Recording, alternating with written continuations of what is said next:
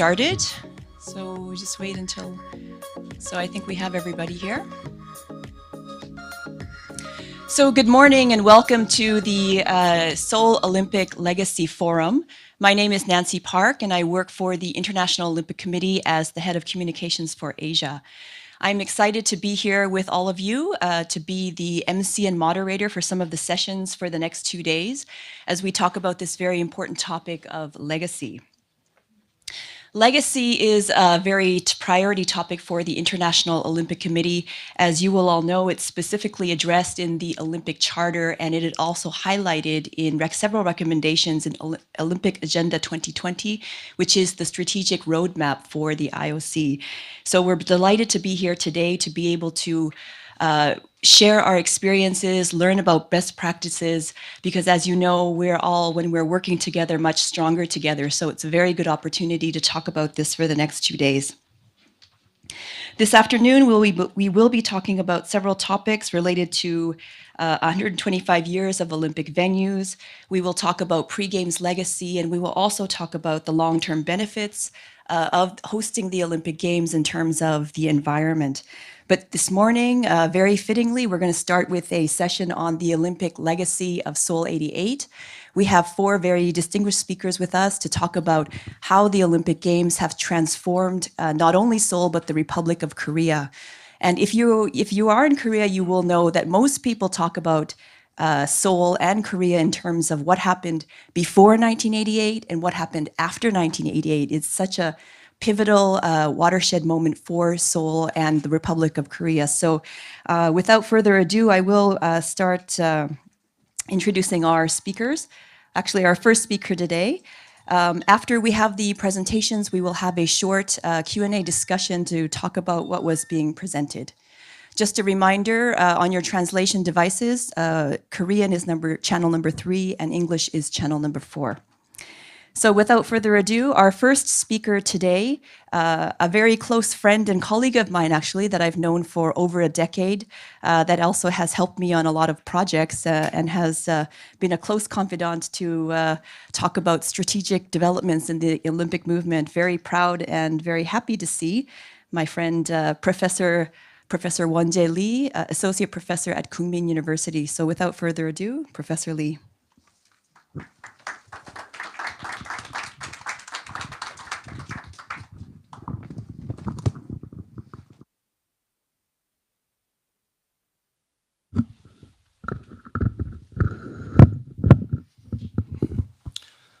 Thank you, Nancy.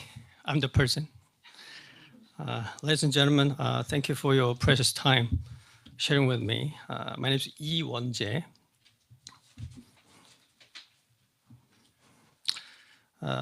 Teaching and researching at Kookmin University. However, I'm not representing my university here today, but I'm representing the NOC of Korea, Korean Sports and Olympic Committee.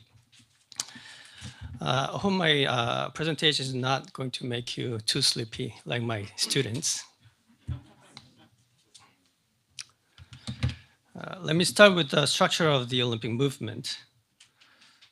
This is from my book, Global Sports System, written in 2017. The IOC owns the most powerful sports platform of the Olympic Games. The international federations provide their sports to the platform, and the NOCs provide their best athletes to the platform. The national federations at the bottom are the building blocks for both of IFs and NOCs. The IOC, together with IFs and NOCs, provides spectacles to spectators all over the world through various media. In general, sport events compose the primary structure where supply and demand exchange values. In addition, various derivatives are combined to the sport event or the platform. The derivative structure includes media, sponsors, constructors, manufacturers, press, central and regional governments, etc.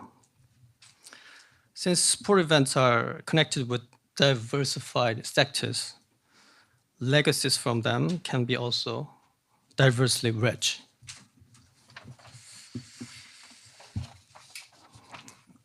The IOC presented expected long-term benefits from the Olympic Games, which are divided into 7 areas.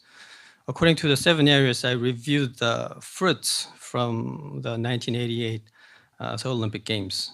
The first area is environment enhancement.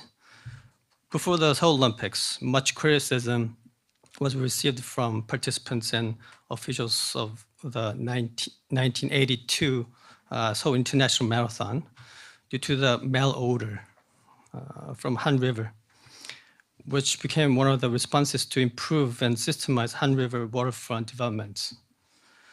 During the Seoul Olympics, the city of Seoul and the Ministry of Environment announced to promote and regulate a nationwide environment preservation project. Alternative fuels were recommended for businesses and public facilities. Seoul promoted to expand eco-friendly area by creating Han River Park for the public to enjoy leisure and outdoor activities. Environment issues that were raised prior and post Seoul Olympics heightened the awareness of environmental preservation. The second area is urban development.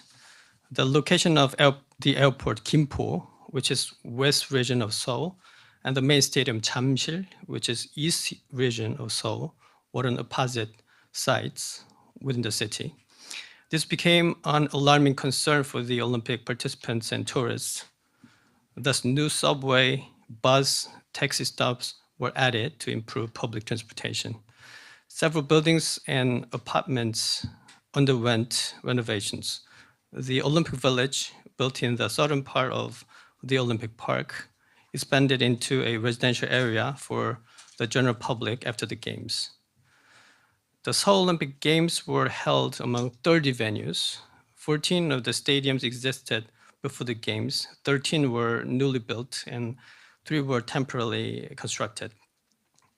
Currently, the Olympic Park is an arts and cultural hub, which is estimated to have 6 million annual visitors. Jamsil Sport Complex, main Olympic Stadium, can hold 100,000 people and is used as a venue for concerts, sport events, and various festivals.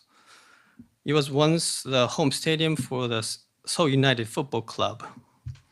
This complex is under construction and is scheduled to reopen in 2025 as an urban sports complex.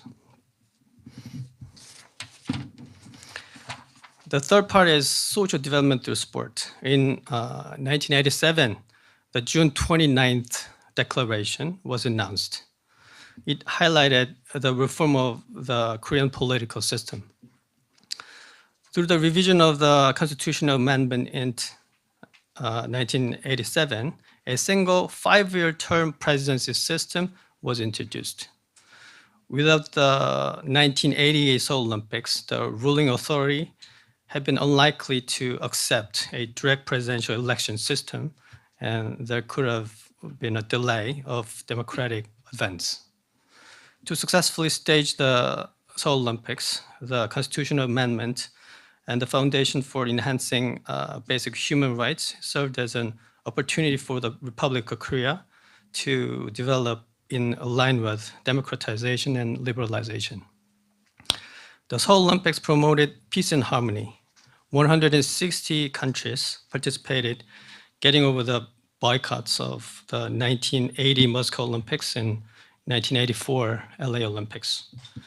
The Seoul Olympics was a symbol of world peace in the era of the East-West Cold War, and it is considered to have contributed to ending this period by having the East and West countries participate together in the Games. The 1988 Seoul Paralympics was a very meaningful event in the history of the Paralympics. The emblem of the Games was used for a long time as the International Paralympic Committee logo. In Korea, the Paralympic Games served as an opportunity to renew the awareness for those with impairments and to recognize sports beyond the concept of rehabilitation and welfare. After the Seoul Olympics, the interest of sports increasing among the citizens of Korea, Korea Council of Sport for All was founded in 1991 to promote sports for the public. The Sport for All promotion plan was initiated to establish an institutional foundation for the development of sports for every individual in the community.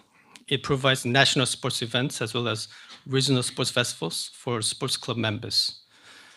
It actively promotes sport instructor workshops, develops programs and manuals for workplace sport. In 2016, the Korea Council of Sport for All merged with the Korean Sports and Olympic Committee. Before the Seoul Olympic Games, most of the governmental fund for sport was invested toward professional and elite sports. After the Games, with the foundation of the Olympic surplus, the Sport for All sector began to gain support from the central government.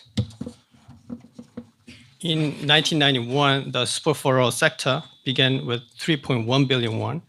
In 2021, it added up to a total of 787.1 billion won, 51.5% of the total national sport promotion fund. During the preparation period of the Seoul Olympics, there were no recognizable sport facilities, stadiums, or swimming pools. In 1997, the KSPO promoted a support project for each city, county, and district to establish more than one sports center for public use. From 2009, the project supported the construction of multi-purpose gymnasiums on school sites and has provided 231.3 billion won to 284 schools as of 2021. Thus, as of 2021, a total of 614 sports centers are supported by the National Sports Promotion Fund. According to the annual Sport for All participation survey, there has been an increase of participation in physical activities since the 1980s. In 1985, before the Seoul Olympics, 26.8% of the population estimated to participate in physical activities, which is 1989 increased to 39%. Later in 1991, it tallied to 51.9%. In 2021, 60.1% males participated, while 61.4% of females participated in sports. The fourth is culture and creative development. The history of Korea spans over 5,000 years, and its enriched culture had not been properly exhibited to the international community. At times, the Korean culture was not well represented, and there was less of a distinction from China and Japan. The opening and closing ceremonies of the Seoul Olympics were an opportunity to promote the originality and beauty of Korean culture on a worldwide stage. The beauty of Korean simplicity, a large part of Korean culture, was highlighted at the Seoul Olympic opening ceremony. It was expressed with a small white dot in a big space, which was symbolically performed by a young boy holding a big whoop. The official theme song, Hand in Hand, connected Korea with global community. The Seoul Olympic Sculpture Symposium was held with corporate donations. More than 200 sculptures and valuable cultural heritages are displayed at the symposium, which contributed to make the Seoul Olympic Park one of the top 5 sculpture parks in the world. The fifth is economic value and brand equity. Before the Seoul Olympic Games, the image of Korea had been recognized as a country with ruins and poverty after the Korean War. However, as the Games were broadcasted worldwide, Korea was publicized as a well-constructed contemporary country. The miracle on the Han River became a benchmark among other developing countries due to its successful and rapid development within 35 years after the Korean War. The reconstruction of Korea was highly influential and was selected as one of Seoul Olympic legacies. Before the Seoul Olympics, Korea was a developing country that depended on light industry exports. However, after the Games, it was possible to solidify its economic status. 50 Korean companies participated in officially sponsoring the Seoul Olympics. Brands such as Samsung, Hyundai, LG, and other conglomerate companies, as well as non-conglomerate businesses, participated in sponsorship and showcased their brands to the world. The number of foreign tourists who visited Seoul during the Olympics was more than 241,000, an increase of 37% compared to the same period in 1987. To effectively respond to the increase of foreign tourists prior and post to the Games, the Seoul Olympic Tourism Planning Team was formed to support the tourists. In preparation for the Olympics, 439.2 billion won was invested to establish communication facilities to build a solid foundation. During the Games, the data processing system came from the 1984 LA Olympics, which had to be adapted for the Seoul Olympic Games. With the consideration for future development of domestic systems, KIST, Korea Institute of Science and Technology, and other relevant companies such as Daycom, KECP, Sangnyong, etc., were involved in national development of a data processing system. After the Olympics, the level of Korean IT industry jumped up to the global stage. The sixth is organized sports development. The sports ministry was established after the official confirmation for the hosting of the Seoul Olympics. It consisted of 10 departments in 3 divisions.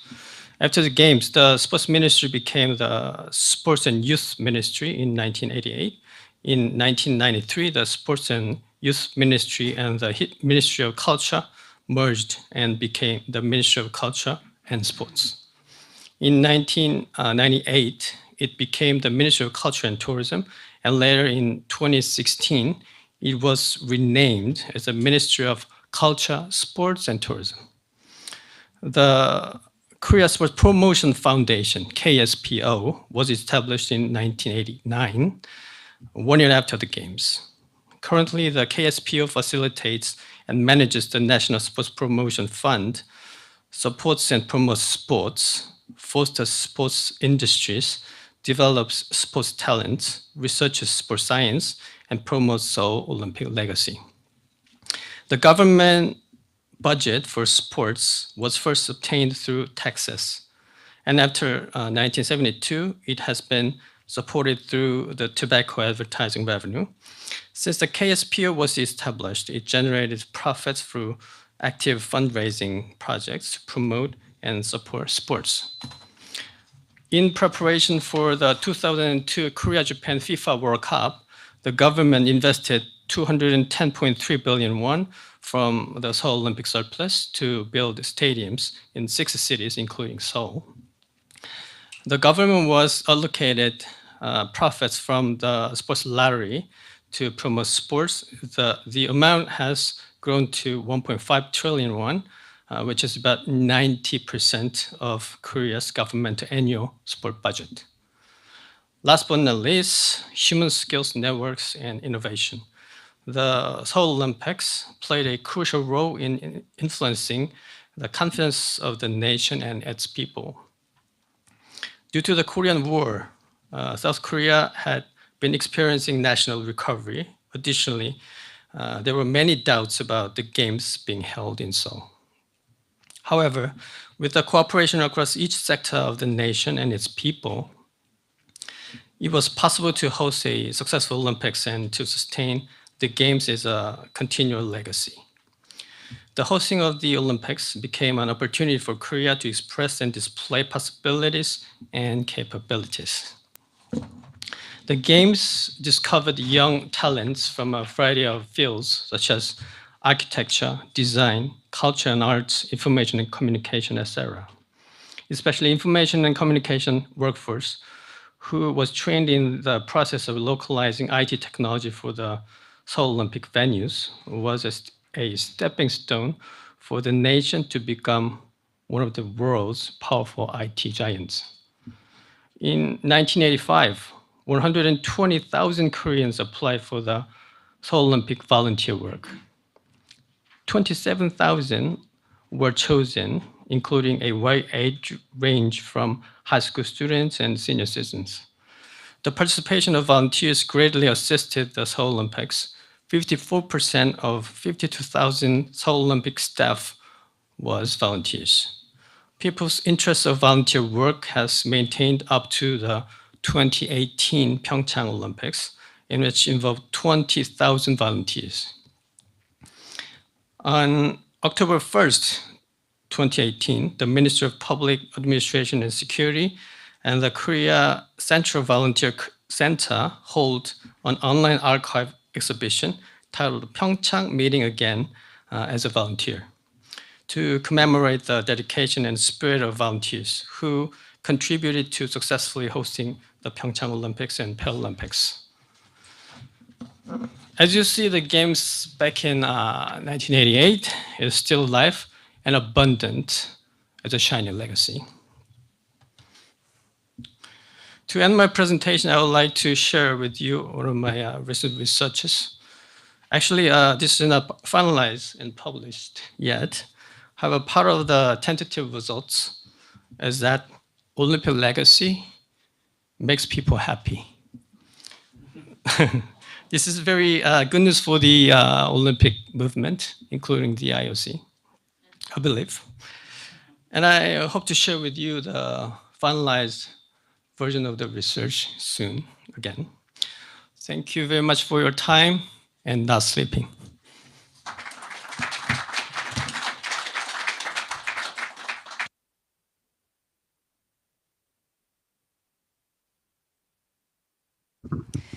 Thank you very much, Professor Lee, for that presentation. And I can tell you, I see thousands and thousands of happy youth in Olympic Park every week, also because there's K-pop concerts held in the Olympic Park every week as well, and they very much enjoy the legacy of the 88 Games. So to introduce our next speaker, we have Mr. In-hee Kim, who is the director of the Seoul Institute in the Research Planning and Coordination Department. Please welcome Mr. Kim.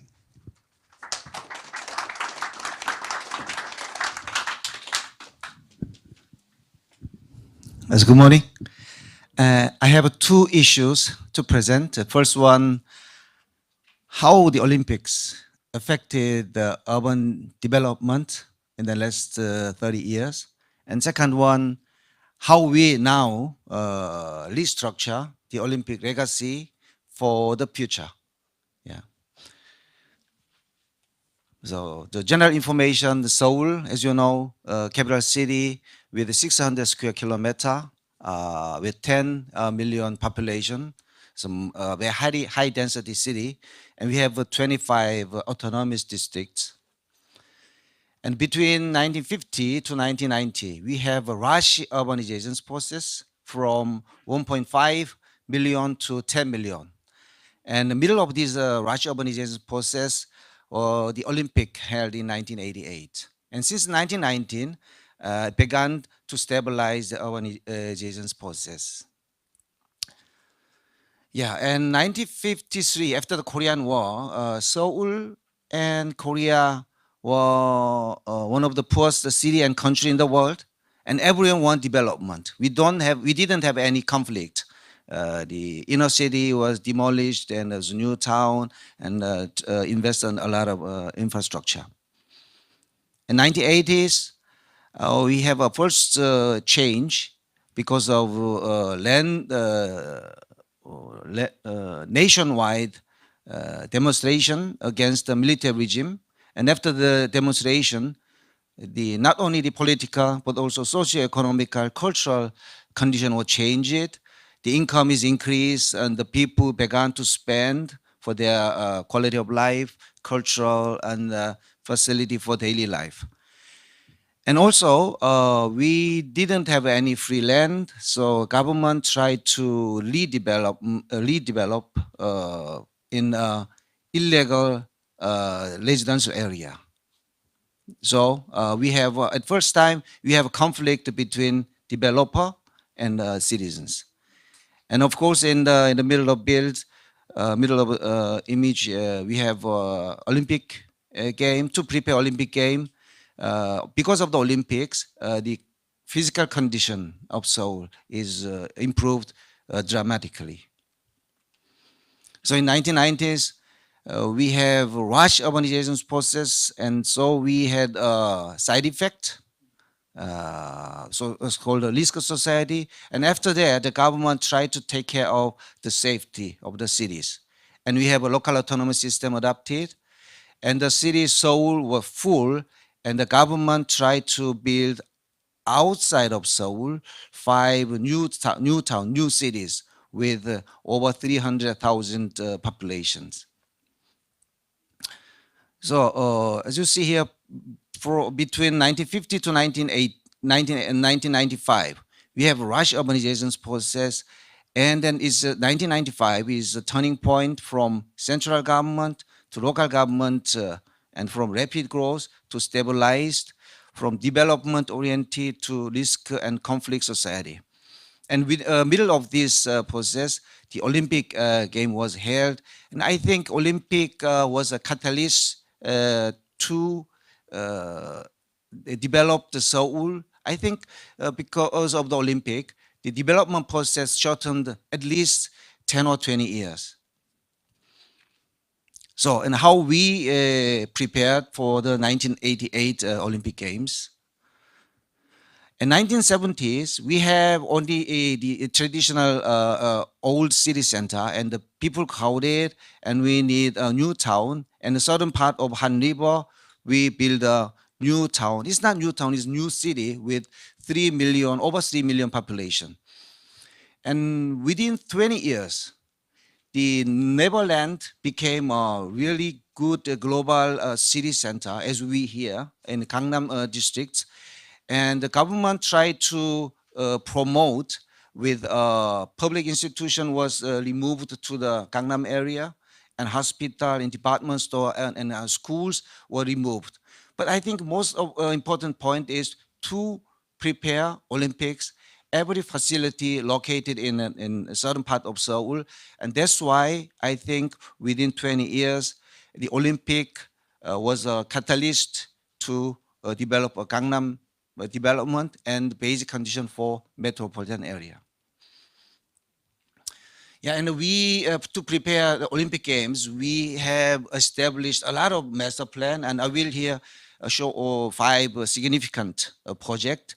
The first 3 projects, master plan for Olympic complex and Han River and infrastructure.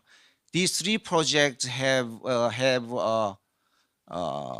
direct effect on Olympic Games, and we have structural problem to redevelop in downtown and residential area, and that's why the 2 projects have indirect effect on Olympic Games.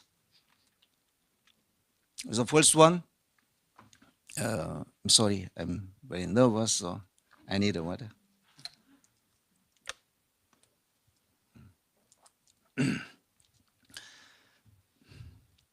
I think the most important project is a master plan for Olympic complex. And as we hear, the Olympic complex located in the east part of Seoul.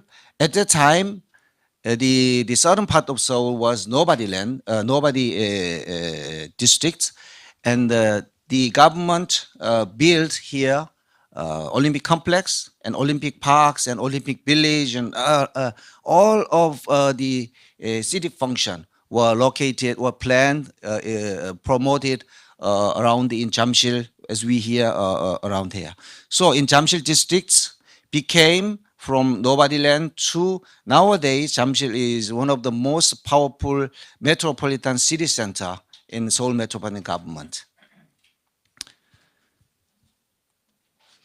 And second one, Han River Master Plan. As you see, the Olympic station located in east part, And at that time, we didn't have any international airport, Incheon International. At that time, we have only one Gimpo International Airport located in West. So we need a transport access network between East and West. So we try to restructure the Han River northern part and southern part. At first one, we have all-round project for comprehensive multi-use development of Han River with the park places, city park, and amusement park for the citizen, etc.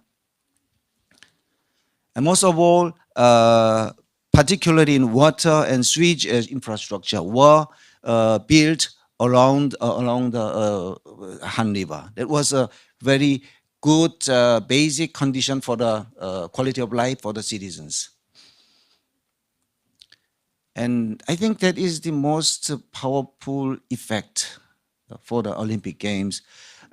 We built new expressway between east and west. As you see here, Olympic Highway is a new southern part of Han River, and northern part is Riverside Express. We have two parallel Olympic Expressway with I think 6 or 70 kilometer long. And also in southern part, we have another expressway and the northern part also. And over 100 kilometer long, we built new urban express highway. And also we built 5 bridges and 6 overpasses between northern and southern part. That is the biggest result, civil project to prepare the Olympic Games. And of course, not only the road, but also the subway, investor subway. Before 1980, we have only one subway line, line number 1. Oh, sorry. Number 1, across this one. And from 1980 to 3, we built 3 subway line, the Circle Line number line 2, and number line 3, and number 4. Also over 100 kilometer subway network, and as a result, most of the urbanized area was accessible with subway network. That is the great result, and it's good for the citizens' movement. And that is indirectly effect a project. We have a problem. We want to show the global guest. The Seoul is good quality, Seoul is clean, etc. But in the reality, very deteriorated and very old town is not good. So we try to promote the urban redevelopment process. But it is very complicated. It is very hard to because of the complicated land use, land ownerships, and the price, and etc. So the government revised the Urban Redevelopment Act, and we gave some incentive for the developer. And finally, around 30 designated districts, the old town districts, promoted the redevelopment and changed the modern buildings. So, and the last point, because of the rush urbanization process, a lot of people came from the rural area to Seoul city, and they don't have any money and place, so they built illegal residential area in hillside. And the government tried to remove this one, but it is very sensible issues. And then Olympic Games is as a catalyst. Okay, we want to show the guests we have a good modern housing. So we have a revised law, and the existing people removed outside of Seoul or outside of another places, and overall the illegal residential area was redeveloped and changed the apartment complex. That was the result. Maybe we have, of course, a big social conflict. Yeah. So as you see, we have the 5 project Olympic complex and Han River and urban infrastructure and redevelopment downtown and residential area. And because of these 5 mega master plans, the Seoul, not only the physical condition, but also the social cultural structure has improved.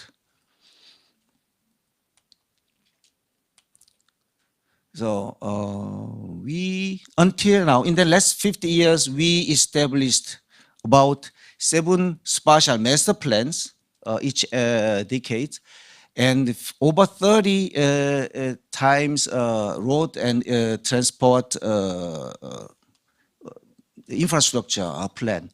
And as you see here, in the middle of the urbanization process, the Olympic Games, to prepare the Olympic Games, after Olympic Games, I think the Olympic Games has a really significant role to become a global mega city in Seoul. So some significant indicators. Yeah, before 1988, before 10 and after 10, so between 1980 2000, the GNI, the gross national income, increased 6 times. And if you see from instead of 2020, then maybe it's more than 20 times increased. Anyway, this one, 1980, 1990, then 2000 is 6 times. And housing supply rate also 1.3% is dramatically increased, and informal housing dramatically decreased. And some water supply rate and service rate almost 100% reached, and the registered vehicles 11 times, and medical hospital facilities 2 times. Of course, all of these indicator is not only the Olympic Games, but also overall all of them. But I think Olympic is middle of the development as a role. Okay. And for the future, I think 3 or 4 months before, we established the Seoul Master Plan 2040, and the Seoul Mayor Oh Se-hoon announced that is our master plan for the future and for 20 years. And then their plan includes some project how we restructure the Olympic heritage for the future. I think the 3 point is very important. Jamsil area as Jamsil Sports Complex should be changed, and Han River or change it, and downtown area. So I try to present only 3 projects important. The first one, Jamsil Sports Complex before and then 30 years ago is only one sports functions. But in the next few years, the sports complex changed the global MICE Center, meeting, incentive, convention, and exhibition. It contributes not only the sports and culture, but also meeting and global competitiveness. And here, all of the people together and discuss and touristic, and also, of course, the Seoul citizen can enjoy here their free life. And also, we not only this Jamsil MICE complex, and here in the near of this place, that is the most powerful city center in Korea, in Gangnam, in Samsung area, and combined with them, here is a office, a global business center, and here's a global sports complex, and combined, that is we hope the complex can contribute in the next 20 years to improve the global competitiveness and to improve the quality of life in Seoul. And second one, the Han River. Before, we built only the expressway, northern and southern part, and some park places. That's why Han River is too wide, 1 kilometer wide, over 1 kilometer. So the land, the spatial structure in Seoul divided northern part and southern part. We have a deepening social and spatial structure between northern and southern, because Han River is humble for the unified land use. So in the plan, we try to change the Han River. All of the road expressway should be invisible, maybe sometimes in underground.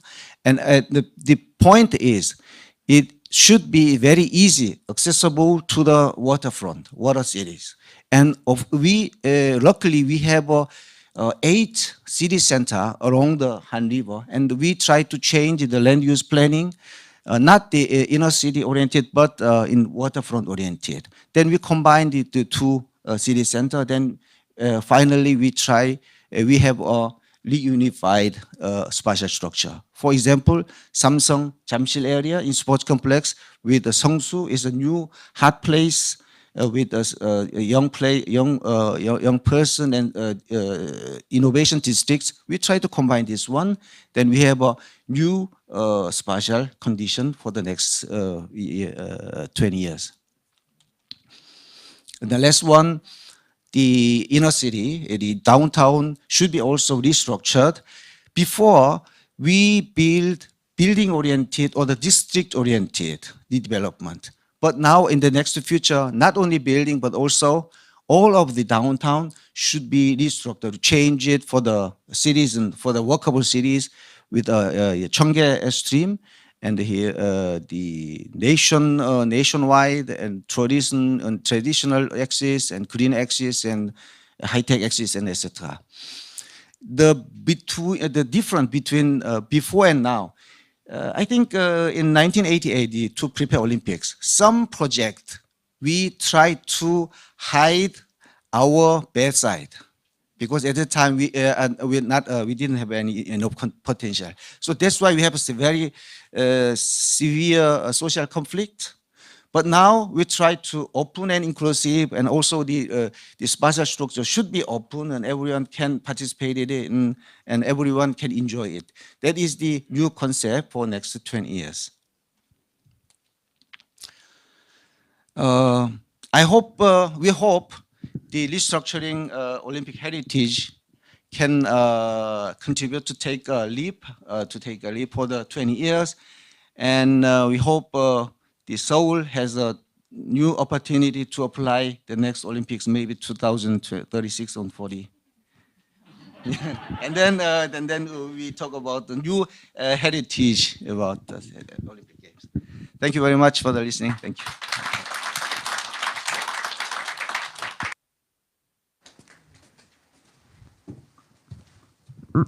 Thank you very much, Mr. Kim, for that very insightful presentation. I think it's great to see all the detail and how the Olympic Games played a huge role in the transformation of Seoul and the Republic of Korea. Next, we have Mr. Dae Sung-chae as the head of legacy from the Korea Sport Promotion Foundation.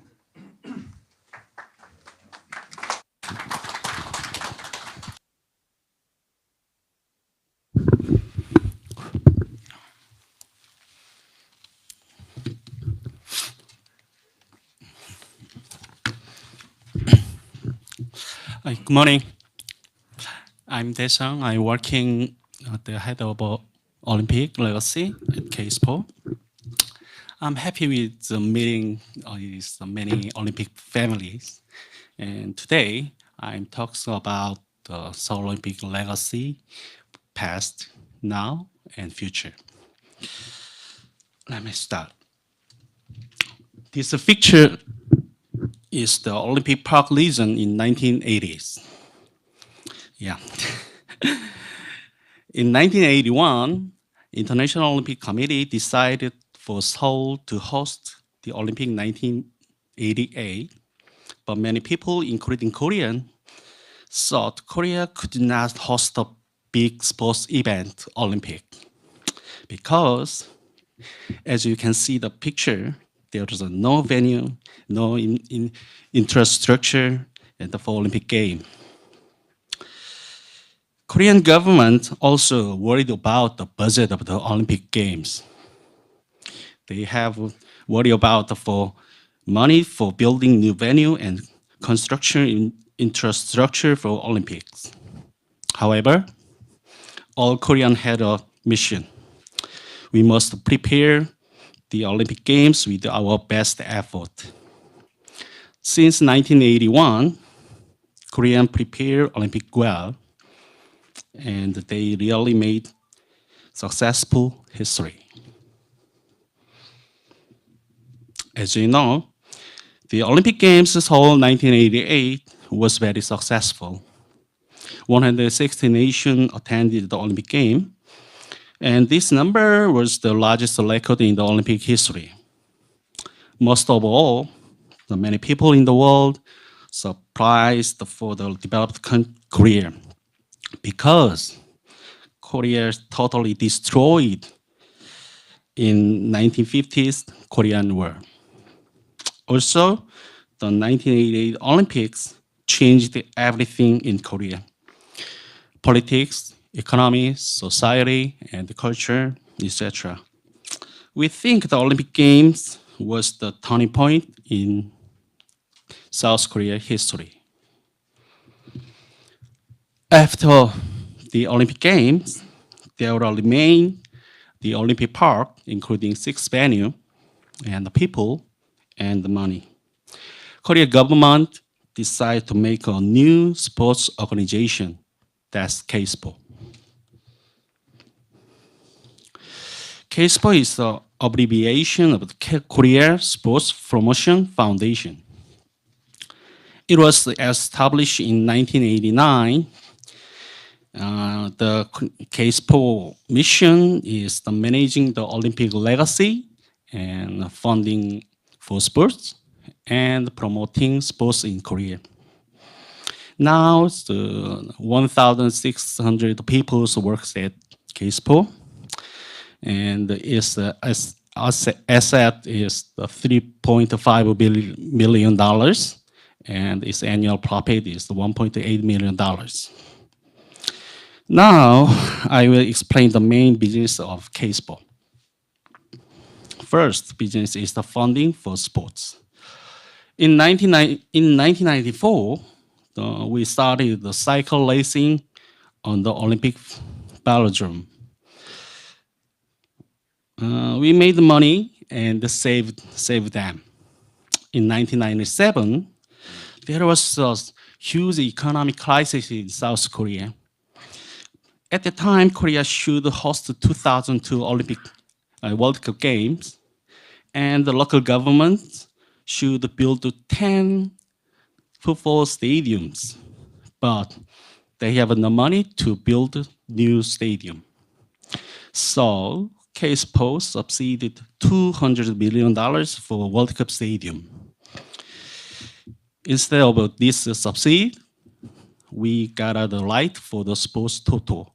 Sports toto is the sports betting business. Nowadays, sports toto is the core business for funding for sports. The 90% of sports funding came from the toto. I think this cycle is a good example of the Olympic legacy. Profit business starts on the Olympic legacy, funding for sports, promoting sports, and many people enjoy the sports and they consume sports business. KSPO started $260 million with the seed money. We have been operating cycle racing, motorboat racing, and toto. Since 1989, we own the $17 billion and taxed $7 billion. And the second business is of KSPO is promoting the sports in Korea. KSPO is to help people enjoy the sports. First of all, we have a support to building many sports facility. We built over the 600 indoor gym with a swimming pool and 100 500 school ground with artificial grass and track.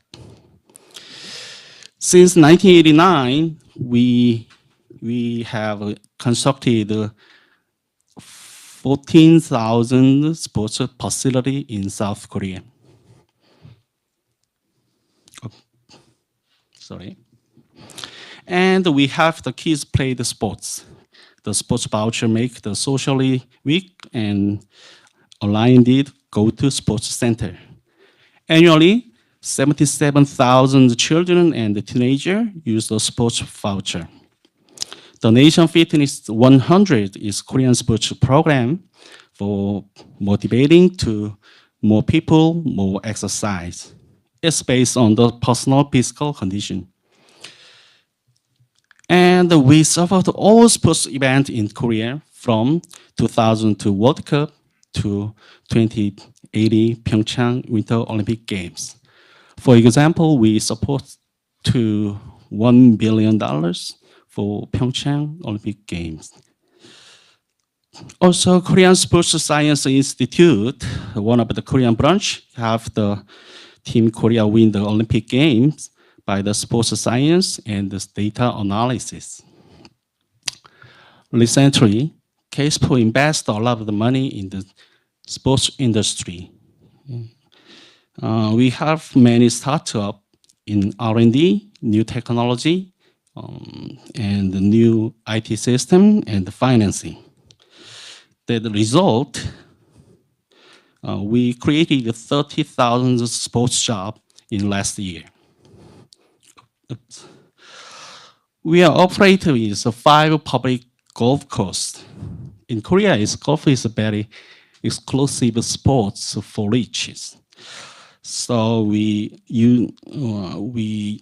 operate public golf course can be used by the half fee of the private golf course. What does the case for change in the Korean's life? The participation rate of the physical activity has increased 28% point for 30 years.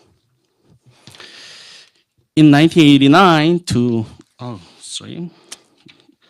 99 is the rate is 39% to in 2019, that rate is 67%.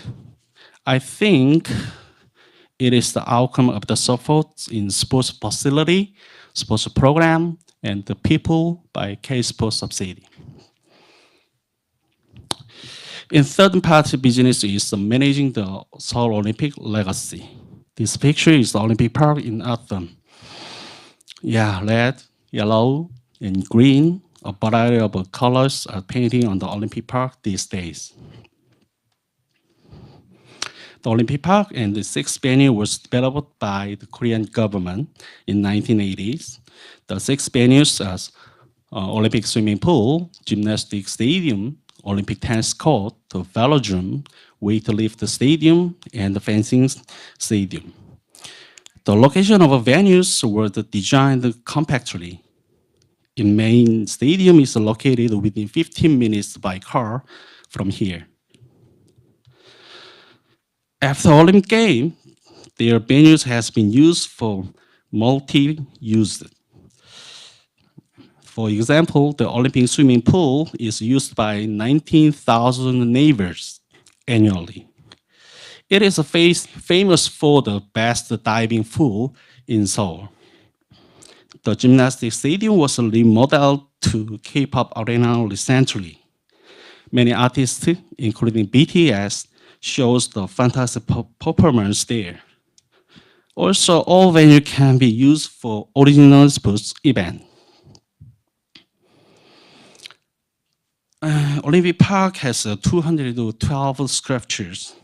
The famous modern artists such as César remained their works on the Olympic Park in 1988. The Olympic sculpture is called one of the most famous sculpture park in the world. The Olympic Park harmonizes with Korean heritage. Mongcheon, earthen fortification, and the capital of the kingdom 2,000 years ago connected with the Olympic legacy. The Olympic Park is connected with sports, culture, art, history. Annually, 6 million people visit the Olympic Park. Its revenue is $42 million before the COVID-19. Till now, Seoul Olympic legacy is sustained successfully, but the environment around us is changed rapidly. In this condition, what is the future of the Seoul Olympic legacy? Last year, the president of KSPO, Dr. Zhou, announced a new vision of the Olympic legacy. That vision is beyond Olympic legacy, creating global value. And we set 3 goals to achieve the new vision. The first goal, the Olympic Park become the #1 Olympic legacy. For this goal, we will reduce 50% carbon emission by 2030. We should build more electronic car charging stations in the park. Also, the tennis court will be remodeled totally and use new concert arena with 15,000 seats. Second goal, leading the platform of the Olympic value education. KSPO will focus on the intangible Olympic legacy. Especially, we educate the next generation about Olympic and the sports value. We are constructing the sports value campus in Jinju. This campus is the education center for younger generation. They can understand the sports value and they experience the sports and they can find their own sports. So they will enjoy the sports at home. The certain part is the building the global governance with the Olympic entities. We think there are many tasks that Olympic legacy can support for the better world through those sports. So Olympic Legacy Forum is the first step for this goal. This forum will contribute to understand each other and find the best way for the cooperating with Olympic legacy.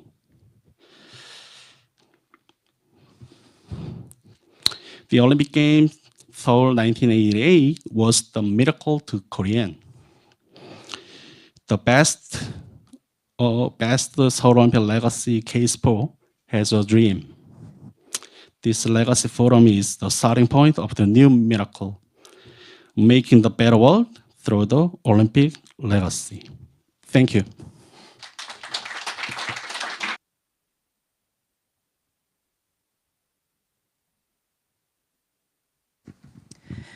Thank you, Mr. Che, for your presentation. And our final speaker today, I believe there's an emergency alert, but nothing to worry about. Please, don't worry. It's a very, it rings several times a day. We have the Lifetime Sports Director from the Korea Paralympic Committee to talk about the impact on the Paralympic movement in Korea. So, Mr. Michael Shin.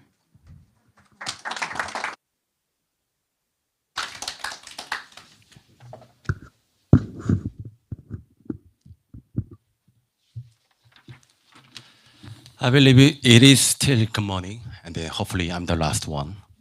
Hello, I'm Michael Shin. I'm the director of Korea Paralympic Committee. I would like to express my gratitude to the IOC and Korea Sport Promotion Foundation for sharing us with an opportunity to shed light on the historical significance of Seoul 1988 Paralympic Games. Personally, Seoul was very much meaningful in many ways. As a child living in Seoul, I had a chance to attend in Seoul Paralympic Games as a spectator. With these great memories in my heart, I was honored to work within Pyeongchang 2018 organizing committee in line with Nancy Park, the most beautiful moderator before. As the head of Paralympic Games planning team from the very beginning to the end of the Games. So if you kindly allow me to bring back few moments and stories, I would like to pull out a vivid picture and emotion for all of us. I will go through Games overview, legacy, and further initiatives.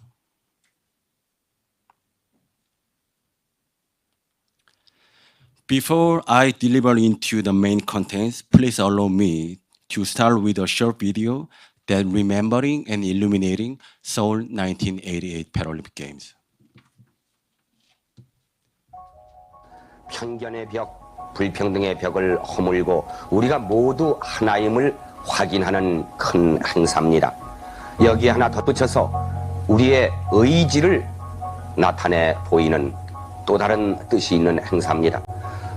이번 장애자 올림픽의 개회식 행사는 얼마 전에 끝났던 서울올림픽 개회식 행사와 거의 같습니다. 다만 첫머리의 도전과 극복, 그리고 맨 마지막 부분 평화와 우정이라는 프로그램은 장애자들만의 손으로 이루어진 장애자들만의 작품입니다. 더욱 뜨거운 감격이 일 것입니다. 자, 제8회 서울 장애자 올림픽 대회 그 개회식이 이제 시작됩니다.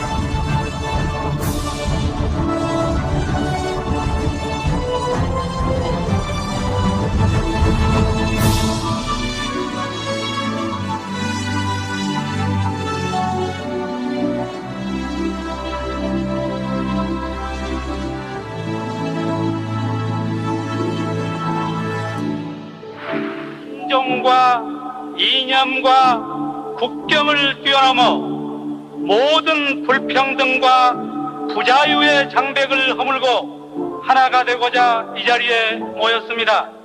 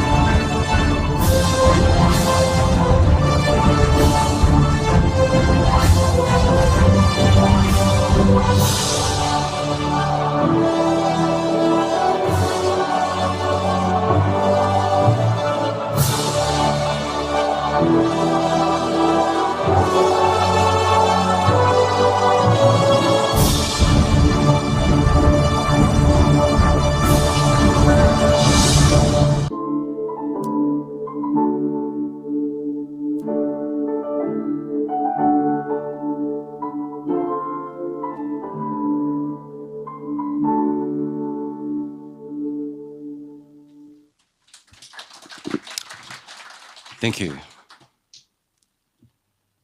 Very well. I hope and believe all of you enjoyed the video. As you can see from the slide, 3,053 athletes from 61 countries participated in Seoul 1988, which was the largest ever at that time. I would like to introduce the comments and estimations of various stakeholders, medias, and other relevant entities on the games. As you can see, we have a lot of contents here. I will briefly mention one and each other with only the key summaries. First of all, former IPC President Dr. Robert Stedworth and Sir Philip Craven emphasized on that Seoul Paralympic Games, it was a huge step. forward in the Paralympic history to lead and guide the modern Paralympic era. In addition, the IOC President Juan Antonio Samaranch, who visited Seoul on October 20th during the midst of Games time, left his remarks when he had the meeting with the President of Seoul Paralympic Organizing Committee, Seoul 1988, left a great lesson for the IOC in serving Paralympic Games further, and paid very warm and considerate attention to the Games as a picture and turning point for the future. From now on, I would like to deliver the feelings and opinions of 4 representatives attending in Seoul at the time. A wheelchair basketball player from Seoul said that she felt like she was in the real Olympic Games, and another individual felt it presented another step forward in terms of Paralympic athletes' identity and capability equivalent to an Olympic athlete. Furthermore, those athletes in swimming and judo remember that the Seoul Paralympics was unlike any previous competitions, with fully packed spectators encouraged and enthusiastically treated as superstars. In accordance with the Mandeville legacy, Seoul is highly regarded for revolutionizing the Paralympic Games on the most segments, very similar to those of the Olympic Games.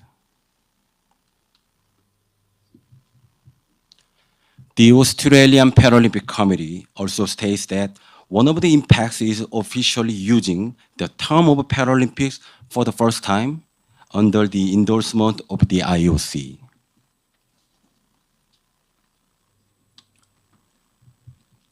In addition, global media highlighted Seoul 1988 as the most sensational event.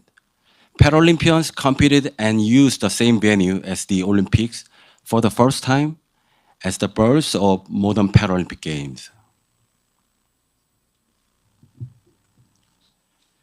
Some magazines also published special articles that Seoul Paralympic Games shed light on the many initiated systems in the first time and made influences as the most revolutionary event of all time.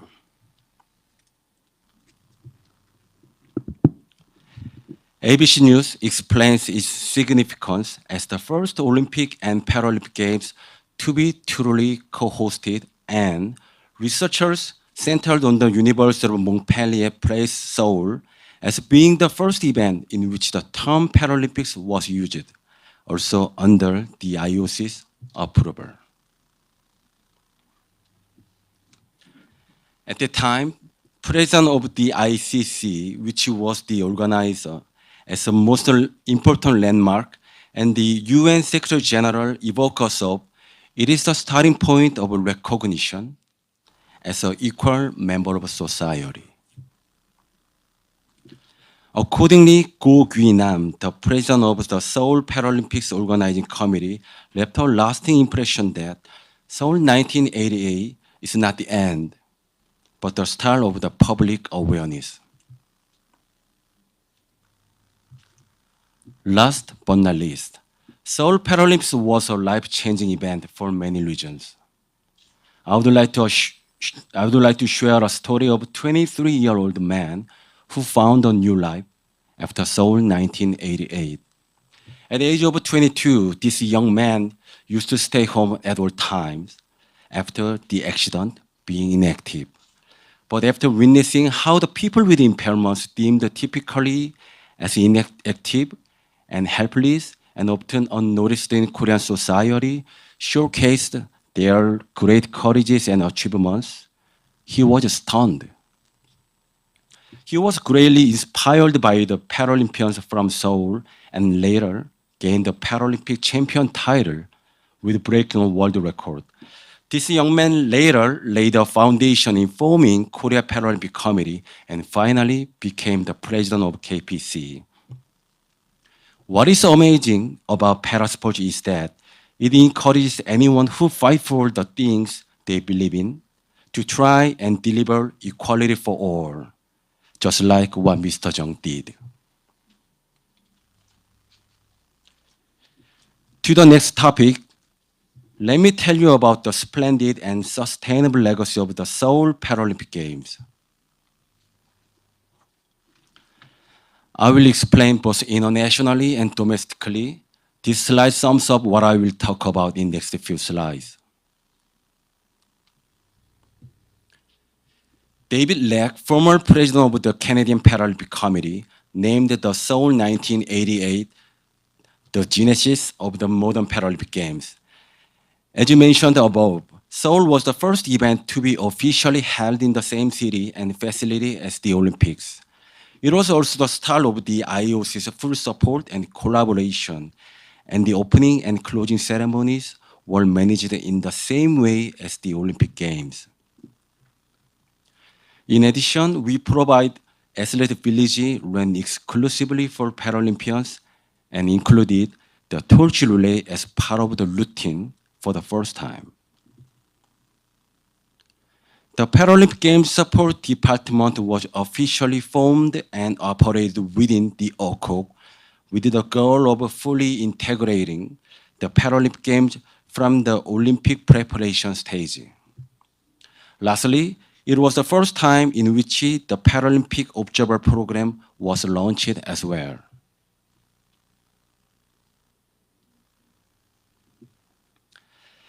As previously mentioned, we had a large size of delegations in the Paralympic history at the time, and athletes strongly believed their identity as truly elite sports athletes to represent their countries.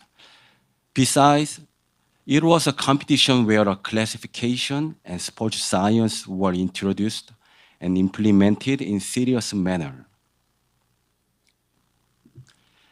In honor of the Seoul Paralympic Games, the British expert who participated in a number of competitions as a coach and executive roles entitled the Games as the end of rehabilitation and commencement of Paralympics.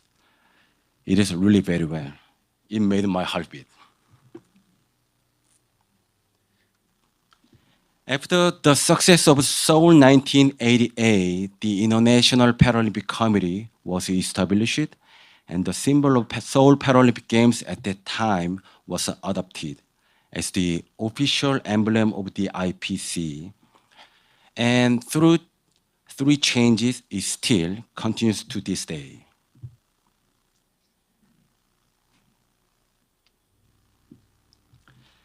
As a part of the Paralympic closing ceremony program, the Hwangyeon-dae Achievement Award was launched, which was awarded to 1 male and 1 female athlete who performed the best, exemplify the spirit of Paralympic movement, and inspire the world.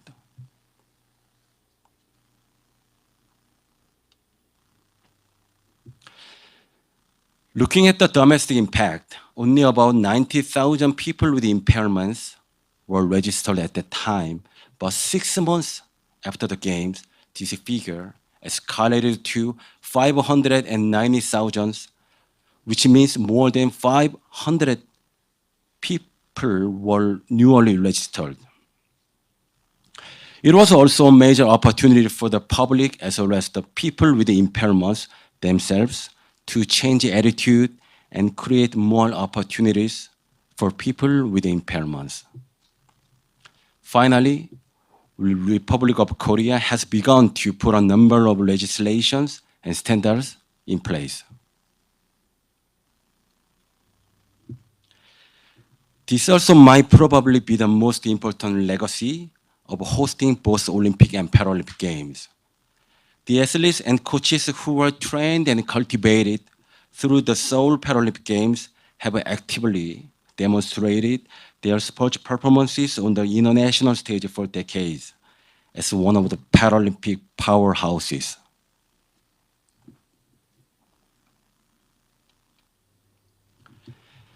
To commemorate the Seoul Paralympic bid, the first National Para Games was held in 1981 with 761 delegates in 6 sports. Now it holds 3 events annually: winter, summer, and the youth. And its scale has surpassed the Paralympic Games, we believe. All competitions are rotationally held throughout the country, and they are also co-hosted together in the same city as the Olympic and Paralympic Games, which means the facilities, manpower, budget, and materials are used together.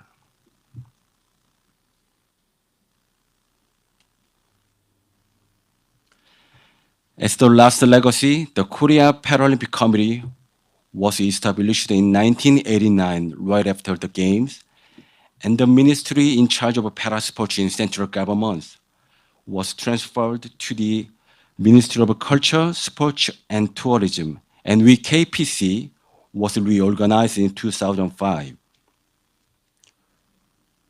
We are also very much proud of that. The Korea Paralympic Committee National Training Center was opened in 2009, and KPC, we are currently operating branch offices in all the 17 metropolitan cities and provinces, and 138 counties, and 46 affiliated member national federations.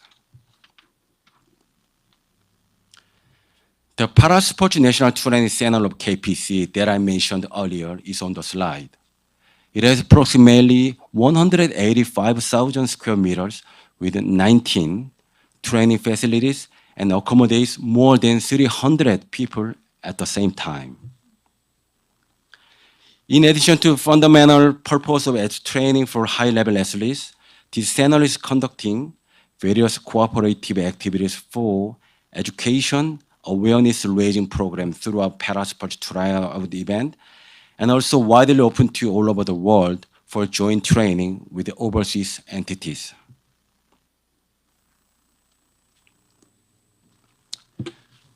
If Seoul 1988 laid the foundation for elite sports and provided the groundwork for establishing the basic human rights for people with an impairment, the Pyeongchang 2018 held exactly 30 years after Seoul Paralympics transformed our society to be more inclusive. Of course, we have to mention amazing initiatives to promote lifetime sport to change thousands, if not millions of lives. It is clear what we, Korea Paralympic Committee, is aiming for. The Games legacy that started in Seoul 1988 will continue way beyond Pyeongchang 2018. Thank you very much for your patience that this is the last one among 29 slides. I would like to conclude the presentation by suggesting future tasks for this purpose. First, an interdisciplinary study on the Seoul Paralympic Games, which is still significantly lacking, will be needed. Through this, we will work with domestic and foreign media and institutions to raise awareness about the Seoul Paralympic Games and establish accurate facts. In addition, in cooperation with the Korean government and the Korea Sport Promotion Foundation, we will continue to reinstate the history of Seoul 1988 Paralympic Games. I would like to appreciate once again the K-Sport. It's a sincere, very sincere support of establishing the Paralympic Center to promote Paralympics and raise awareness. I hope that today is not worth your time and good to remind you of Seoul 1988 Paralympic Games once more. Thank you.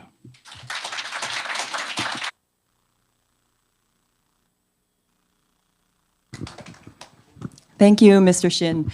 29 slides, but very insightful, and we could definitely feel your passion.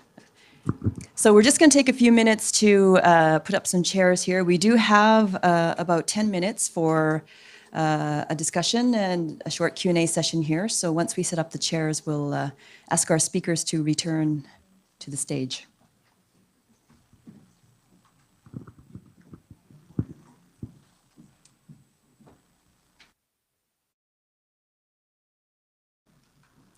Okay, gentlemen.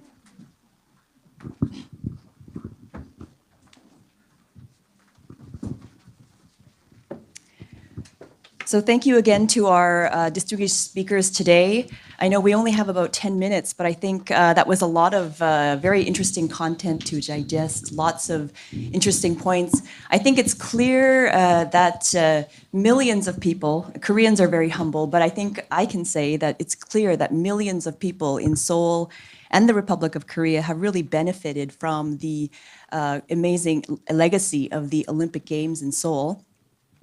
Professor Lee and Mr. Shin have really been able to identify exactly what those legacies are. Mr. Kim and Mr. Che have been able to measure what those legacy points are and the impact that the Seoul Olympic Games has. I think what remains challenging, though, is the perception of legacy. And perhaps in the case of Korea, that would be in terms of promoting and also celebrating the legacy. A lot of people generally understand, but there's a lot of amazing things that a lot of people don't understand, don't realize. And when you think about it, the 1988 Games, if you are under the age of 34, you did not experience those games firsthand. So I think there's a lot of work that could be done to also promote and celebrate. If perhaps you have some thoughts on this. I know that Professor Lee also has done some work in this area and has some thoughts here. So perhaps Professor Lee, you can start.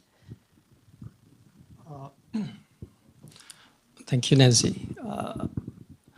As Nancy said, the legacy from the 1988 Seoul Olympic Games is huge, but not many people, especially the younger generation or next generations after the Olympic Games, are not fully aware of the shining legacies. I think there are 2 points we have to achieve. First point is from the IOC. I think the business model of IOC is based on the intellectual property.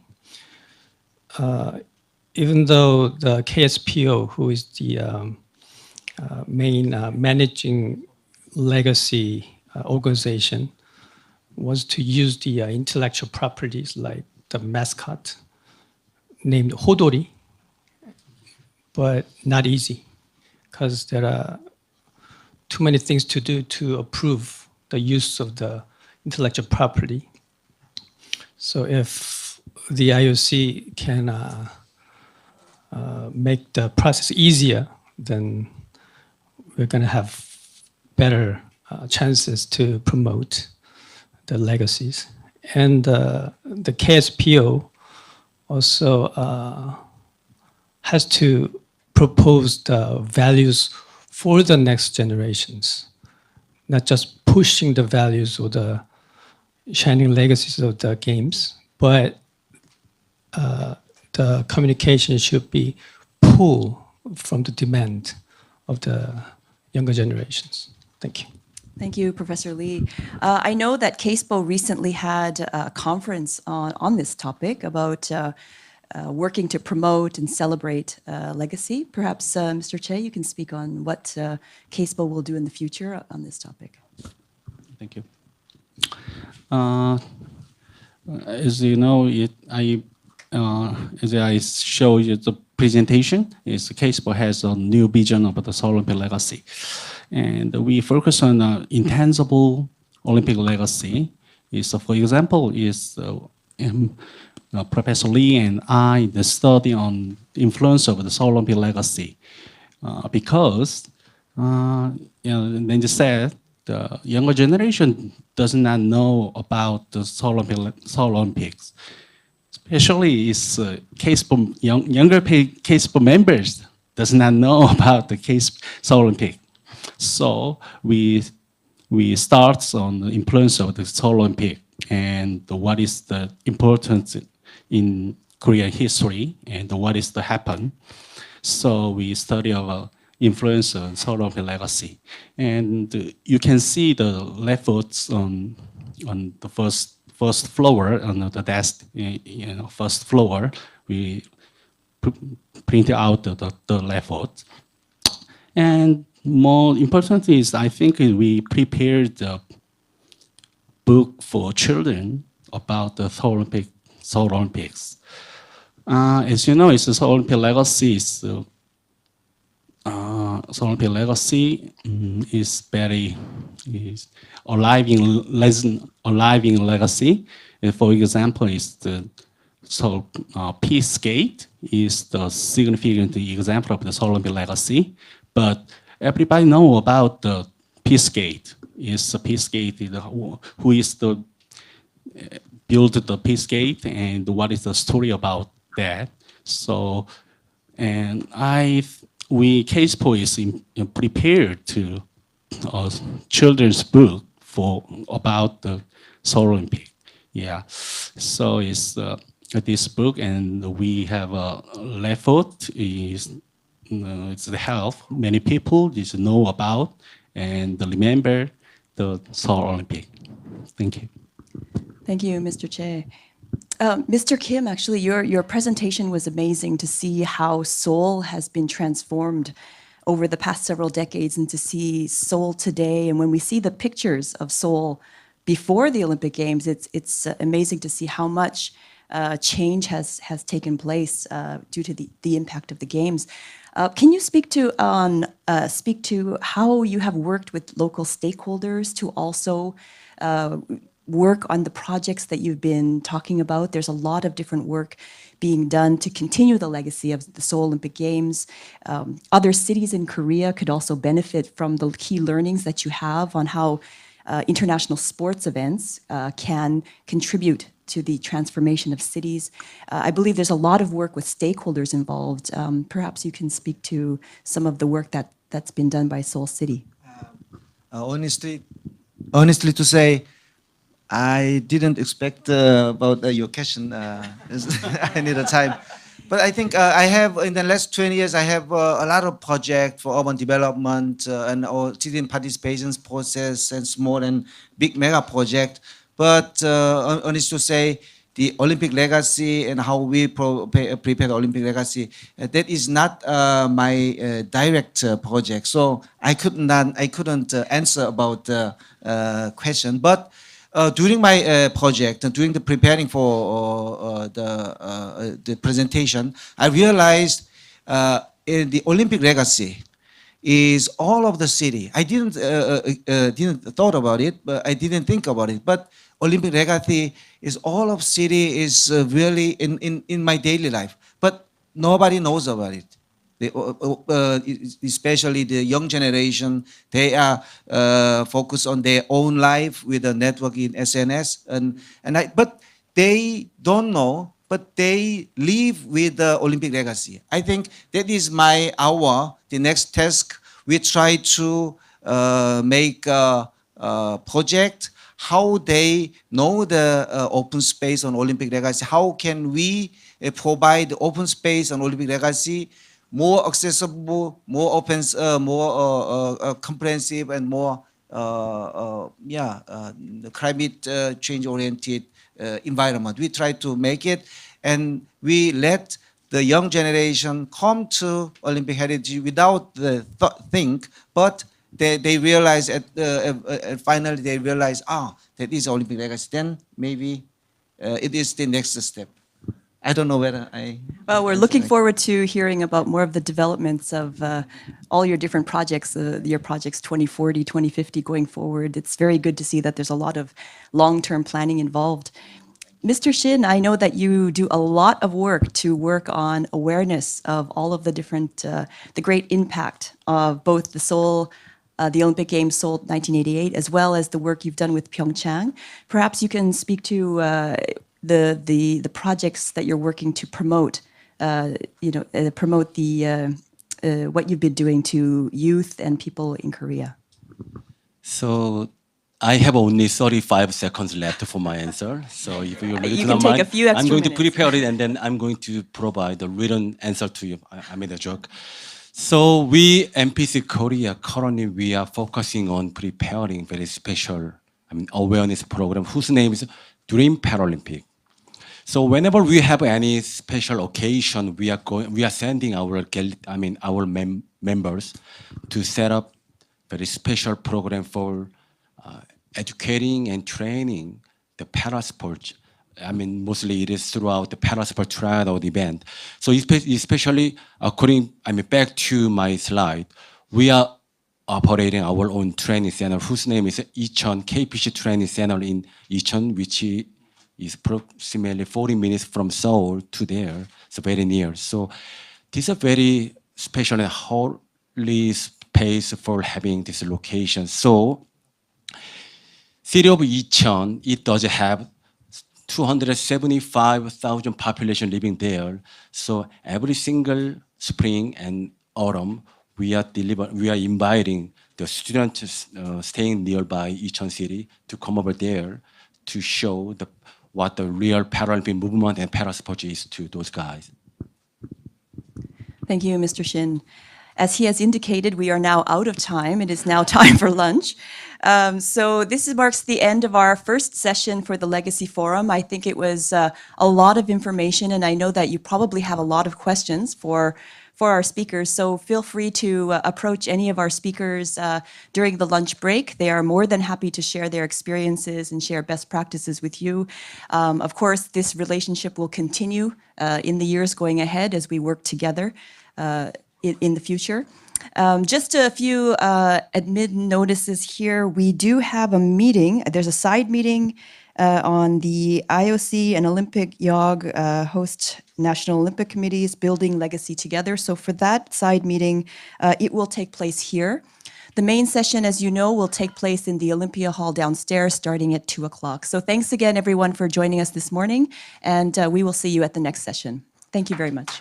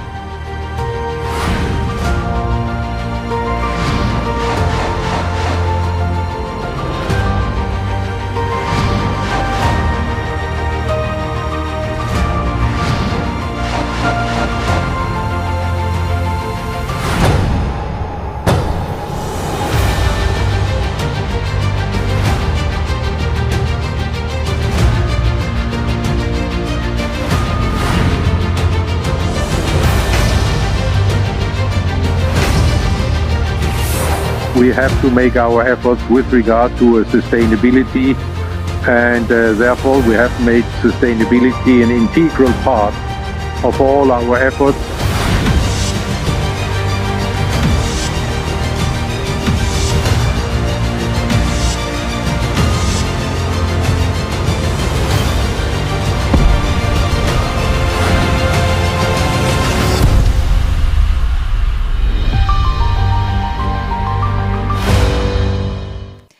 Good afternoon.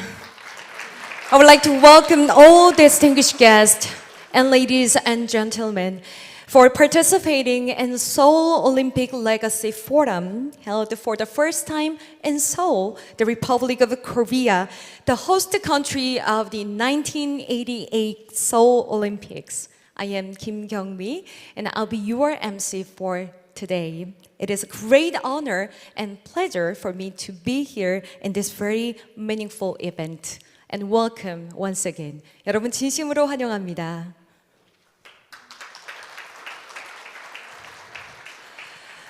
Yes, we kick off this ceremony with an opening video, and we could see that the Olympic legacy still lives on in terms of our city, environment, and human rights, even 125 years since its hosting.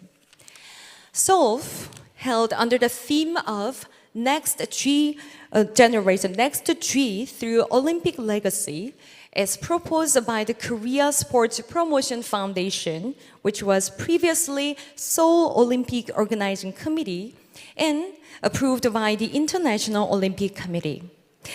The forum includes 6 discussion sessions from the ESG perspective, including presentations about the long-term benefit of Olympic and environment, members of organizations managing Olympic legacy, and Olympic Legacy Organization at the International Olympic Committee will participate in presentation and discussion to talk about the present and future of Olympic legacy, as well as ways for mutual cooperation. So please stay with us until the very end of our event and share your experience to improve legacy governance with our entities. So now, ladies and gentlemen, let us begin the Seoul Olympic Legacy Forum. And first and foremost, I have the pleasure to invite up on stage President Cho Hyun-jae of KSPO for his opening speech. Ladies and gentlemen, please welcome him with a big round of applause.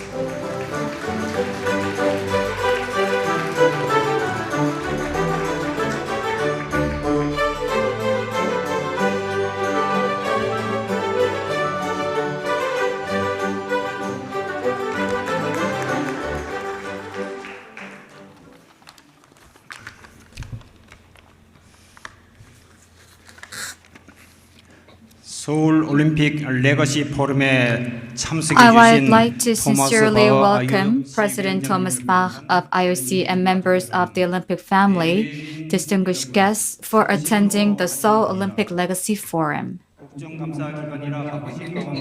Thank you very much, Vice Minister Cho Yong-man of Ministry of Culture, Sports and Tourism for your participation despite your busy schedule due to National Assembly audit. And thank you, President Lee Gi-heung, member of the IOC, taking part despite the ENG preparations. I would also like to thank Mayor Oh Se-hoon of City of Seoul, host city of the Seoul Olympics, and Mayor Yoo Jung-bok of City of Incheon, host city of Incheon Asian Games 2014, Vice Mayor for Economic Affairs of Gangwon Province, Mr. Lee Byung-jin, the 8th Secretary General Kang Ki-moon of the UN, as well as Chair of the IOC Ethics Commission, as well as Yoo Seung-min, member of the IOC, and distinguished guests from home and especially abroad, and representatives of the Olympic legacy entities. I would like to sincerely welcome all of you.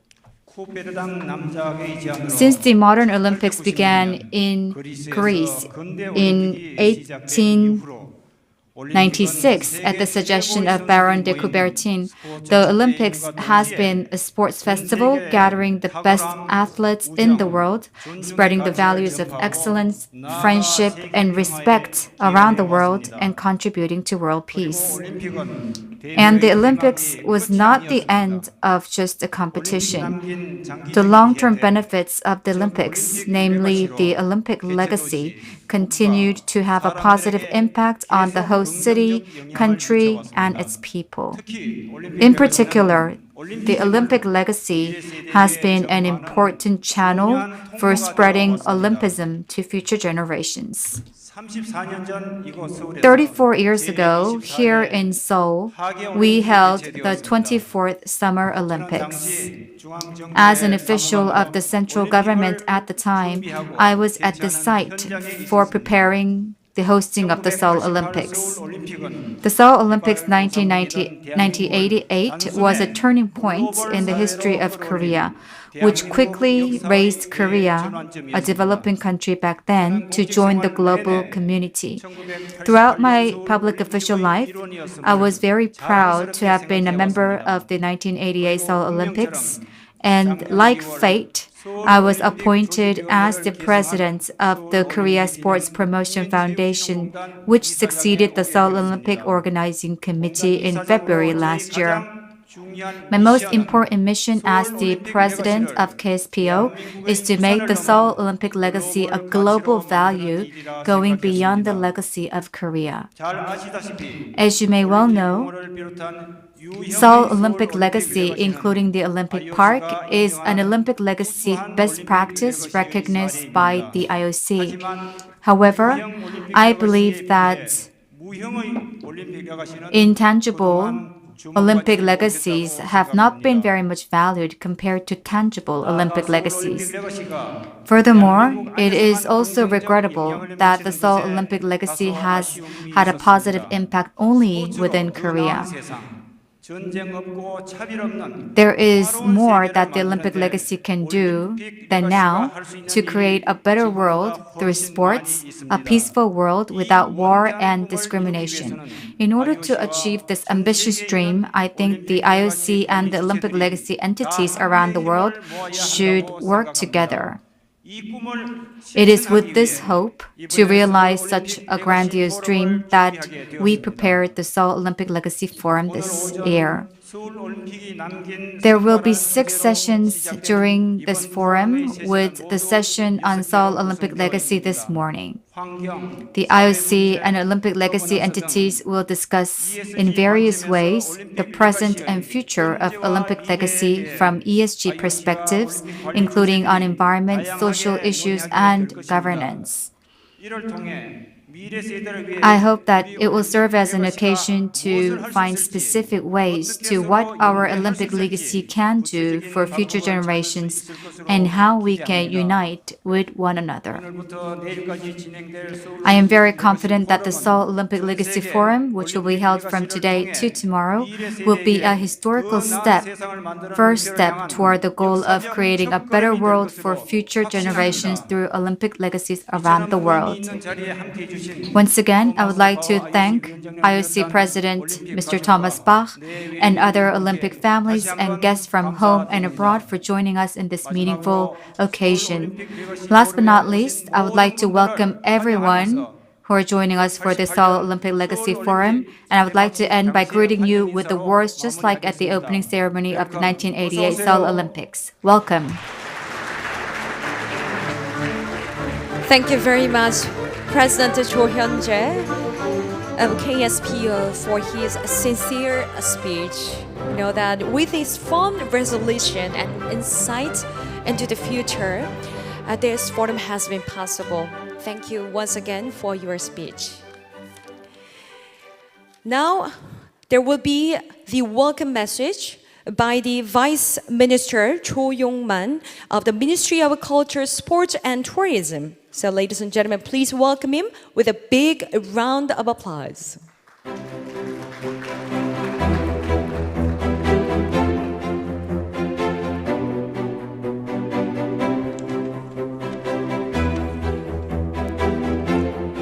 여러분 안녕하십니까? 반갑습니다. Good afternoon, ladies and gentlemen. Great to meet you all. This is Jo Young-man, Vice Minister of Culture, Sports, and Tourism of Korea.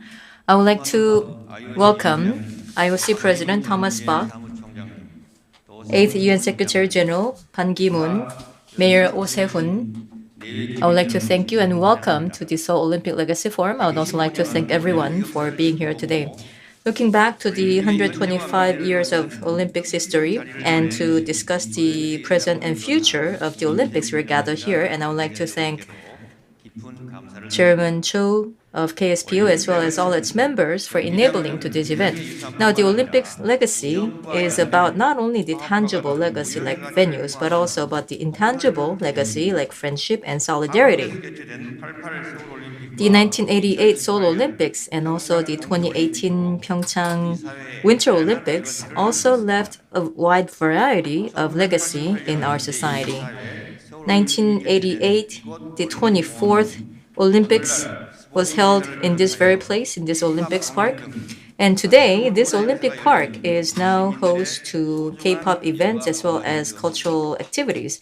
And it has indeed become the hub of cultural activities for Seoulites. And also, not only Seoul, but also the Seoul Olympics served as an opportunity for the large companies like Samsung and Hyundai to become household names. And also the new broadcasting network that we had established to broadcast the Olympics throughout the world has also enabled Korea to become the leader in broadcasting technology. And also the 2018 Pyeongchang Olympics, it helped develop the regional economy and also opened the gate for discussion between South and North Korea. And it has also lived up to the spirit of solidarity and cooperation. And also the Gangwon Youth Winter Olympics to be held, I would say that it is indeed the legacy of the 2018 Pyeongchang Olympics. Now, spreading the tangible and intangible legacy of the Olympics to our future generations is a challenge commonly given to all of us. In that sense, for the Olympic entities to gather here for the first time to discuss how we can preserve and pass on the Olympics legacy is highly meaningful and significant. The Ministry of Culture, Sport and Tourism will continue to spare no efforts in preserving and disseminating the Olympics legacy. Once again, I would like to thank everyone for being here today, and I wish you a successful forum. Thank you. All right, thank you very much, Vice Minister Cho Young-man, for your presence as well as your full support to this event. Thank you very much. And now, ladies and gentlemen, there will be the congratulatory speech by Mayor Oh Se-hun of Seoul City. So, Mayor Oh, the floor is now yours. Please welcome him with a warm round of applause.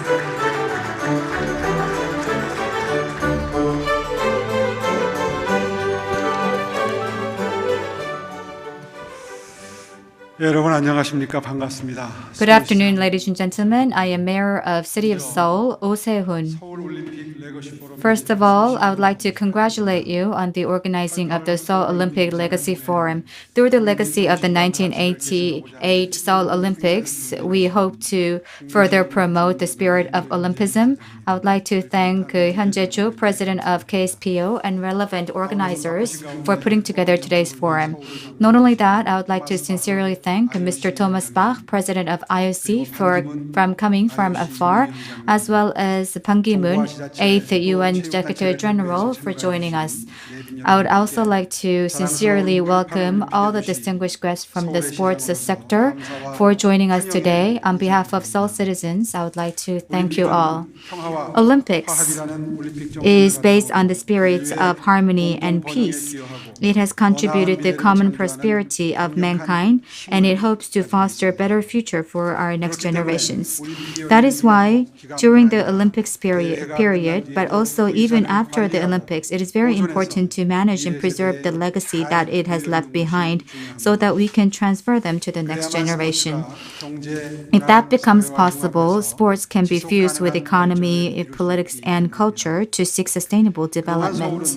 Up until now, Seoul has seen dramatic development through the miracle of the Han River. It has risen to the prominence of global cities.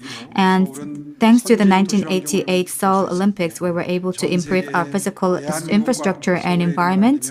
We were able to promote the name of our city and the Republic of Korea all around the world.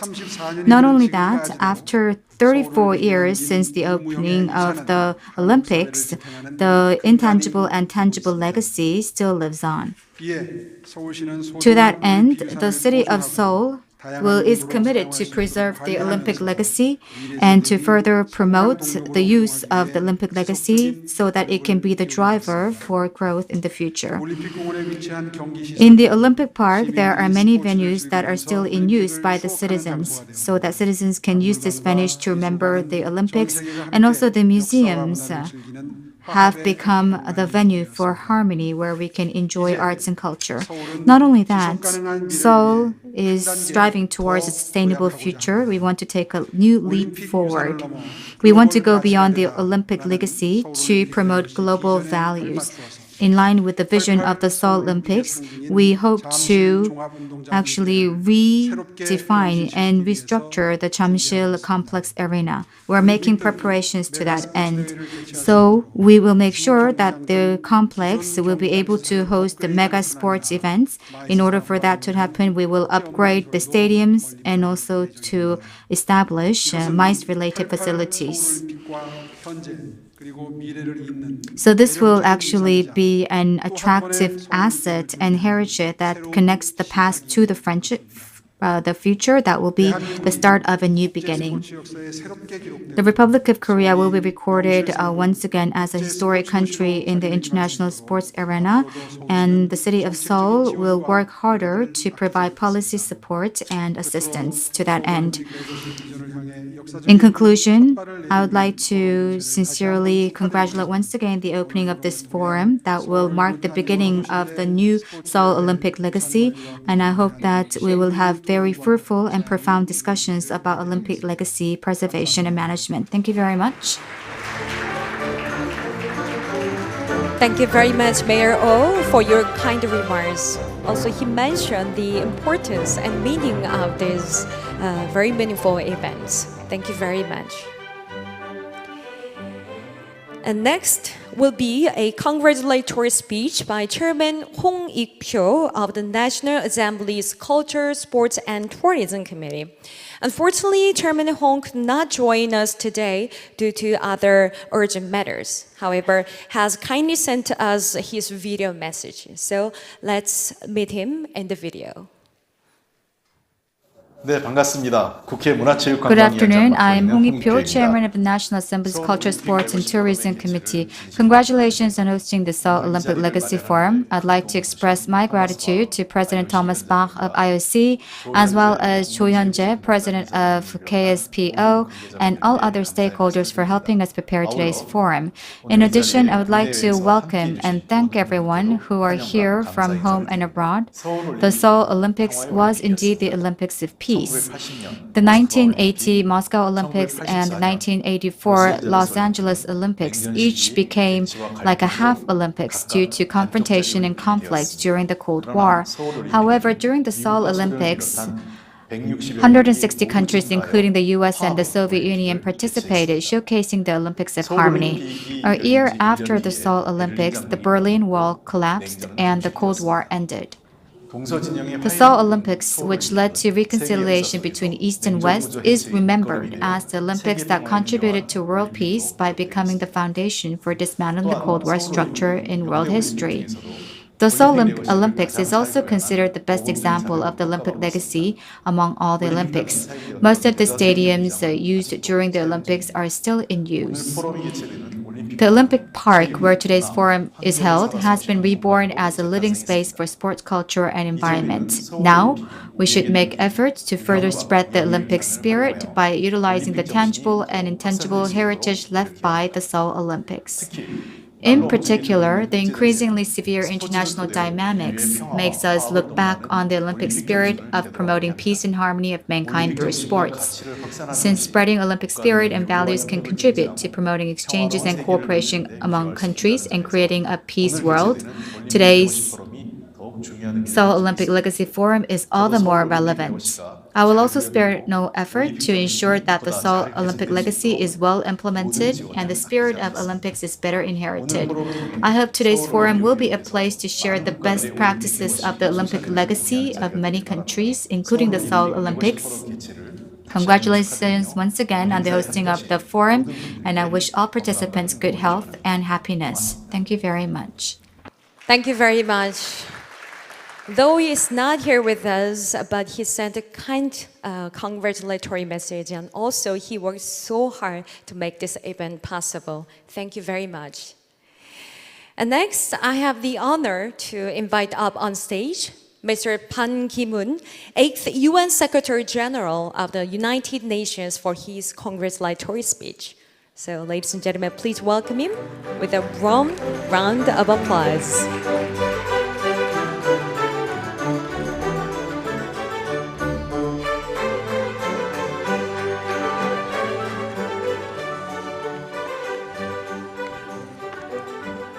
Honorable President Thomas Baha of the International Olympic Committee, President Jo Hyun-jae of the Korea Sports Promotion Foundation, KSPO, Honorable Vice Minister of Sport Jo Young-man, Honorable Mayor of Seoul Oh Se-hoon, distinguished guests, ladies and gentlemen, I am privileged to be here with you on the occasion of the opening of the Seoul Olympic Legacy Forum. Taking this opportunity, I would like to express my deepest gratitude to President Jo Hyun-jae and his entire staff for their dedication in preparation of this forum. My special appreciation also goes to IOC President Dr. Thomas Baha, who is joining us at this forum despite his busy schedule. He was just honored by the honorary doctorate degree by the Seoul National University. Congratulations again to you, Dr. Baha.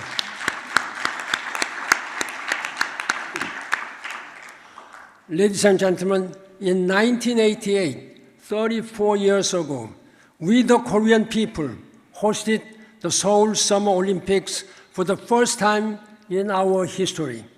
We are still very proud of its resounding success, thanks to the quasi-universal attendance from all over the world in spite of the Cold War era. Today, in order to attend this forum, we are fortunate to be gathering again at the same Seoul Olympic Park, where Olympic sports such as cycling, swimming, and tennis were organized back in 1988. On this occasion, I'd like to warmly welcome all of you to the first ever Olympic Legacy Forum to share ideas and views on how we can help realize a better world for our future generations through the Olympic spirit.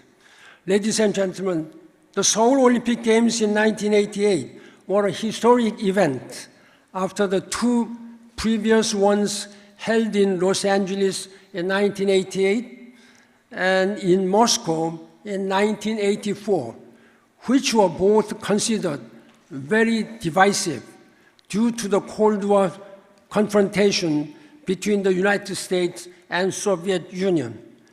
At that time, Korean government deployed massive diplomatic efforts to persuade many countries, including communist bloc, particularly the Soviet Union and the People's Republic of China, to join the event. When it comes to Olympic legacy, the IOC categorizes it into 5 elements: sporting, social, environmental, urban, and economic. And this legacy can be represented in either tangible or intangible forms. I think one of the most essential legacies of the Seoul Olympics is the common endeavor for harmony and reconciliation among different peoples, irrespective of their ideology and religion. This was well expressed through the official song of the Seoul Olympics, Hand in Hand, in Korean, 손에 손잡고. You will still remember this very good song. It is my sincere wish that the spirit of hand in hand can be applied to the ongoing tragic situation in Ukraine for the state settlement of peace and stability as soon as possible. While serving as the United Nations Secretary General for 10 years until 2016, I stressed the important role that sports can play in helping realize our world more peaceful. Sports can promote peace, harmony, and reconciliation. And there is no such things in our world which can instantly elevate our passions and compassion and love. This is the power of sports. As the Secretary General of the United Nations, I worked very closely with President Thomas Bach to use sports for bringing peace and stability and friendship among member states. Since I left the United Nations at late of 2016, I have been undertaking sustained efforts to contribute to building a better world through sports. As chairman of the IOC Ethics Commission, I am very honored to serve the people of the world through this, my humble contribution. I remember with personal pride that I was the first UN Secretary General who took institutional measures in relation to the role of the sports in the area of peace, human rights, and development, which are the three basic pillars of the United Nations Charter. In fact, for the very first time in UN history, the importance of sports was explicitly included in the UN Sustainable Development Goals, SDGs, considered one of the most ambitious and far-reaching visions the United Nations has ever presented to the people of the world. In this process, President Thomas Bach gave his full support and guidance. Together, we worked to have the importance of sports included in the SDGs. Transforming our world, the 2030 Agenda for Sustainable Development was released alongside the adoption of the UN Sustainable Development Goals in September 2015. In paragraph 37 of 2030 Agenda, and I quote, "We acknowledge that sports contribute significantly to the realization of peace and development through promoting a spirit of tolerance and respect," unquote. Working closely together with President Thomas Bach, the United Nations General Assembly also designated April 6th of every year as the International Sports Day for Peace and Development to emphasize the power of sports to drive social change, enhance community development, and foster peace and understanding. In addition, I am very proud to tell you that I was the first UN Secretary General to have the opportunity to run with and deliver the Olympic torches on 5 different occasions, that is, at the 2012 London Olympics, 2014 Sochi Olympics, 2016 Rio Olympics, 2018 Pyeongchang Winter Olympics, and 22 this year, Beijing Winter Olympics. Distinguished guests, ladies and gentlemen, before concluding, I hope the Seoul Olympic Legacy Forum can serve as a significant and opportune occasion for the IOC and the National Olympic Committees to exchange views on how we can build a better world for future generations, as well as contribute for the future dissemination and implementation of the Olympic spirit and legacy at a time when the world greatly needs it. I wish this forum a great success and extend my best wishes for good health and prosperity to you all. Thank you very much. 감사합니다. Thank you very much. Yes, Mr. Ban mentioned in his speech, the sport can promote the peace and harmony and consideration. So thank you once again for your wonderful speech, very insightful. And next, we will listen to a keynote speech by Mr. Thomas Bach, President of IOC, which we've all been waiting for. So now I would like to welcome Mr. Thomas Bach, President of IOC, up onto the stage for his keynote speech. Please give him a big round of applause.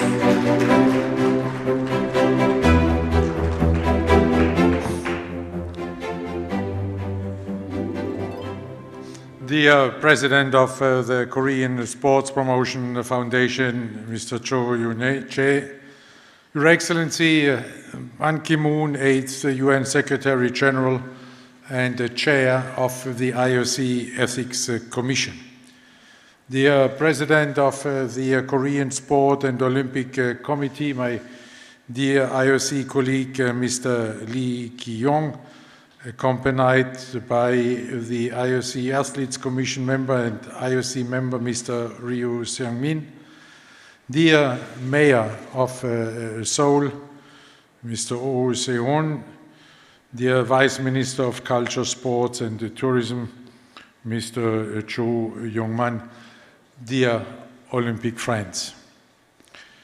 It is indeed wonderful to be back in Korea and in the great Olympic city of Seoul, a city and a country that hold a very special place in my heart. This Seoul Olympic Legacy Forum, of course, reminds us of the great success of the Olympic Games Seoul 1988. And I would like to extend my heartfelt congratulations to the Korea Sports Promotion Foundation for organizing this event. It is indeed a great pleasure to be at this event, but since we are here among us and nobody is getting leaked, I can make you a confession. It's a pleasure being here, but it's not on my free will that I'm here. Because it's maybe also an advice for the one or the other of you. If ever the chair of your ethics commission is kindly inviting you to do something, you better follow the instruction. So thank you, my dear friend, Mr. Ban Ki-moon, for giving me the opportunity to be with all of you.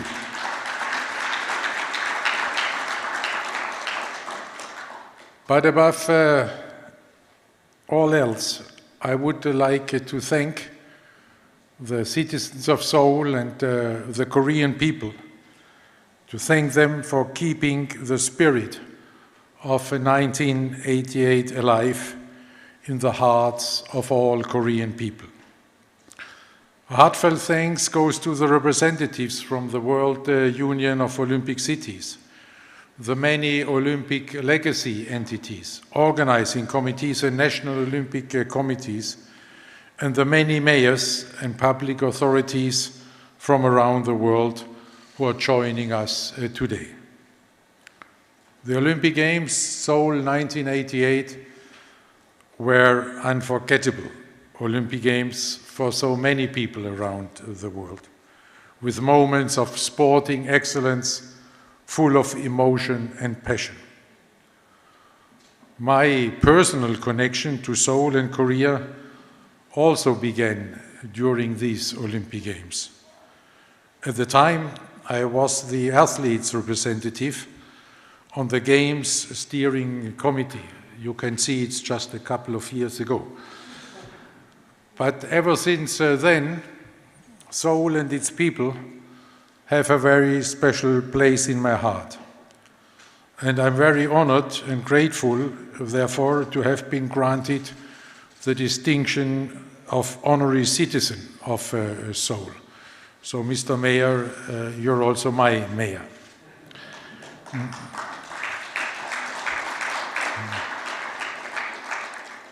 The unforgettable Olympic Winter Games Pyeongchang 2018 added yet another layer to my already special bond with Korea. The Olympic Games are the only event that brings the entire world together in peaceful competition. In our fragile world, the Olympic Games can set an example for a world where everyone respects the same rules and respects one another. They can inspire us to solve problems in friendship and solidarity. They can build bridges leading to better understanding among people. 34 years ago, this Olympic message went from Seoul to the world. It is so inspiring to see that today this Olympic spirit is as strong as ever in Seoul and in the entire country. And it's also inspiring to notice that this Olympic spirit may even be strengthened in the future, and that there are new and higher ambitions with regard to Olympic Games to, I cannot say reignite, but to make this Olympic spirit even shine brighter than it already does now. This is almost everything I can say without losing my neutrality with regard to Olympic candidatures. The beautiful Olympic Park right here at our doorstep is a great living example of Olympic legacy. I hope that you will find some time to experience this wonderful park and hopefully do some sport. You will find that the facilities built for the Olympic Games, Seoul 1988, are still used every day by thousands of residents of Seoul for swimming, tennis, cycling, and many more recreational sports. Beyond sports, visitors can also enjoy inspiring art, sculpture, music, and many other cultural offerings. The World Peace Gate at the entrance of the park is a constant reminder of the peace mission of the IOC and the Olympic movement. All of this in the heart of this great Olympic city of Seoul. Blending sport and culture was a key objective of Pierre de Coubertin, the founder of the IOC, when he revived the Olympic Games in 1894. The Olympic Park in Seoul is a great example of this vision alive, of this vision in action. With a clear focus on legacy, Olympic Games can be a powerful catalyst for transformation and sustainable development of host cities and host regions, and to create a positive impact for their citizens for generations to come. What is true for the Olympic legacy of Seoul is true for all Olympic hosts. The fact that we see Olympic legacy in action in so many places around the world is thanks to the important work that all of you, the legacy entities, the NOCs, the organizing committees, the many government authorities at the national, regional, municipal and community levels, and so many, many more, are doing day in, day out. Among the many things that make Olympic Games so unique, legacy stands out. I cannot think of many other events, if any, that can claim to have such a similar long-term impact, touching generations of people for years or even decades. This is not just abstract theory or wishful thinking. It is a fact. In a recent study, we have found that 92% of permanent Olympic venues from the 21st century are still in use today, with 93% of its competition venues from 1988 still in use today. Seoul is even above this average and is driving this average up, leading again by example for all the games before and after during the 21st century. And this fact has been assured independently by KPMG according to the audit standard ISAA 3000, and I can only congratulate Seoul, Korea, for this great achievement, for this great example of Olympic legacy alive. As most of you know from your own experience, Olympic venues are a powerful way to improve the lives of residents in host communities. They can increase the opportunities for people to enjoy sport and physical activity, create jobs and contribute to the regeneration of cities and regions. But legacy goes far beyond venues and infrastructure. Legacy is most powerful when people and communities continue to benefit from sport. By making sport more accessible to people, by giving more opportunities for people to be active and engage in physical exercise, we are building healthier communities.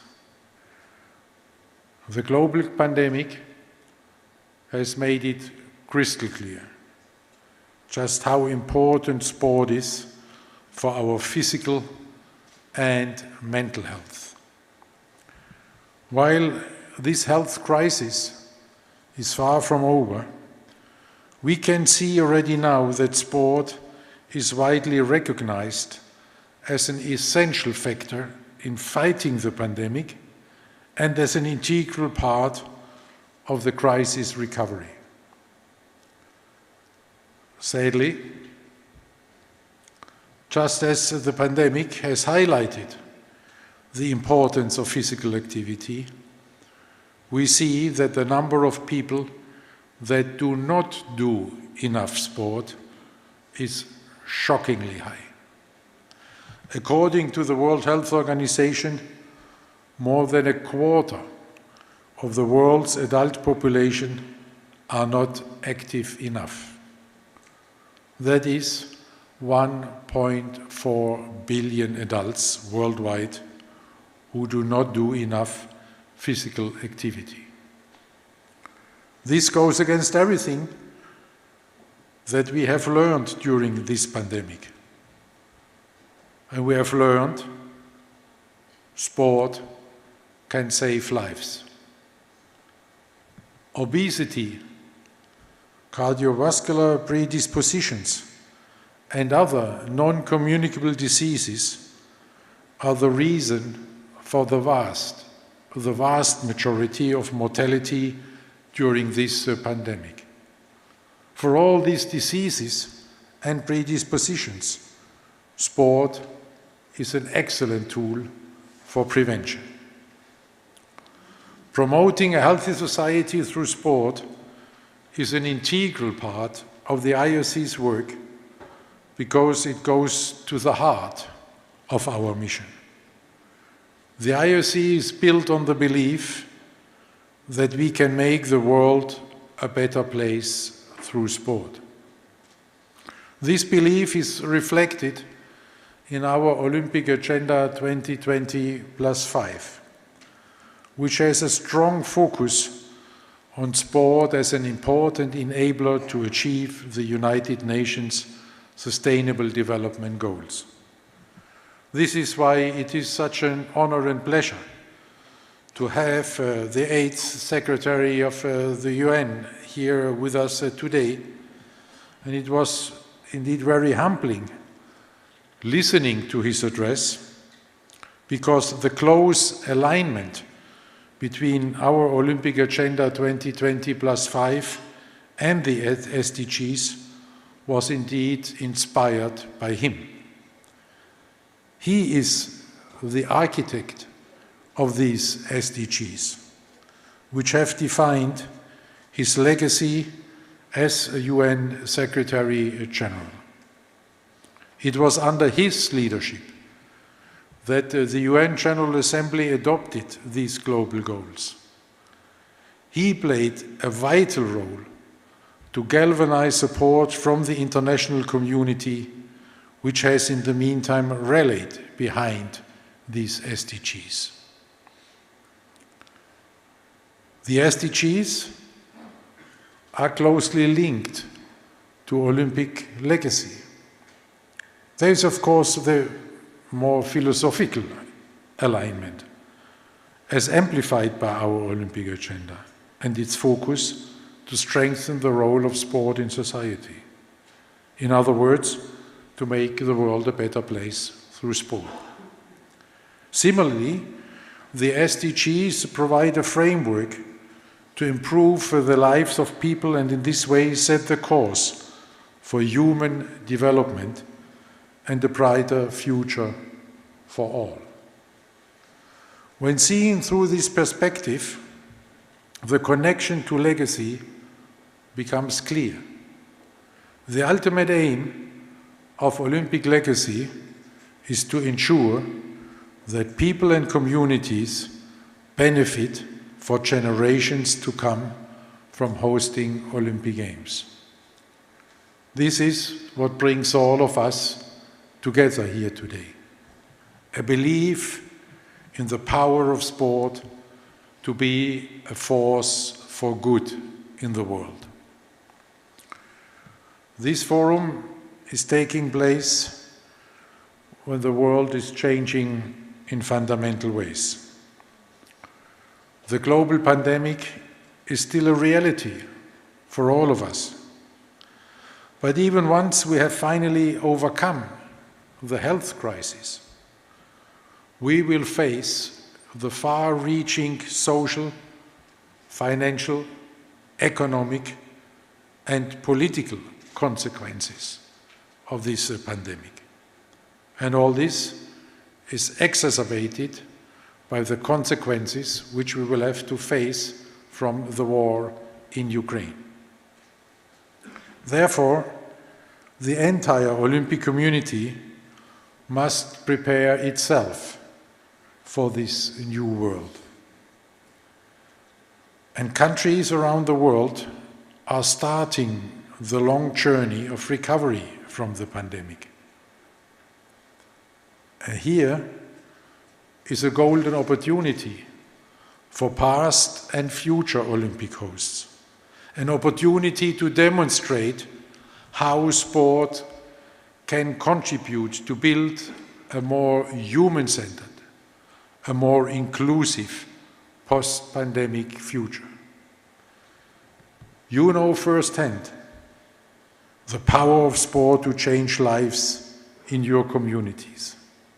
You also know that sport is the low-cost, high-impact tool par excellence to support communities in these difficult times. This is why our advocacy for healthy living through sport is a central theme in our collaboration with Olympic cities as well as with Olympic Games organizing committees. With Olympic Agenda 2020+5, we have made the promotion of sport for all a pillar for the long-term legacy planning of Olympic Games. Our focus is on ensuring that lasting benefits will be delivered to the host communities already prior to as well as after the Olympic Games. The Olympic Games and the Olympic cities of Paris and Los Angeles are demonstrating in a great way how this can be done even before the Games take place. Already 4 years ahead of the Olympic Games, Paris 2024 has launched an ambitious program working together with the Ministry of Education to introduce 30 minutes of daily exercise in primary schools throughout France. Since its launch, 1/3 of French schools are already part of the program, demonstrating that you do not have to wait until the opening ceremony of the Olympic Games, that you do not have to wait until the Olympic Games are over to benefit from their legacy. Even 7 years before the opening of the Olympic Games Los Angeles 2028, the IOC and the organizing committee have joined hands with the city of Los Angeles to launch Play LA, an initiative to provide affordable sports programs to young Angelenos. Play LA is made possible through an investment by LA 28. I will still learn it until we are there. By LA 28 and the IOC, a joint investment of $160 million, the single largest commitment to youth sport development in the state of California ever. Having just recently visited LA and seeing all the kids and youngsters being energized and full of joy doing sport, there is no doubt in my mind as to the success of this legacy project. In Olympic cities around the world, from Barcelona to Seoul, Lillehammer to London, Pyeongchang to Sydney, LA to Munich, and so many more, we see similar long-lasting legacies in action. Beyond health, sport has a great social significance by being the glue which binds and holds communities together. Sport plays a significant economic role. It creates jobs, generating business activity. From the United Nations to the European Union, the G20 leaders, and many more, sport has been widely recognized as an essential factor in fighting the pandemic and as an integral part of the solution for the recovery. Here is where we can all play a role to shape a brighter future for our communities. What all the Olympic legacy projects from all around the world demonstrate, the essential ingredient to successful legacy is teamwork. Only when all stakeholders, the organizing committees, national Olympic committees, legacy entities, the public authorities at all levels, it is only when we all come together that the outcome is greater than the sum of the parts. One could argue that this multi-stakeholder collaboration is itself already a legacy of the Olympic Games. Indeed, the Olympic Games show us the best that humankind can be if we come together, united by our Olympic mission to make the world a better place through sport. To commit ourselves even further to this mission, we recently amended our Olympic motto, which says now, faster, higher, stronger, together. The word together highlights that to overcome any challenge, to go faster, to aim higher, to become stronger, we need to stand together. Guided by this, our new Olympic motto, I can only invite all of you to join hands and work together for a better future. Let us join hands to make the world a better place through sport. 감사합니다. Thank you very much.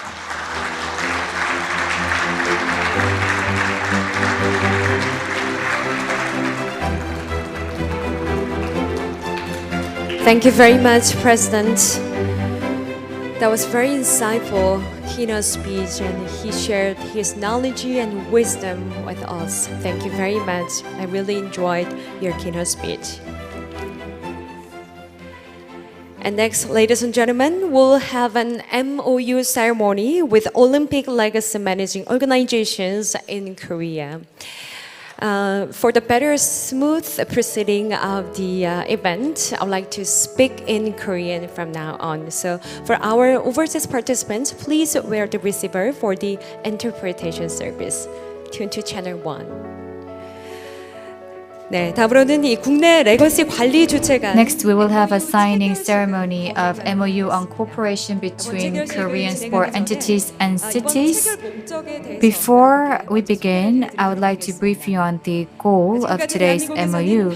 Until today, the Republic of Korea has hosted numerous mega international sports events, including Summer, Winter Olympics, Paralympics, Asian Games, and Asian Para Games. After hosting these games, there was a need to preserve and manage and further develop the intangible and tangible legacy for future generations. Many of our previous speakers highlighted the importance of this fact. To this end, with Seoul Olympic Legacy Forum as a beginning, the Ministry of Culture, Sports and Tourism overseeing the sports sector, and local government serving as the venue for such international events, and legacy entities and sports organizations have agreed to work further to promote exchange and cooperation, and that is why we have prepared today's MOU signing ceremony. I would like to invite our distinguished guests taking part in the MOU ceremony up on stage. Vice Minister Cho Yong-man of Culture, Sports and Tourism, please come up to the stage. Followed by Mayor Oh Se-hoon of City of Seoul. I am calling on the names of the guests who will take part in the MOU ceremony. Mayor Yoo Jung-bok of City of Incheon. Mr. Lee Byung-jin, Vice Mayor for Administrative Affairs of Busan City. Mr. Jung Kwang-yeol, Vice Mayor for Economic Affairs of Gangwon Province. President Jung Jin-wan of Korean Paralympic Committee.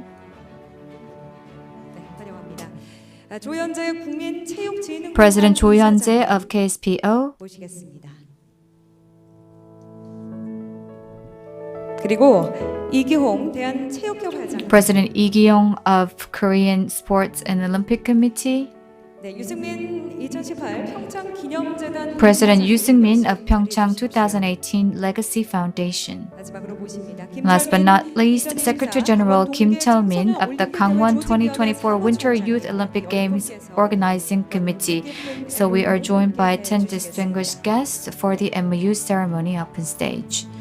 네, 좀처럼 한 자리에 모시기 어려운 분들이 오늘 이 자리에 함께 해주셨습니다. It is very difficult to gather all of these distinguished guests at one site, so I would like to ask our guests for a few words of welcome. First of all, I would like to turn it over to Mayor Oh. Today's MOU is for preserving and developing the legacies of major international sporting events, including the Olympic Games. By systematically managing these legacies, I'm sure we'll be able to realize the vision of the forum beyond the Olympic legacy, creating global value. I'll be looking forward to working in harmony with all of you to promote Korea's Olympic legacy. And I promise you that the Seoul Metropolitan Government will spare no efforts when it comes to supporting through policies, so that our Olympic legacy can become a strong power that drives further growth for the future generations. I'm sure. Okay, thank you very much. 감사합니다. Thank you very much. 네, 다음으로는 유정복 인천시장님께 말씀 부탁드리겠습니다. Next, Mayor Yoo Jung-bok of Incheon City. Good afternoon, everyone. I am Yoo Jung-bok, Mayor of Incheon Metropolitan City. I'd like to congratulate on the opening of the Seoul Olympic Legacy Forum and appreciate all efforts of the event. And my thanks must go to IOC President Thomas Bach, former UN Secretary General Ban Ki-moon, and all participants. Incheon, Seoul, Busan, and Gangwon-do are leading cities in terms of globalization of Korea through their experience of hosting international sports events. As the year of 2024 is the 10th anniversary of Incheon's Asian Games, Incheon is gearing up to build upon its legacy and become a leading sport city. Hopefully, this forum can pave the way not only the legacy of Incheon, but also the legacy of Korea to go further into the future. Thank you. 감사합니다. 네, 다음은 이병진 부산시 행정부시장님께 말씀 부탁드립니다. Next is Mr. Lee Byung-jin, Vice Mayor for Administrative Affairs Good of afternoon. Busan City. I'm Lee Byung-jin, Vice Mayor for Administrative Affairs of Busan Metropolitan City. It's a pleasure and honor to attend the Seoul Olympic Legacy Forum with President Thomas Bach of the International Olympic Committee, former Secretary General Ban Ki-moon, Seoul City Mayor Oh Se-hoon, Vice Minister of Culture, Sports, Tourism of Korea, Cho Yong-man, and other leaders of local metropolitan governments. As the former host city of the 2002 Asian Games, Busan Metropolitan City is privileged to join this global endeavor to preserve or develop the lasting legacy of a major international sporting event. The city governments will continue to support and collaborate as such things, endeavor. Once again, it is a great honor to be a part of the lasting legacy. Thank you. 감사합니다. 네. Thank you very much. Now I'd like to 강원- turn it over to Mr. Chung Kwang-yeol, Vice Governor for Economic Affairs of Gangwon Province. ago, not many people expected the success of 2018 Pyeongchang Winter Olympic Games. However, contrary to expectations, the Pyeongchang Olympic Games is considered the most successful Winter Olympic Games ever held. The huge success of the Pyeongchang Olympic Games is a source of great pride for our province, but more importantly, it also left many tangible and intangible legacies such as peace, volunteerism, and sports infrastructure. I strongly believe that the valuable Olympic legacy is more meaningful if it is spread and communicated in the present, the future, and all of the world, rather than being confined to one region or left in the past. In addition, sharing the best practices and support of existing legacy projects will lead to new opportunities and future development of the Olympic legacy movement. In that sense, today's meeting, which promises mutual cooperation among legacy entities in this forum, is very meaningful. Gangwon Province is currently busy making preparations for the 2024 Gangwon Winter Youth Olympic Games.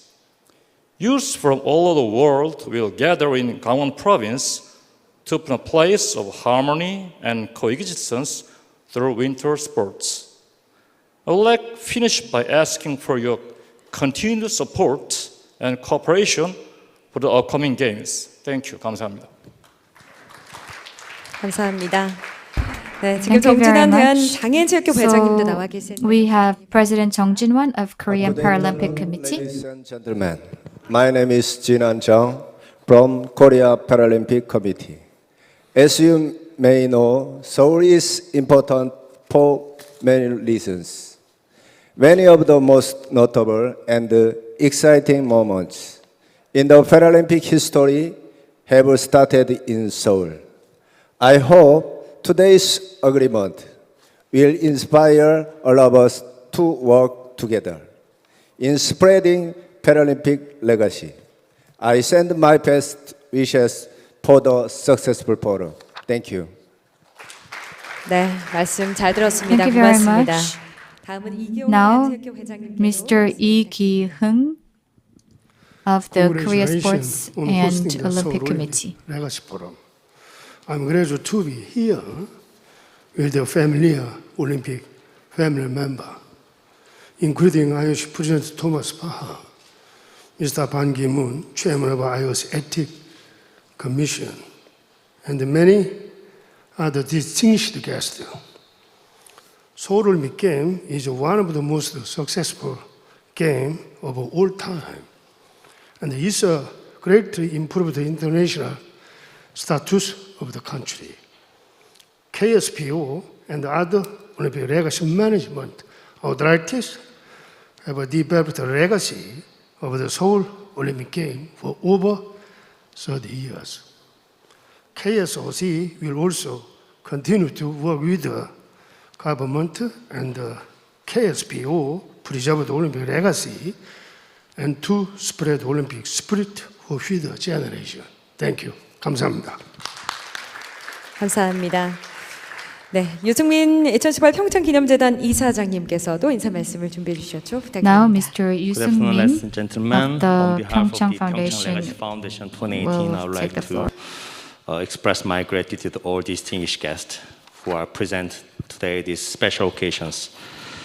As you know, Korea is making every effort to promote Olympic Games legacy after hosting Seoul 1988 and Pyeongchang 2018 and upcoming Gangwon 2024.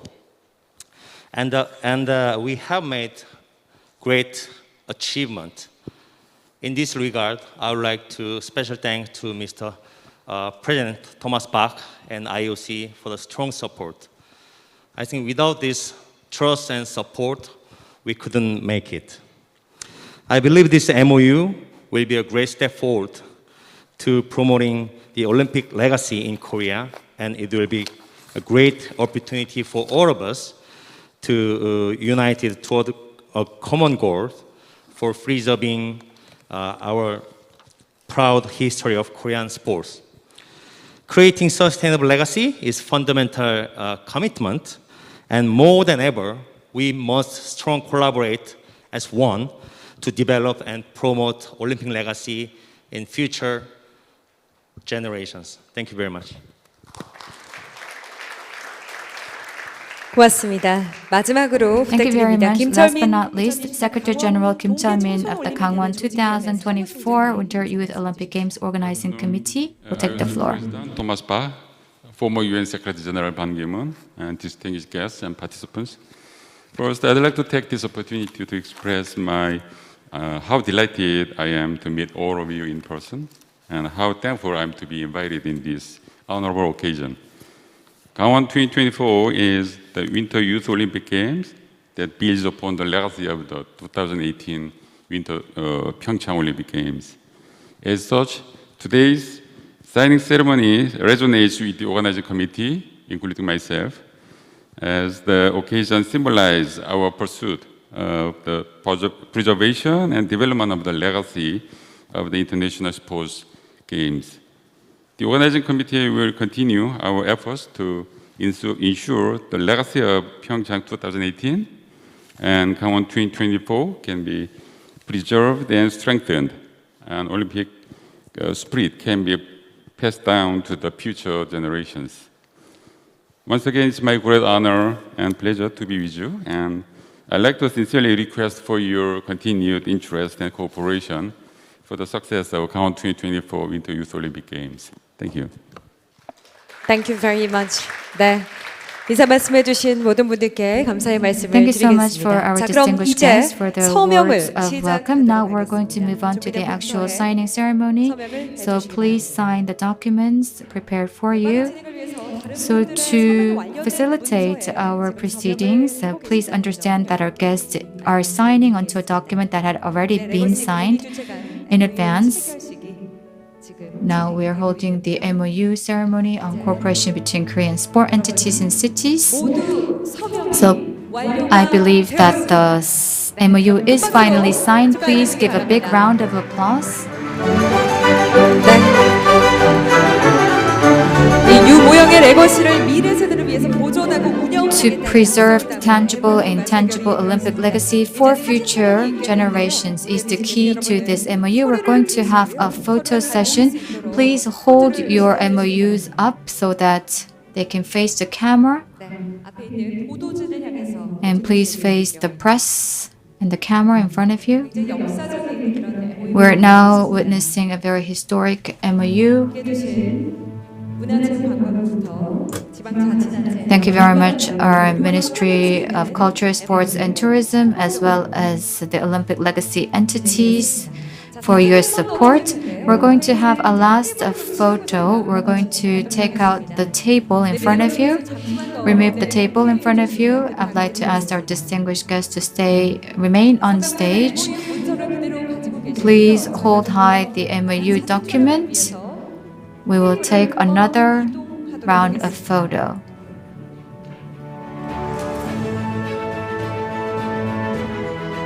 네, 대한민국의 이 하계 동계 올림픽 Yes, so the Summer Winter Olympics, Asian Games, and International Para Games.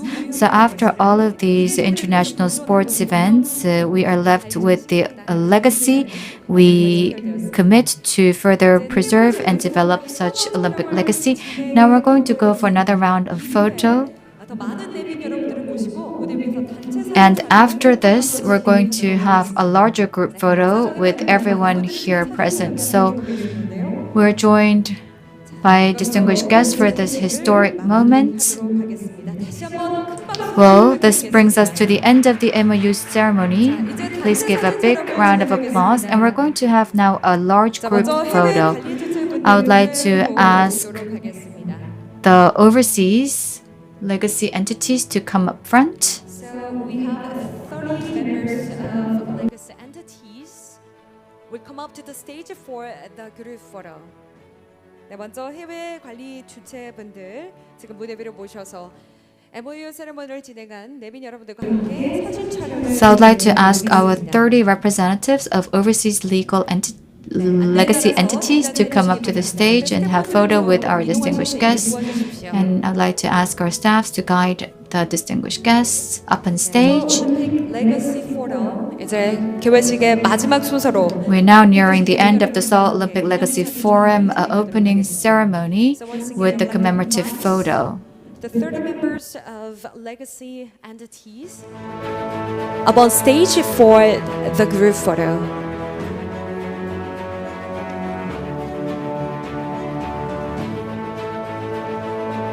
Thank you very much.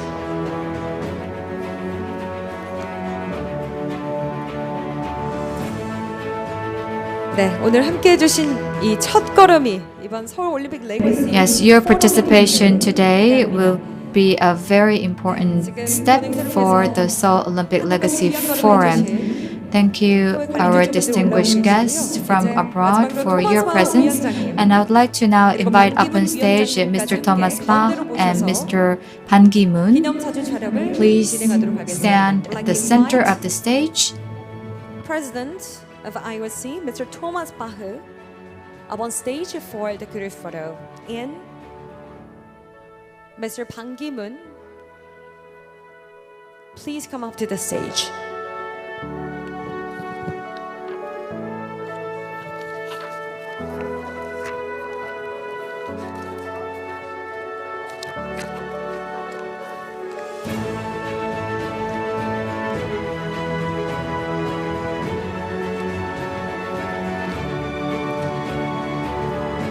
네, 마스크를 착용하고 그대로 한번 사진 촬영하겠습니다. We're going to take a group photo wearing mask. 네, President, please.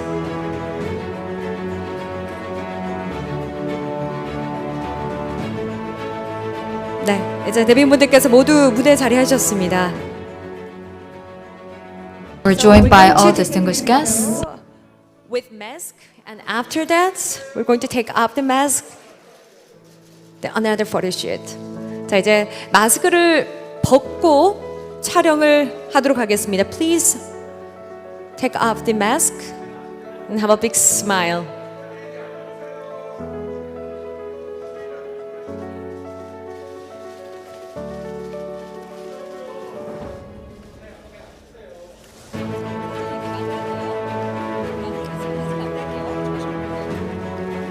네, 많은 보도진들이 또 참여를 해주고 계시는데요. 오늘 첫 번째로 처음으로 개최가 되는 포럼입니다. 포럼의 탄생을 축하해 주시기 위해서 정말 많은 분들이 한자리 모여주셨는데요. 감사의 말씀을 드리겠습니다. 네, 이것으로 사진 촬영을 마무리하겠습니다. This is the end of the photo shoot. Thank you very much for your active participation. So now with that, we wrap the opening ceremony of the Seoul Olympic Legacy Forum. And from now on, we're going to have a short break until 4 p.m. and begin the session 2. And legacy management organizations from abroad, I'd like you to move to the front seat for the smooth running of the session. And also please have your name tags on you at all times. Please enjoy your drinks and refreshments in the lobby and come back to this hall by 4 p.m. Once again, the session 2 will begin at 4 p.m. Thank you very much for your presence and participation. I'll see you soon. Thank you.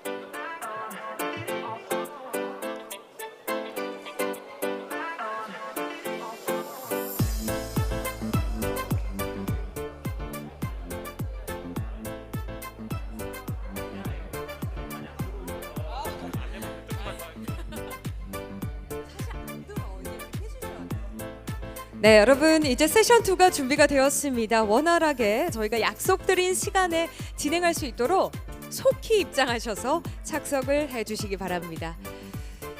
네, 저희가 여러분께 약속드린 시간에 세션 2가 진행될 수 있도록 모두 들어오셔서 착석을 해주십시오.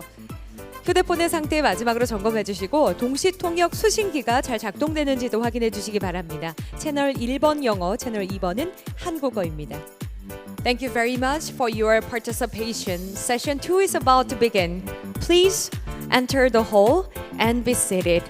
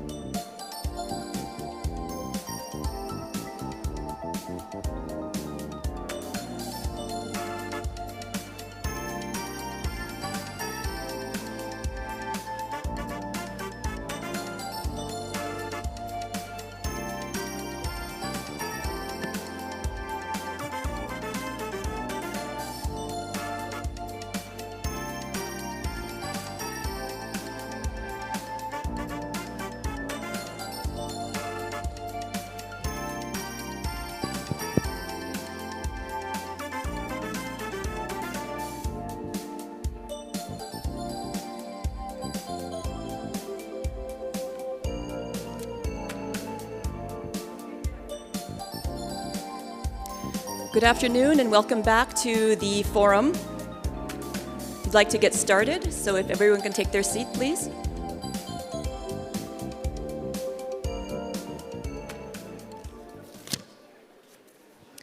So thank you again and welcome back to the forum. We're going to begin session 2 of the Legacy Forum on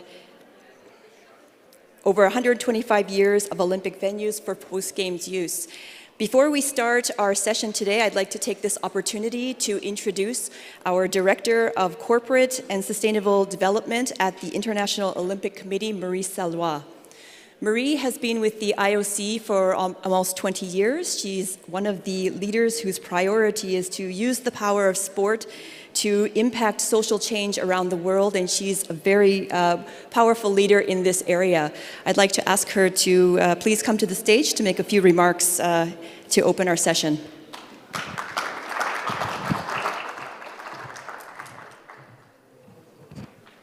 Thank you, Nancy, and hello to all of you. It's really good to be back in Seoul. It's already the third time, I believe, that I visit this place and the Olympic Park.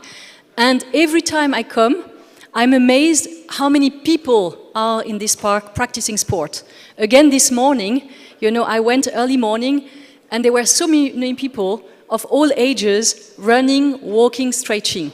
So it's a very good example of legacy on a daily basis and how we can sustain legacy over time. So legacy is not new. It actually dates back to the 50s. I believe we did some surveys with Tanya.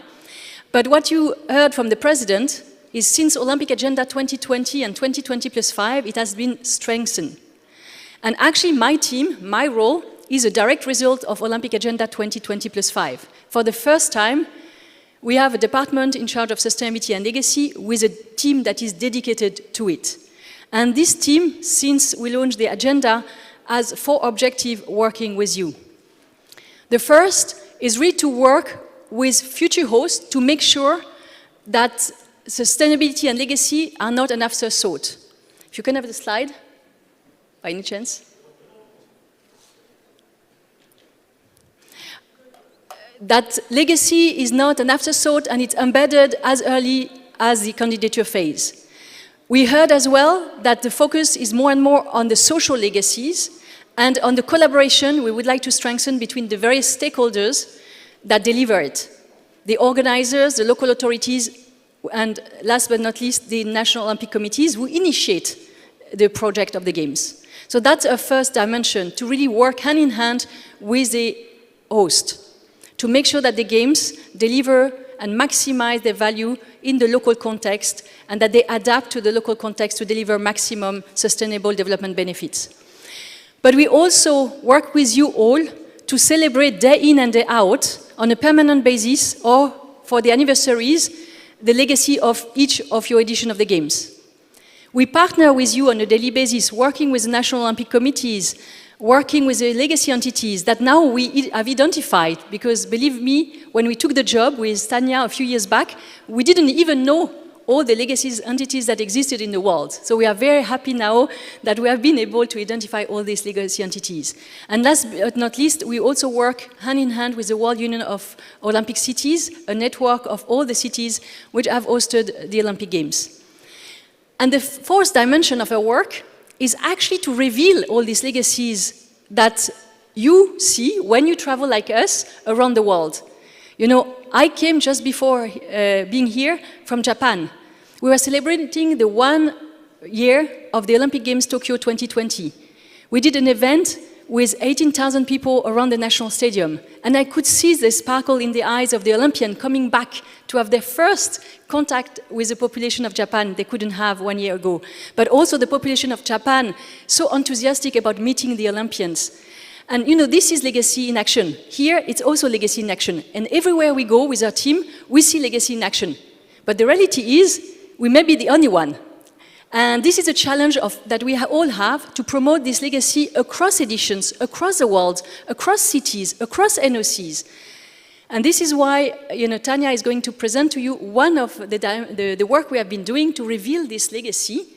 The first part of our work was to reveal all the venues that, you know, the Games have contributed and how they are used, because obviously, I mean, the venues are not hand in themselves. It's obviously something that needs to be continued to use for sports program, and this is the most important part. But often in the news, you know, we have these venues on the front line, and some argue that they are not fully used. And you will see with Tanya, you know, the result of our research. So help us continue to capture these legacies, not only the tangible legacies, but also the intangible legacies. And this is why we are extremely happy to be with you today. And we thank Seoul for giving us the opportunity for the first time to engage all the stakeholders, the National Olympic Committees, the cities, and the legacy entities together. And we look forward to continuing the discussion in the upcoming days, but also in the future.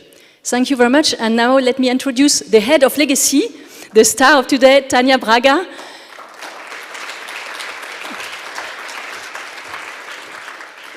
Tanya is the first ever head of legacy at the IOC and is going to present to you her research. Thank you, Marie. Thank you very much, KSPO. And good afternoon, everyone. It's a pleasure to be here with you today to talk about what we uncovered about over 120 years of Olympic venues on the post-Games use. Just to start, this was teamwork, and it is the first ever inventory of the post-Games use of Olympic Games, assured by a third party, KPMG, as mentioned by the IOC president. And this is the result of a team effort. Starting with the legacy team here present, I'll ask Andres and Aurélie to stand. It was 3 years of work from these two. And many of you that are present today have contributed to the study by reviewing, by checking the facts, by putting us in contact with other people who have information. I remember us visiting some of those venues and meeting with some of you who are here today. We would not have be able to do this work without you, so thank you very much. So what we look at. We tracked the post-games use of all medal venues, villages and stadia across 51 editions, from the first modern Olympic Games in Athens, 1896, to Pyeongchang, 2018. So we look one by one at 923 venues. 11% of them were temporary venues. It means they were not meant to stay. But we look at them just to know if they have been dismantled as planned or not. But our focus was really on the 817 permanent venues from all those games editions. So, as I mentioned, a team effort, the desk research by the Olympic Study Center. We visit on site with the team here present and Marie Salois, 244 venues. And we have a stakeholder consultation for 89% of the venues. Results, if we look at the 21st century, it means Sydney Games to Pyeongchang, we found that 92% of the permanent venues are in use. If we look at time, naturally the more old venues from before the Second World War, they are less, the percentage in use is less, but still 70%. What was surprising for us to find so many centenary venues still in use by the community for sport, for leisure, for culture and education. When we say in use, what's the scope? We look at use for both sport and non-sport. On sport, either for events or for daily training or community sport practice. And non-sport, we found really a variety of uses. It goes from the more traditional concerts, music concerts, fairs, business conventions, to some very particular uses. Even one venue has become a private home. So private home, schools, military bases, the diversity, museums, the diversity of use is really very large. If we look at the full spectrum of 817 venues, permanent venues, we find that 85% of all are still in use. And these numbers, honestly, they were surprising even for us. We knew that the use was better than the perception, because every time we visit a venue, people will show us around, we will see the venue being used, and then at the end of the visit, we would hear, yes, these venues, in opposite to the others, are in use. And we get this again and again and again, and we said, let's look at the numbers. And the results were surprisingly positive. And if we look at the 15% that's not in use, what happened with them? Only 4% are closed, inactive, or abandoned. The other 11%, they no longer exist, meaning they have been demolished and something else is building their place. And this percentage is higher, of course, for the oldest editions. Third key finding we had, we look at the percentage of permanent venues by splitting in new venues or existing at the time of the games. The question we had is, does it make any difference if the venues was already existing or if it's a new one, we found the difference is very small.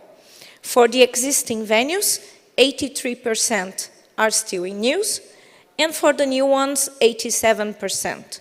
This small difference can be explained by the fact that among the existing venue, we have a larger number of more older venues, and that some of them have reached the end of their life and not been refurbished.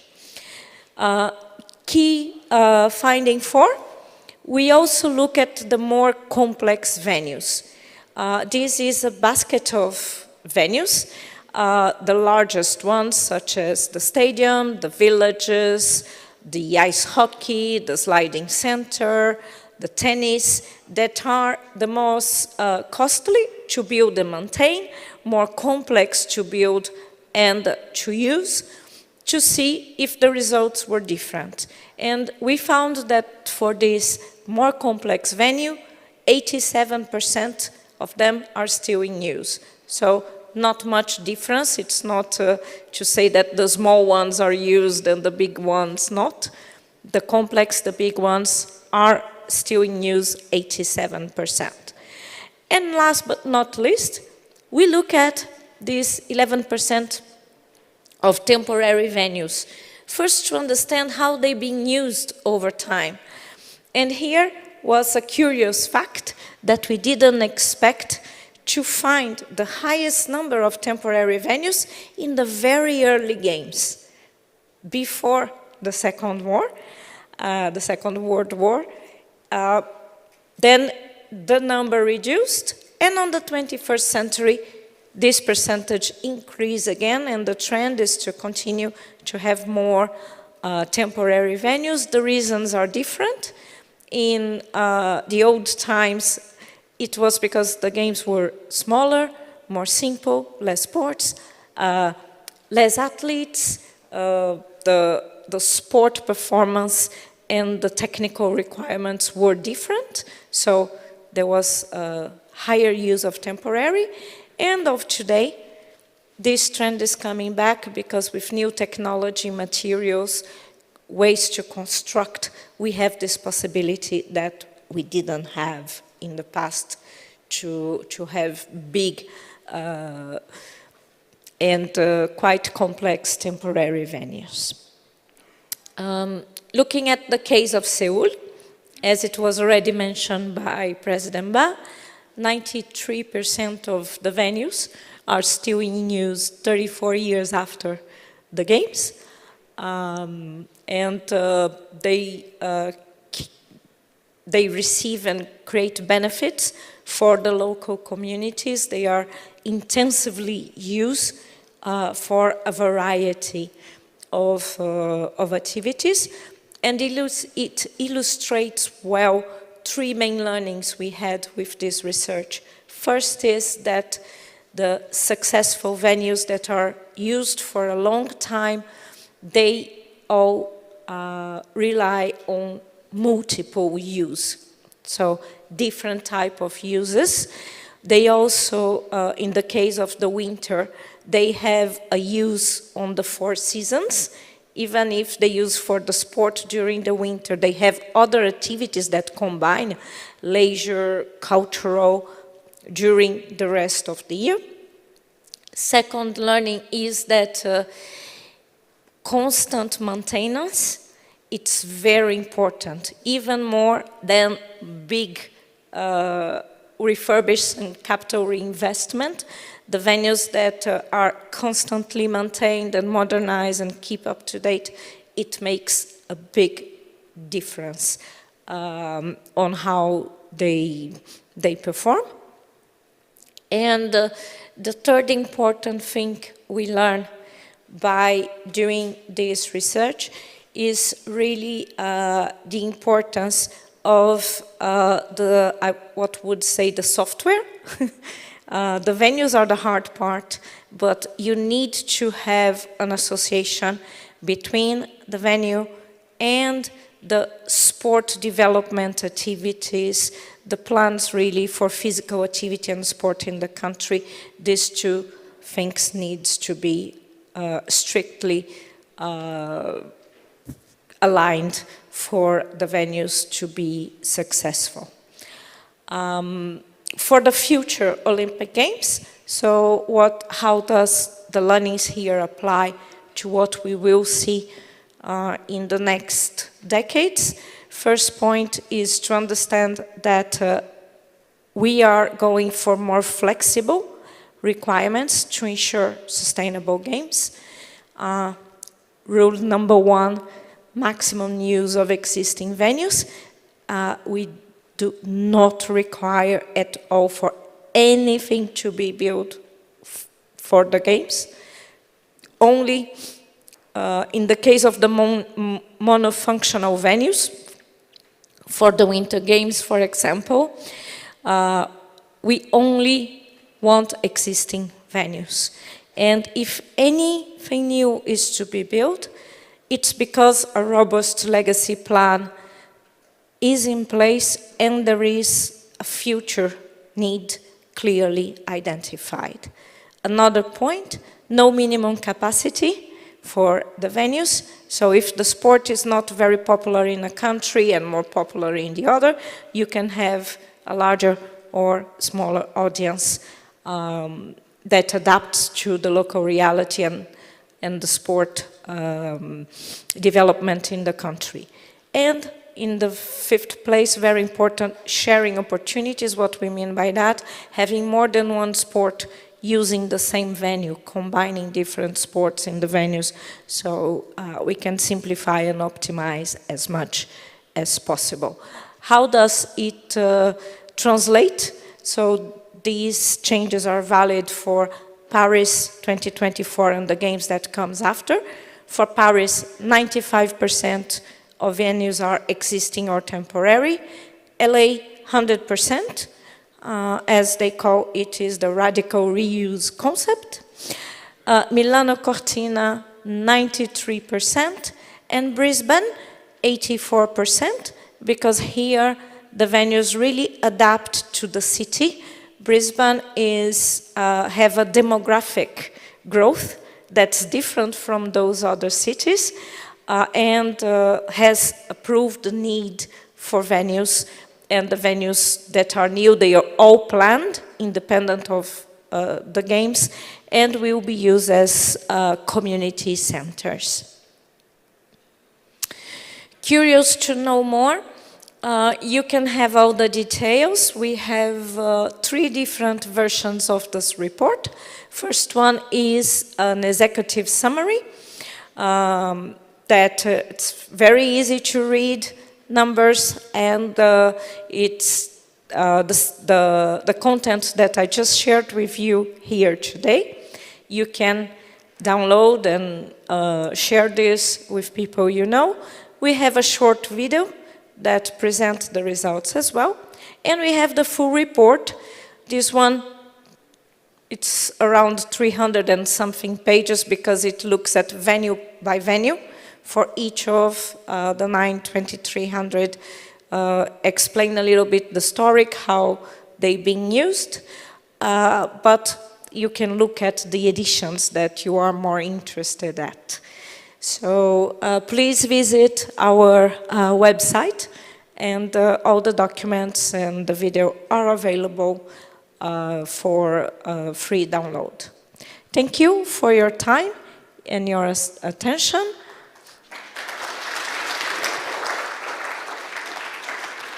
감사합니다. Thank you very much.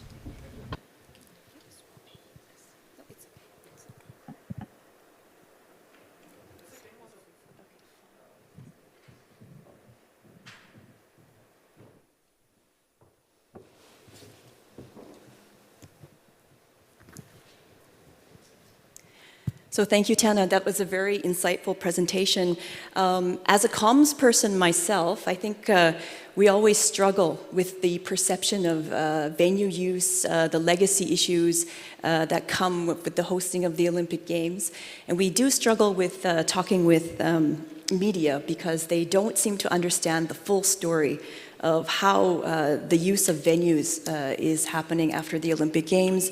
And with these numbers, it's pretty amazing that we have all this venue use.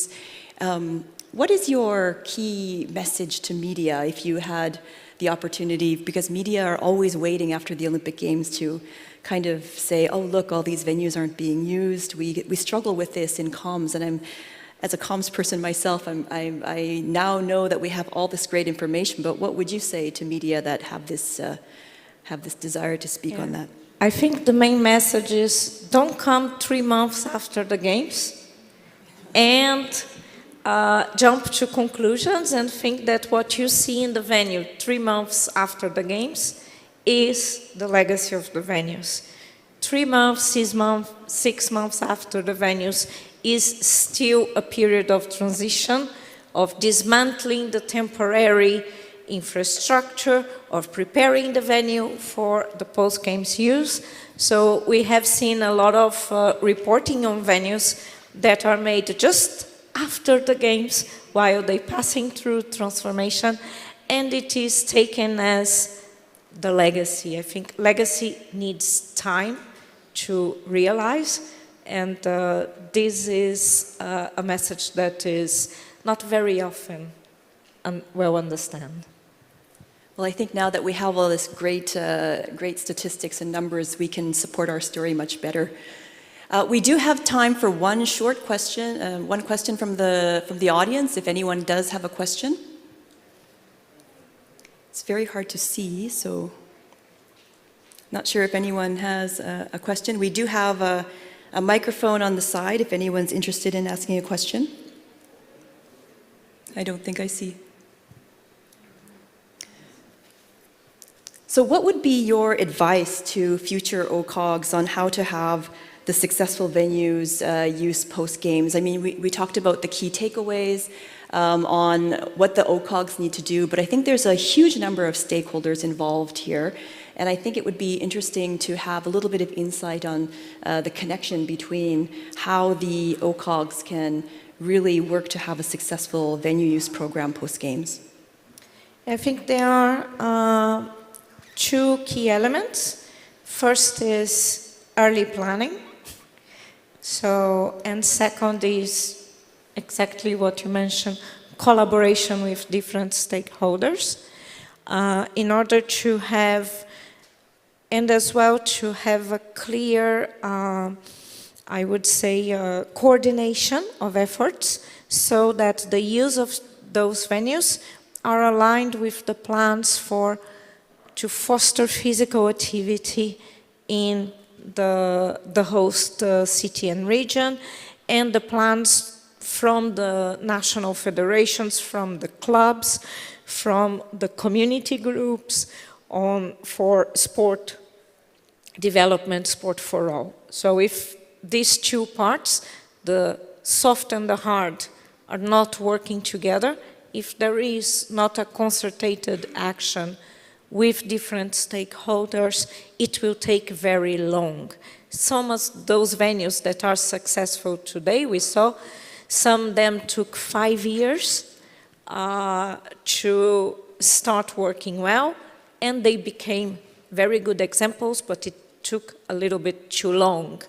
And if you have a venue that's closed or with little use for 5 years, the perception is installed, and then it's very difficult when the situation finally changes, the model is found, and the 3 or 5 first years are really hard. So if there is no funding long-term guaranteed, if there is no activities, no collaboration, it becomes really hard. Thank you, Tanya. Yes, we have time for one question, and then we can end the session. We have, I think we need a microphone. Is there a microphone? Maybe perhaps a microphone here? There we go. So that everyone can hear you. Tanya, thank you very much for the excellent exercise and study and research that you have shared with us. Congratulations. One question. Beyond the analytics and the statistical positive messages that come out of the study. What additional impact do you expect the study to have on the stakeholders you're targeting? I think one of the positive impacts, it's here just before us today.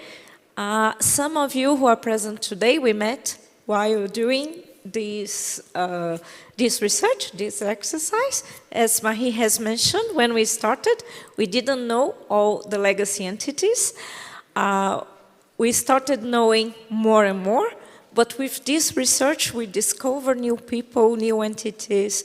So I think this network that we are creating as a result of this, the human side, the people like you, it's very important. Thank you for your session, and I think that's all of the time we have for today for this session, but as you know, Tanya and Marie are both around, so please take the opportunity to ask any further questions after the session. Before we start the next session, we just need a few minutes to change the setting here, so please bear with us just for a few minutes before the next session. Thank you very much. Thank you.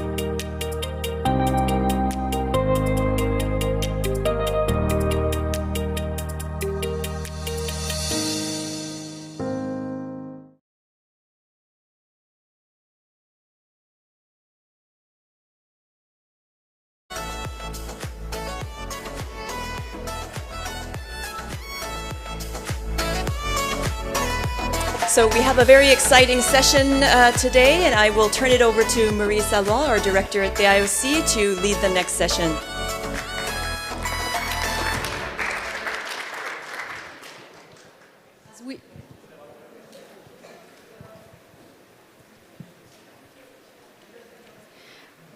As we said earlier, now the focus is really on delivering the legacy even before the games take place. So we are going to look at 3 examples on how it's done in 3 different cities. So we'll actually start with Beijing. I'm not sure if Tony Liu, Mr. Liu, you are online. Hi, Tony. Hi. Can you see us? So Nice direct to from meet you. Beijing. Yes, from Beijing. So it's very nice to have you. So we'll be back to you in a minute. You are going to make the first presentation, and Mr. Liu is Chief of the Legacy Division, Beijing 2022. We will, after him, have a presentation from Mr. Kim, who is the Secretary General of Gangwon 24. I'm sorry, I will do it properly after a few days here, I hope. And finally, we will hear from Marie Barsac, who is the Executive Director for Impact and Legacy from Paris 2024. And then we will have an opportunity to ask them a few questions. So I believe, Tony, you are first. Yes, thank you, Mahi. And dear friends, dear colleagues in Olympic Legacy, good afternoon, everyone. I'm Tony Liu, the head of the Legacy of Beijing 2022 Organizing Committee. And it's a great pleasure to attend this forum. I appreciate to IOC and KSPO to organize this meaningful forum on Olympic Legacy.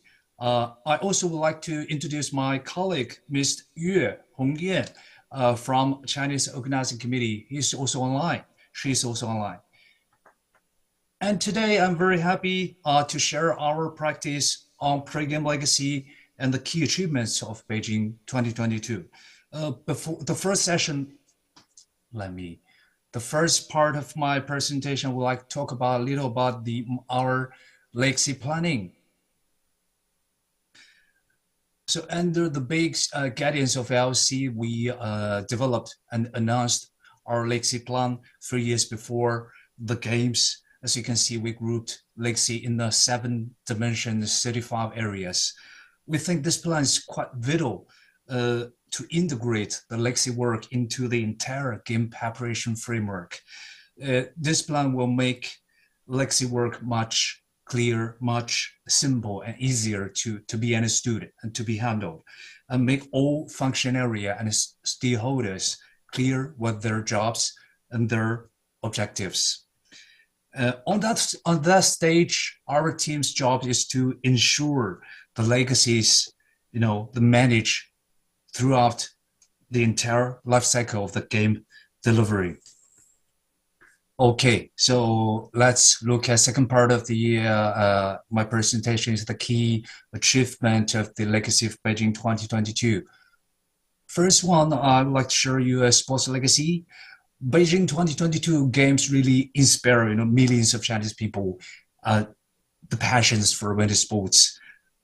As you may know, there are 346 million people participating in winter sports from 2015 to 2021.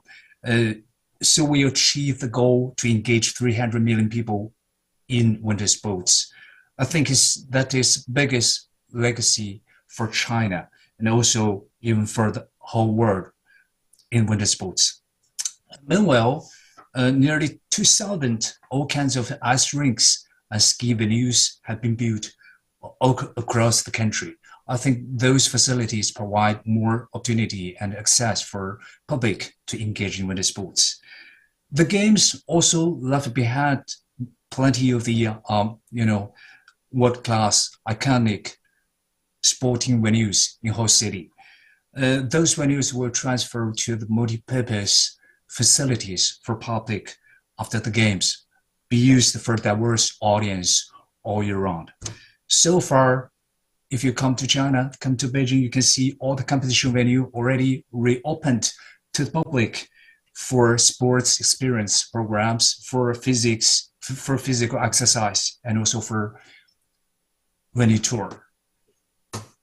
Okay, let's see. Let's look at on economy side. So driven by the games, the winter sports industry has witnessed rapid growth in China, specifically in the winter tourism and the equipment manufacturing industry. The number of winter tourists reached to 230 million for the year of 2020 to 2021 snow season, generating RMB 319 billion in revenue in China. And also the game accelerate the technology and innovation here in China.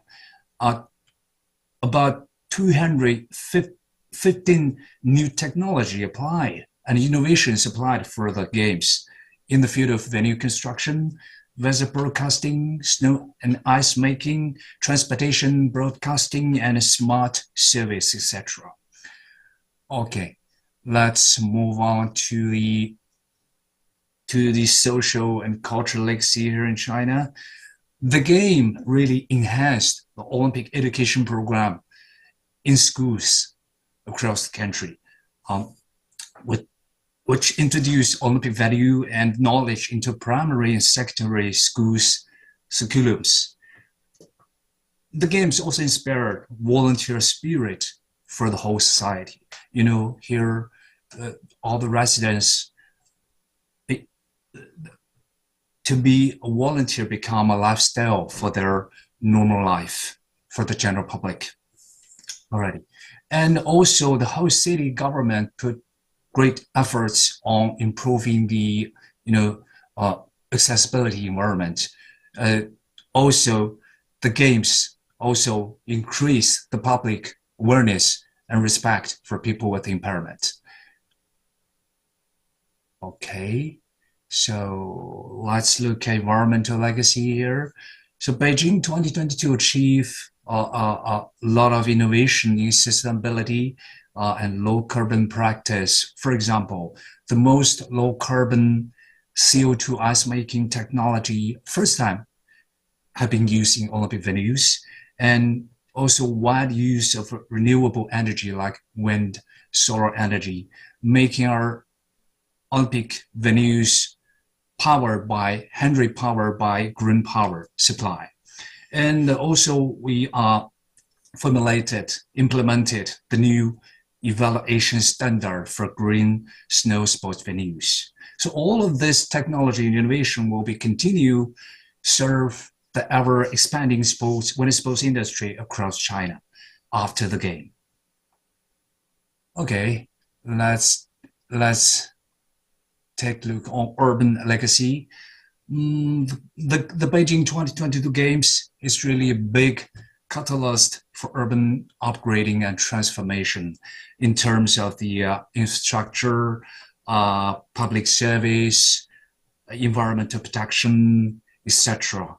So the Games left behind many tangible and intangible facilities or brand assets, which will contribute to benefiting local residents and contribute to the long-term development of the cities of Beijing, Yanqing, and Zhangjiakou.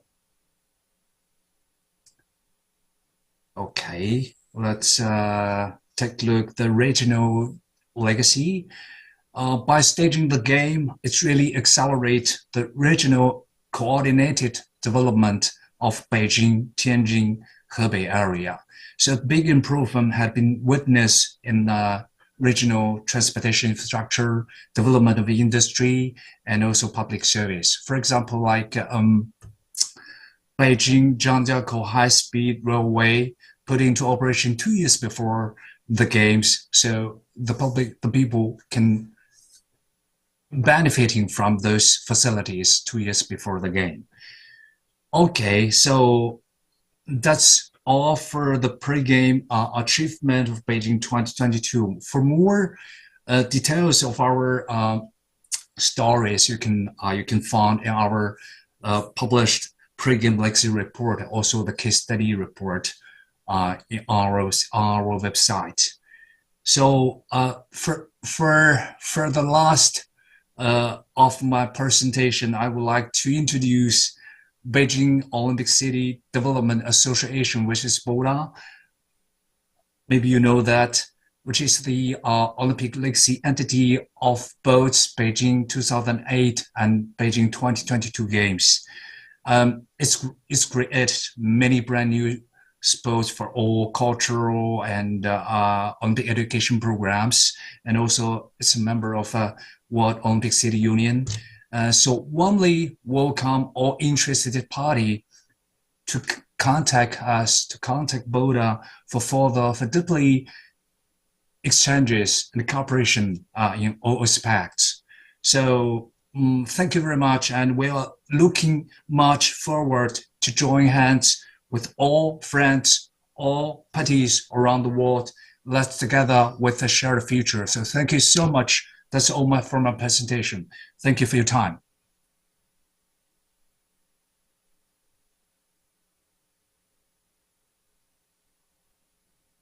Now we turn to Guangguang.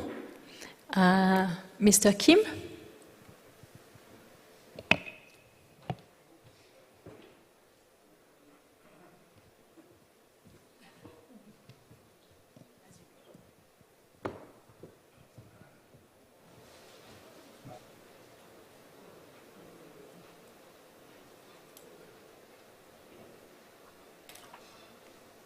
Good afternoon. I'm Chairman Kim, Secretary General of the Gangwon 2024 Winter Youth Olympic Games Organizing Committee. It's an honor for me to introduce the group, the Gangwon 2024 together with the 2022 Beijing and 2024 Paris. After a short introduction of the Gangwon 2024, I will deliver a short speech on the positive impact of 2018 Pyeongchang, and then I will talk about this legacy projects we are planning after the 2024. So my presentation consists of 4 contents: the vision of Gangwon 2024, and the ambitions and objectives of Gangwon 2024, and the succession of the 2018 Pyeongchang and Gangwon 2024 Legacy Project. I'd like to introduce the vision of Gangwon 2024 Games first.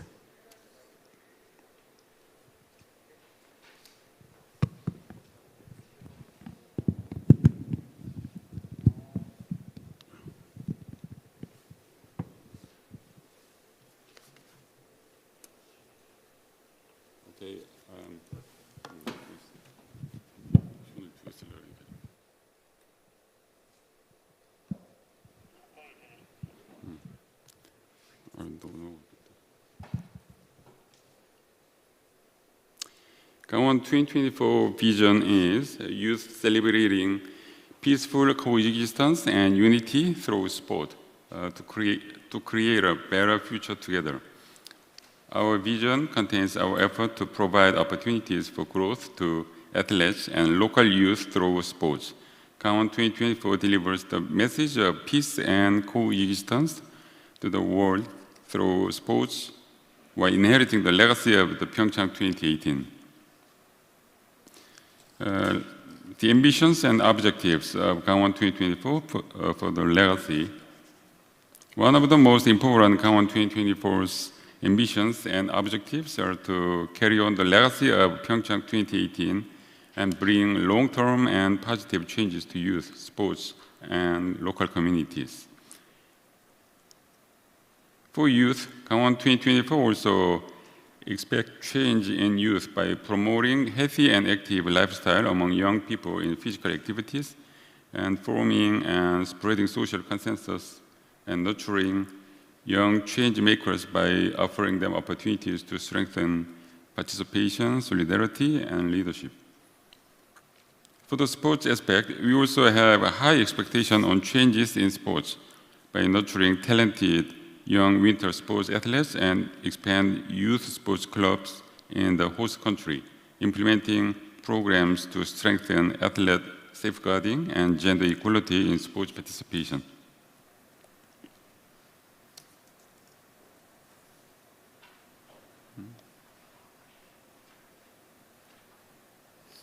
For the host and the host country, Gangwon 2024 will contribute to positioning the host and the host country as a winter sports and tourism hub, consolidating human rights protection and respect for the culture of the host country. Lastly, in aspect of peace, we have a high hope that Gangwon 2024 strive to inherit the peace values of the 2018 Pyeongchang by promoting the spread of sports and Olympic values. Thirdly, the legacy of the 2018 Pyeongchang Winter Olympics. Gangwon 2024 is going to host the Games utilizing most of the venues, which are the essential legacy left by the 2018 Pyeongchang Winter Olympic Games. The ski jumping center, biathlon center, and sliding center in the Pyeongchang Alpensia Sports Park will be used for Gangwon 2024 Games with a little bit of feeding works. At Gangnam Olympic Park, figure skating, speed skating, short track, ice hockey, and curling events will be held using the ice arena, oval, hockey center, and curling center. This is an example of not only preservation and developing the Olympic legacy, but also reducing the cost of hosting the Games. Gangwon 2024 Games will continue to strive for the legacy inheritance of 2018 Pyeongchang and discover and develop the legacy of Gangwon 2024. Surang Bandabi Camp is a program that educates local young people on Olympic values through sports experience. This camp strives to improve the awareness of disability among young people through sports experience with disabled and non-disabled people, together by utilizing the Olympic facilities, which are the legacy of the 2018 Pyeongchang Olympic Games. This year's program has been in operation since May, and the camp continues to operate after the Gangwon 2024 Games in order to spread the Olympic values.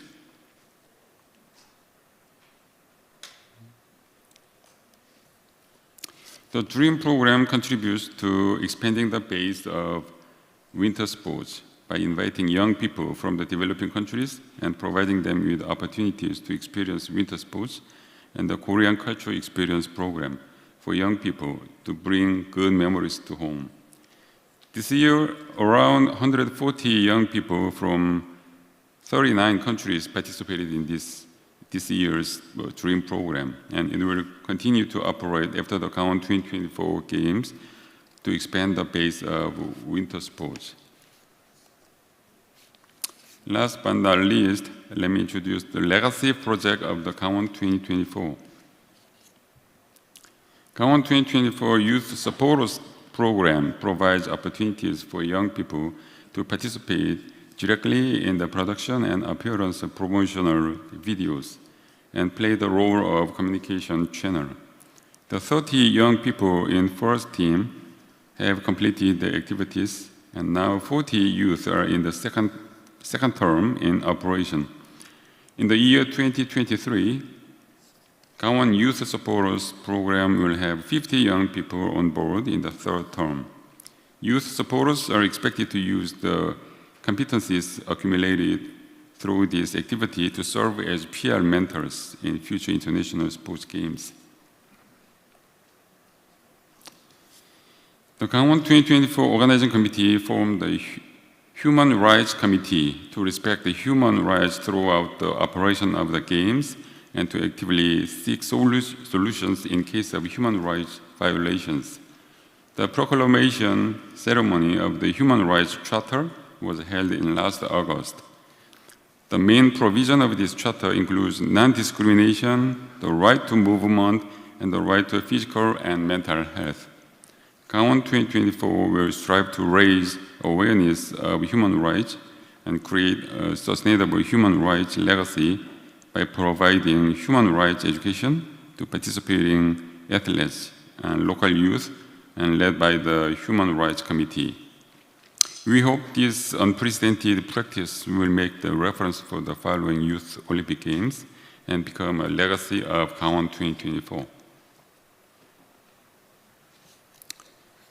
Finally, in order to expand cooperation with other Olympic host cities as the future projects of Gangwon 2024, we are planning to develop and operate youth exchange programs with previous host cities and the future Youth Olympics host city to find ways to optimize the sports legacy and expand sports exchanges.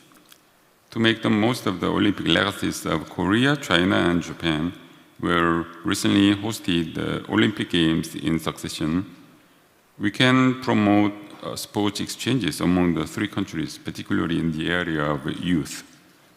For example, taking advantage of the Winter Olympic Games legacy of Pyeongchang, Beijing, and Nagano, each city can take turns in hosting the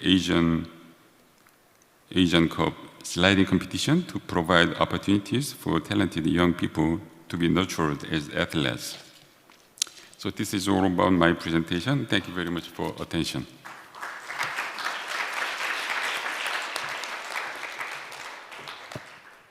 Thank you, Chul-min Kim. Now we'll have a third example from Marie Barsac from Paris 2024. Good afternoon to everyone. It's a pleasure to be here. Thank you, Marie, for the invitation. I will talk about one of our projects in terms of legacy. In Paris 2024, we have one belief: sport changes lives. I think in this room you believe the same because you belong to the sports movement for most of you. And we have one ambition: make people move more in their daily lives before 2024. This is very important to say before 2024, because if we want to succeed our legacy after the Games, we need to act right now. The thing we haven't done before 2024 will not be done after the Games. That's what the IOC told us. And so we clearly believe that, and we are working with that in mind. So, moving more and fight against sedentarity is our ambition. Because the situation in France is alarming, you have some data on the screen. You can see that our youth and teenagers are in a bad health, and we really need to react. And it costs a lot also to our country. So we have all of the elements to react and to convince our stakeholders to be active on that field.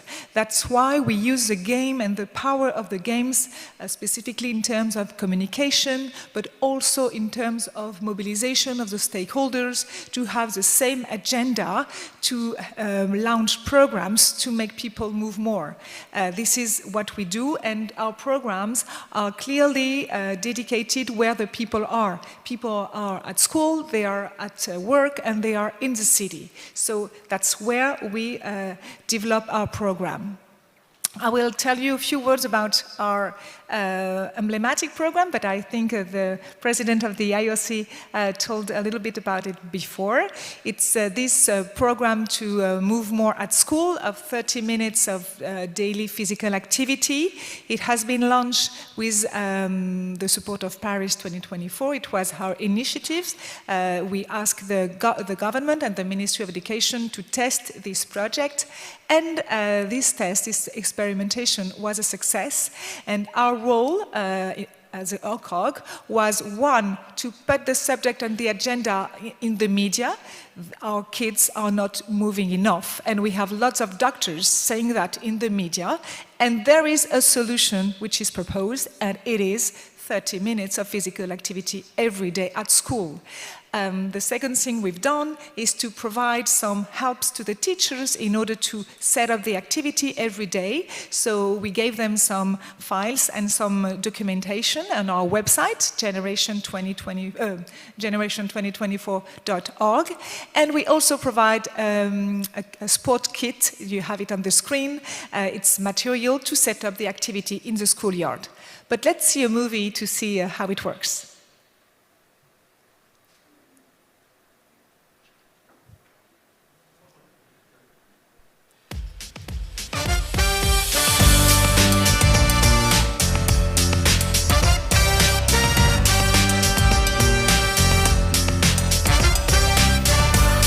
À Paris 2024, on croit au pouvoir du sport. C'est pourquoi l'Éducation nationale, avec le concours de Paris 2024, a invité toutes les écoles à mettre en place 30 minutes d'activité physique et sportive par jour dans les écoles en complément de l'EPS.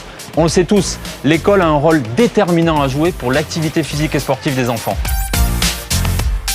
Comment ça marche? C'est très simple. Il suffit que l'enseignant, soit en début de journée, soit à un autre moment dans la journée qui convient mieux pour les enfants, eh bien de proposer des jeux très simples. Courir, sauter, lancer, danser. Bref, il faut se dépenser et surtout, il faut s'amuser. On a une fiche avec une consigne très simple et derrière la fiche, il y a des images d'illustration. Donc c'est très simple. N'importe quel enseignant novice peut s'emparer de n'importe quelle fiche. Comment on va se déplacer entre les petits chemins? C'est vraiment que de l'activité physique, il n'y a pas de performance. On cherche à prendre du plaisir, à bouger surtout.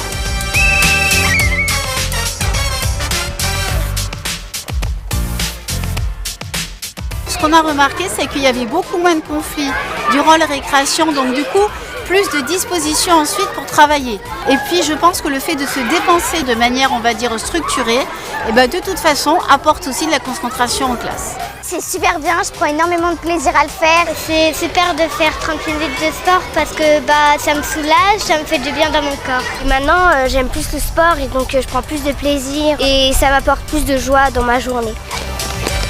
Faites 30 minutes de sport par jour. Faites du sport!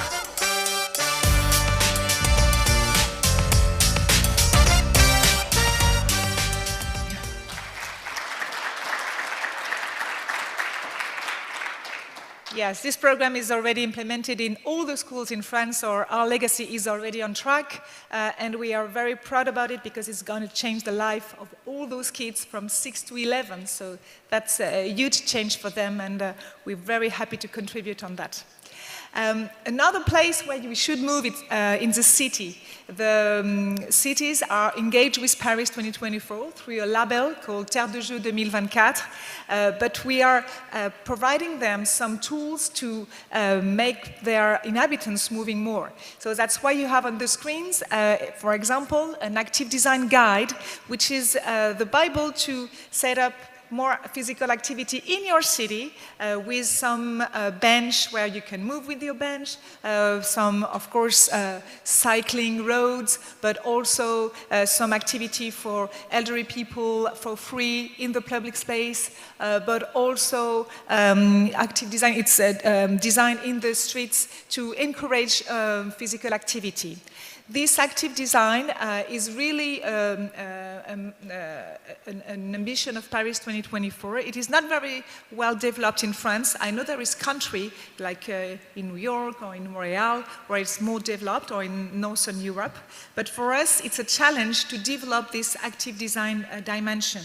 We are engaging all the cities around that, and we are, of course, spending lots of time to explain how they can put more physical activity in the everyday life of their inhabitants. And we have, we have also 6 cities which are pioneer cities, where we, with the support of the government, we are pushing them to do more because we want them to be a demonstrator in 2024. So there is already the city, for example, of Saint-Dizier, which has already done his active design urban development. And it's the best way to have demonstrators to convince other cities to do it. And we also provide some prices about all those urban facilities and or urban developments, which is, as you can understand, very important, this money issue. Moving more at work. Again, it is interesting. You can see on the screen some guys moving. They are working on the Olympic and Paralympic Village. Every morning they have this 30 minutes of physical activity. For us it was important again to have a demonstrator that it is possible to move more 30 minutes every day at work, specifically in this emblematic place, which is the Olympic and Paralympic Village. The companies working there are very happy about that. There is already some results in terms of injuries of those workers and also in the general behavior of the people. They know each other better, and those they are more enthusiastic, and they are very proud to work for the games also. We also launch a challenge between all of our sponsors. We have about 20 sponsors, tops and national sponsors, and we launch this challenge, 30 minutes of physical activity for your employees. And each 30 of each month, we celebrate the best sponsors, the one who has been the more active to promote 30 minutes of physical activity to their employees.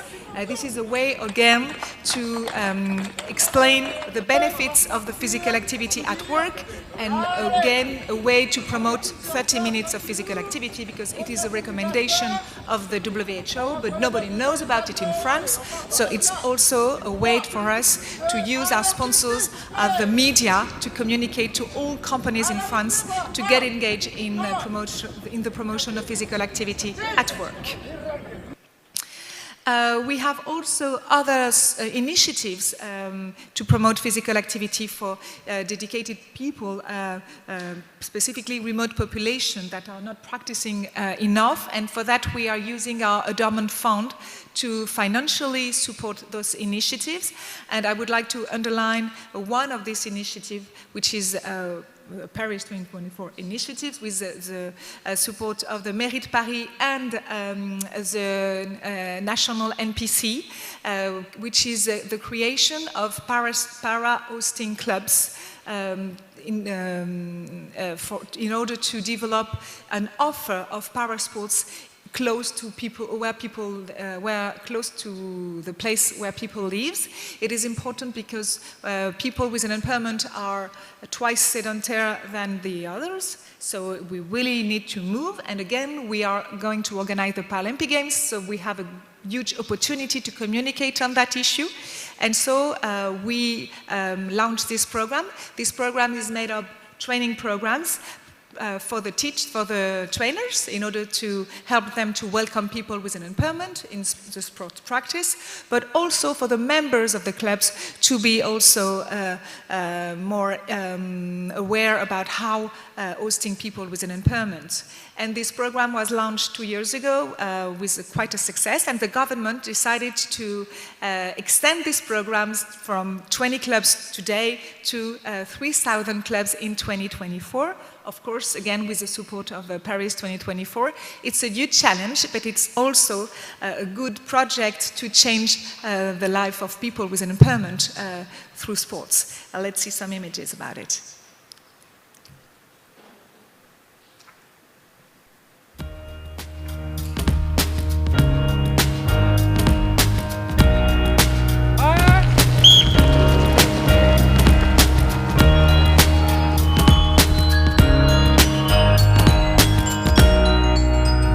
Ça nous a permis donc, de pouvoir justement accueillir les personnes en situation de handicap désireuses de faire du sport, de les associer donc, au programme sportif du club et de les inclure donc, avec les personnes dites valides.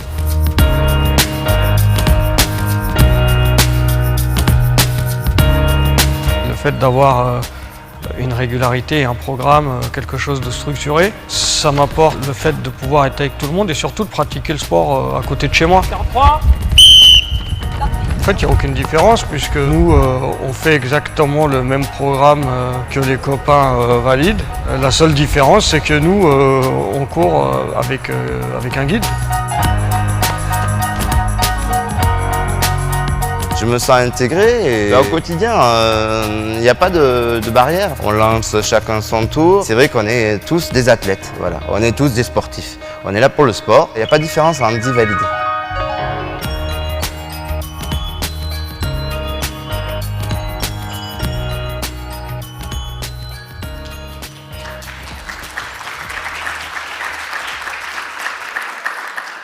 As a conclusion, I would like to underline that working with stakeholders is a key factor of success. It is the best way to develop legacy programs. Those legacy programs must be very concrete, and you need to have a benefit very shortly if you want to convince those stakeholders to continue to support those programs, because in 2024 we will not be there, but we hope that those programs will continue after us. But perhaps we will have a legacy entity also to continue this work to initiate those kinds of programs. Thank you very much.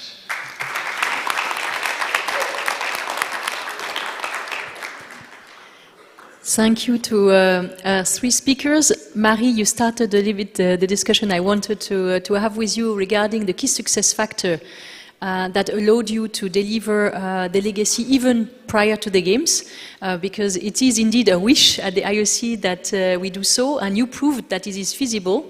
So maybe we could hear from the three of you what were the key success factors to deliver the games, the legacy even prior to the games. Was it, Tony, the fact that you were working already for BODA before you joined Beijing 2022? Or something else? Was it the fact that we had Pyeongchang 2018 legacy already in the region, in the province of Gangwon? Or, you know, Marie, the fact that you had these partnerships already established? Tony, would you like to start? Yeah, sure. That's a good question. That in order to ensure the pre-game legacy, I think in our case, the big efforts by our governments at all levels, it's a key pillar of the, for the whole actions. But secondly, I think he mentioned before that is the collaboration between all the stakeholders involved, because delivering the legacy is not only the tasks for organizing committee.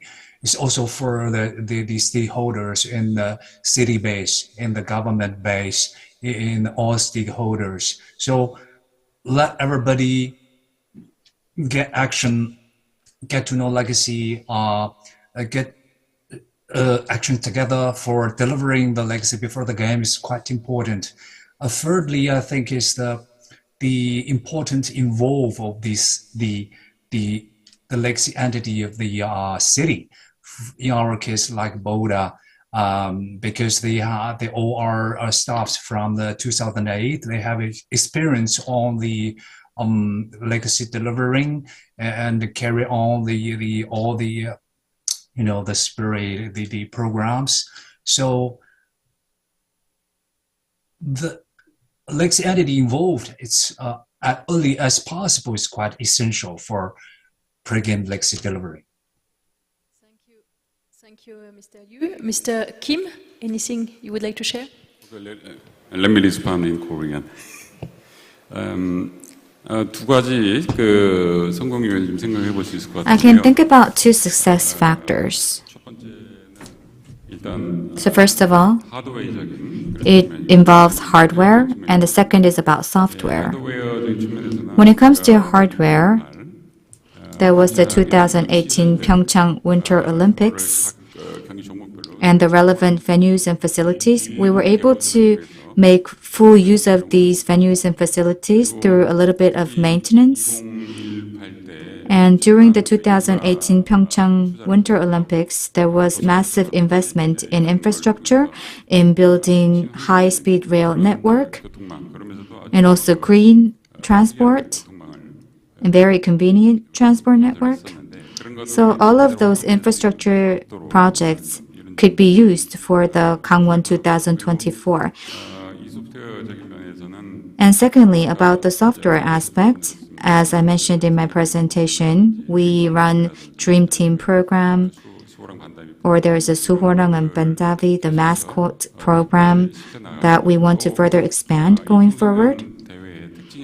And we want to also develop programs that can cater to the needs of our youth and young generations. So we want to develop benchmark programs. Thank you, Mr. Kim. Last but not least, Marie, you mentioned already, the necessity to build partnership with many stakeholders. Maybe you can expand on that, and maybe explain also how you promote this soft legacy in the lead-up to the games. Yes, for us what was important was to begin very quickly, because we wanted that the population was convinced that our games will be useful. It is very important to understand that, because it's what we have said during the bid phase, and we need to be very concrete shortly after we win the bid. Because if you have to wait for 7 years before showing the benefits of the games, your population will not support anymore your organization. And you know that there is social issues in every country, and you're not always in a good situation. You have risks, and so having a legacy before the games is the best way to prove that your games will be useful. And the second element, it is also very important, is the money. If you launch your program very early in the project, you spend money to develop your program, and at the end of the day, because that's what the IOC told us, you will have a problem, a money problem in the OCOG, because it happened all the times. If you have already launched your program, if your program are already a success, you will have the money until the games to continue the dissemination of your program. And that's exactly what is happening today. We have an inflation issue, we have to face a budget issue at that time, and it's not our fault, it is the situation in the world because of the war. But legacy will not be cut, because we have secured the budget and we have already launched the program. It is not a project of legacy, it is clearly legacy right now. Thank you to the three of you. We are over time, but can we still take a question from the room? One? Do you have one question? No? I don't see anything from here. If not, thank you very much to the three of you.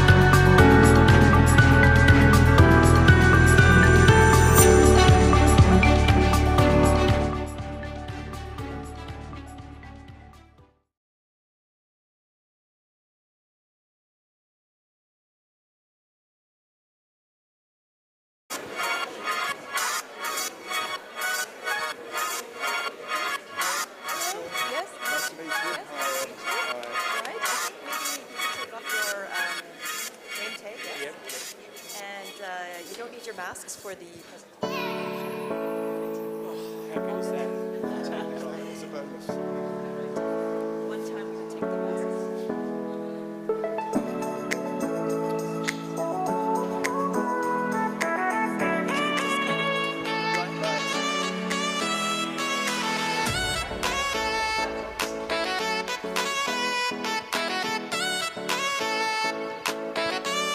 So we will get started with our last session.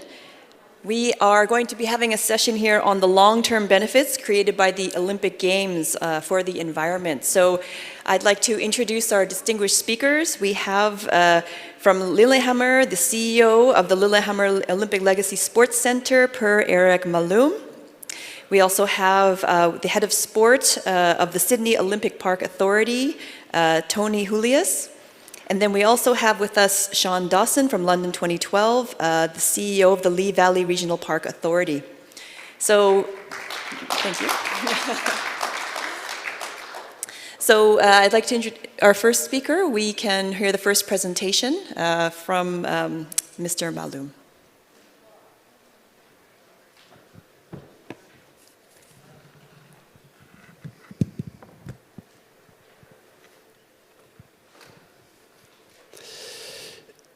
Imagine minus 20 degrees. Imagine white snow. Imagine a 6-year-old boy watching the biggest winter sport event in the world in his hometown. From that day, I was committed to sport for the rest of my life. That's my own personal legacy after the Olympic Games in Lillehammer 1994. So thank you so much for the kind invitation. My name is Per Erik Malum, and I'm the CEO of the Lillehammer Olympic Legacy Sports Center. I'm here today to present 3 key elements when it comes to environmental legacies after the Lillehammer Olympics 1994. These are the environmental legacies developed before, during and after the Olympic Games in '94, the environmental legacies created by the Youth Olympic Games in Lillehammer 2016, and in the end, the environmental and sustainable legacies created by the Lillehammer Olympic Legacy Sports Center today in 2022. And I will also, in the end, touch into how we are targeting next generation of sports leaders and athletes.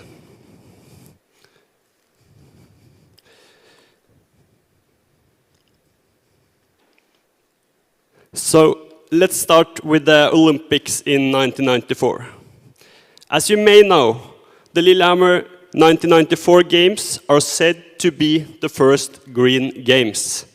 When the planning process started, it was an expectation from several youth politicians that the Games had to be environmentally friendly. After discussions with IOC, the environment was added as one of 3 pillars for the Games, in addition to the sport and the culture. IOC President Samaranch named it the White Green Games. I will give you 3 examples of how the sustainability focus made an impact.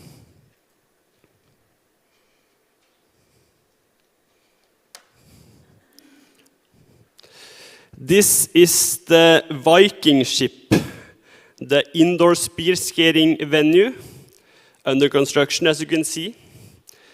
And this location was actually moved from its original location with respect for bird sanctuary. Another example, and a very important one. In order to deliver green and environmentally friendly games, it was key to get the sponsors involved and engaged. Lillehammer and the IOC really succeeded with this. And one example is that Coca-Cola and McDonald's invented new recyclable products for serving their food. I still remember my dad told me at the opening ceremony that I could actually eat my plate when I'd finished my hamburger.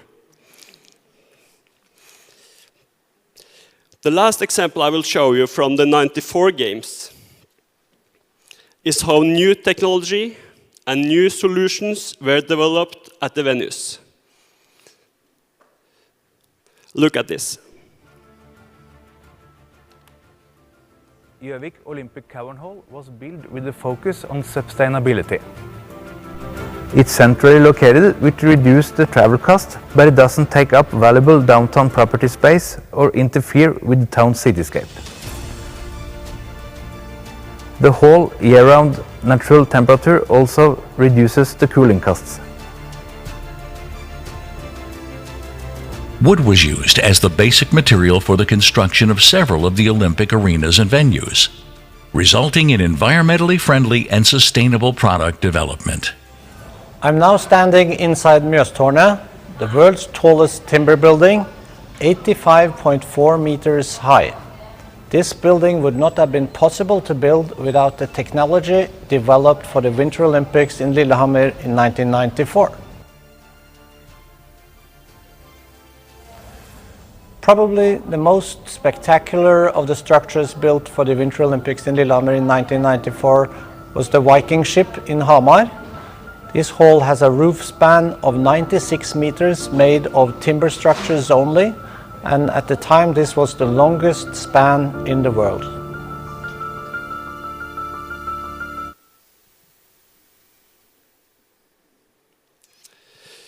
So, after the Olympics in Lillehammer, the environmental focus became the new standard for all future hosts. The competence from the Games in '94 was willingly shared with the coming Olympic hosts with great support from the IOC. Another example of sharing is the Foundation Lillehammer Environment, who was established after the Games with the aim to share experiences and best practices with the business world. They created an environmental network and hosted conferences yearly where they could share their knowledge. The funds for after use was established to ensure the daily operation of the venues, but it was also allocated to take care of the environmental legacy. For example, all venues in the Lillehammer Olympic Park were environmental certificated according to the Eco Lighthouse standard after the Games.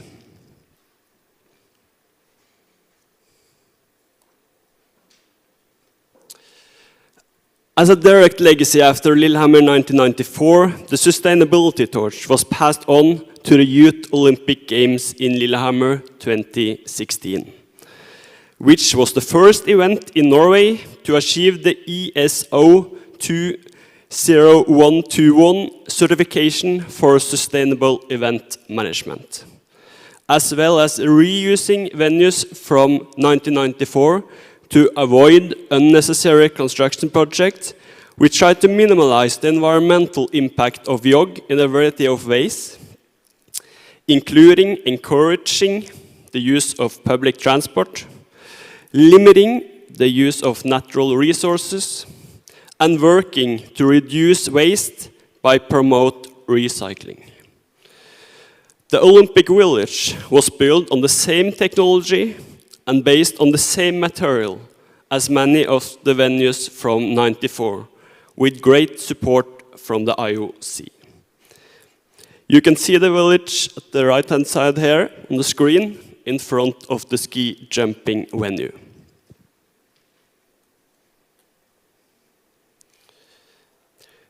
In the YOG cultural program in the Learn and Share area in Håkonshall, lectures named Keep YOG Green were daily presented in order to share knowledge and highlight the importance of the environmental focus for the Games.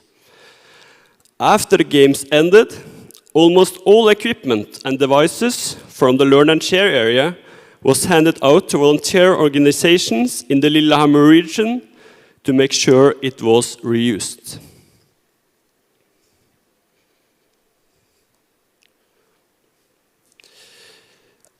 I am extremely proud to stand here today and say that all venues from 1994 and 2016 still are in daily use and may create new dreams for boys and girls of today, like I myself experienced in 1994.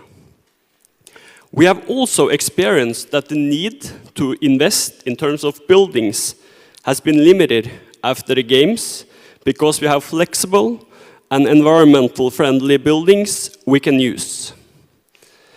The university that is still located in the media center from 1994 is a good example of that. The venues also makes it possible for us to host international events yearly, as well as create activities targeted at the next generation of athletes and sports leaders from all over the world. The Legacy Center has, since its establishment in 2017, organized sustainable international training camps for more than 1,000 athletes and coaches from more than 40 different nations. We still have top standard venues that are mostly within walking distance. So when you leave the airport train at the Lillehammer station, you can walk to all activities. That's another unique legacy after the Games in 1994. I will now show you a short video describing how we aim to share our knowledge in a sustainable way also in the future.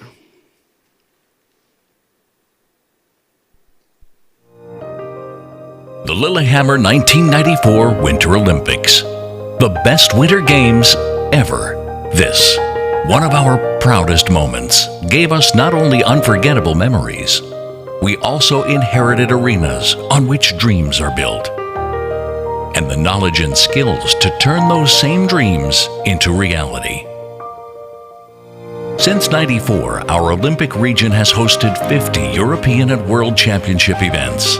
We have arranged more than 200 World Cup competitions and have established the standard for all future Youth Olympics after the 2016 Games.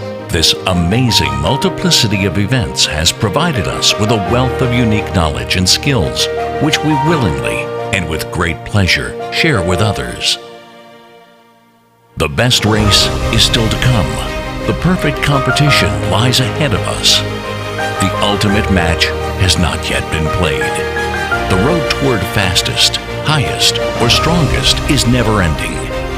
Those who have come closest to perfection have shown indomitable willpower and courage. But more importantly, they have not traveled the road alone. Lillehammer Olympic Legacy Sports Center has been, and always will be, a tireless traveling companion on the pathway that leads to dreams being achieved, both for tomorrow's champions and those who shall lead them on the journey towards the stars. That's why our motto says, train better, lead better, and share it with the world.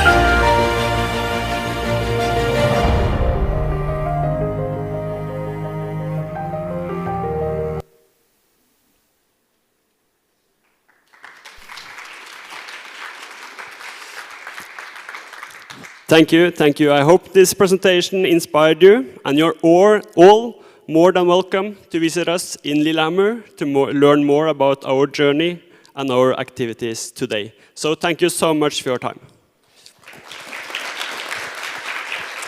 Thank you for your presentation. And now we'll move to the Sydney Olympic Committee.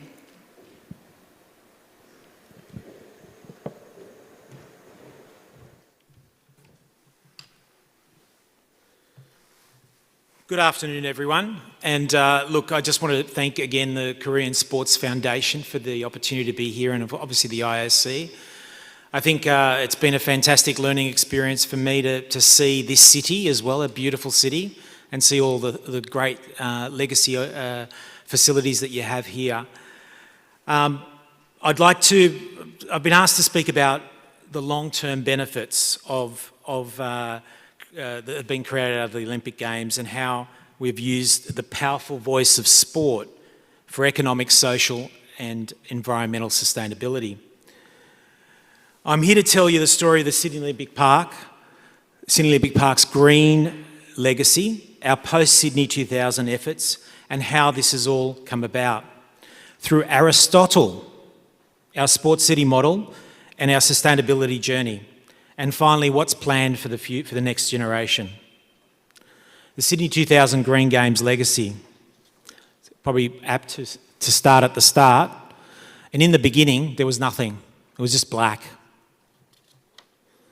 Black pollution, and lots of it. A toxic, degraded wasteland. The site was a gasworks and chemical production site with industrial waste and illegal dumping. September 23, 1993, I remember vividly seeing Mr. Juan Antonio Samaranch on TV announcing, and the winner is Sydney, triggering Australia's largest land remediation project of its kind at the time. 9 million cubic metres of waste was contained on site. The Games also triggered the largest investment in sustainable infrastructure ever seen, and for the first time, sustainability principles integrated into the built environment. The environmental guidelines challenged designers and architects to protect the environment, establish green buildings and create parklands that would become significant environmental sites. These first Green Games were the catalyst to the sustainability built environment movement in Australia. We have our Athletes Village. The Sydney 2000 Games Athletes Village was Australia's first eco-village. Solar hot water, reticulated recycled water, energy-efficient lighting and appliances. Our Olympic Stadium included passive design, translucent roof for maximum natural light, rainwater tanks, recycled water and 2 cogeneration plants. Everything was ready and on time for Sydney 2000. We successfully staged the 2000 Games, and then Juan Antonio Samaranch proclaimed that Sydney presented to the world the best Olympic Games ever. And I'm quite proud of that, but I also recognise that every Olympic Games are the best Games ever. So post-Sydney 2000, there are a number of enduring legacies resulting from the Olympics, one of which was the creation of the Green Building Council of Australia, which was formed in 2002. And of course our own agency, our legacy entity, Sydney Olympic Park Authority. Sydney Olympic Park has been awarded a 6-star Community Green Star rating representing world leadership in master planning. The areas that are assessed include governance, livability, economic prosperity, innovation and the environment. Carbon neutral by 2030 is a target. In order to achieve this, we've invested in solar. We're putting solar panels on our car parks, on the aquatic centre, on the athletic centre, and these first iterations are creating savings of about 1,640 tonnes of GHG emissions and having a saving of hundreds of thousands of dollars of energy costs, which are significant. Sydney Olympic Park has become a place where emerging innovations are tested, such as the recent autonomous vehicles trials, and also green building materials such as our street banners, which we are now recycling to make tiles for our aquatic centre. The digital parklands is about measuring and monitoring weather, temperature and soil moisture to achieve water saving and to create cooling places during extreme weather events. Parklands and ecologies. The continued development of Millennium Parklands post-Games has seen the development of more community parks, as well as a thriving habitat that includes 3 endangered ecological communities, 1 endangered frog, the green and golden bell frog, 7 other frog species, 400 native plants, 100 native birds, 10 bats, and 15 reptile species. We have a new vision. We consulted widely across residents and students and our sports. Out of this lengthy consultation process, we've developed a new vision for Sydney Olympic Park, which is Sydney's beating green heart, continuing on from the Green Games legacy. I won't go through all of these. These are in your handout, but these are some of the environmental activities that we've done to try and become more of a green community. We've also looked at social and economic sustainability, and there's some interesting numbers there. Again, they're pre-COVID numbers, and we're looking to come back to those in the next 12 months in terms of moving back out of COVID. I think one of the key ones for me is the utilisation of the park has grown since the Games, but from a sport perspective, we've actually got more people playing sport than watching sport in the park. How we've done it. I thought, given my Greek heritage, that I'd look to the Greeks and the ancient games, and I'd look to the Greeks for some meaning. This meaning was found with a famous Greek philosopher, Aristotle, who made the observation that the whole is greater than the sum of its parts. I use this to emphasise the benefits of a central precinct model and how our singular governments at Sydney Olympic Park allows us to grow sustainably. I would argue that Sydney Olympic Park is greater than the sum of its parts, including sport, environment, economic and social elements, and is using the voice of sport to drive sustainability. This process is reflected in our Sports City collaboration model. Our sustainable Sports City model at its heart is where our partners sit. The next ring outside the heart is the levels of sport that we focus on. Not only top level, not only developmental, but obviously grassroots participation are the three key areas. The next ring talks about what types of sport we're focused on. Obviously Olympic and Paralympic, action sports, which is a new phenomena, and also popular sports. In Australia, we have some unique sports like AFL and netball and rugby league that are a little bit different, that are unique to us, that we support. And of course, the outer ring there also identifies specific areas that we're interested in, whether it's venues, centres of excellence, events, and education and innovation. We work with our sports partners to use the powerful voice of sport to drive upgrades to our venues and to create new sporting venues and centres of excellence. We use the powerful voice of sport to assist in attracting events to Sydney Olympic Park. Our sports collaborations have resulted in significant impact to the park. We've got over 5,000 events annually being hosted in the park, 10 million visitors annually, and generating about $1 billion worth of economic impact. Again, these figures were pre-COVID, but as I said, we're looking to get back to those very quickly over the next 12 months. We've had recently over 300 million invested in creating new sports venues. We've got 50 sporting organisations based in Sydney Olympic Park, and 20 home teams playing in various national leagues. Our sustainability journey and the next generation.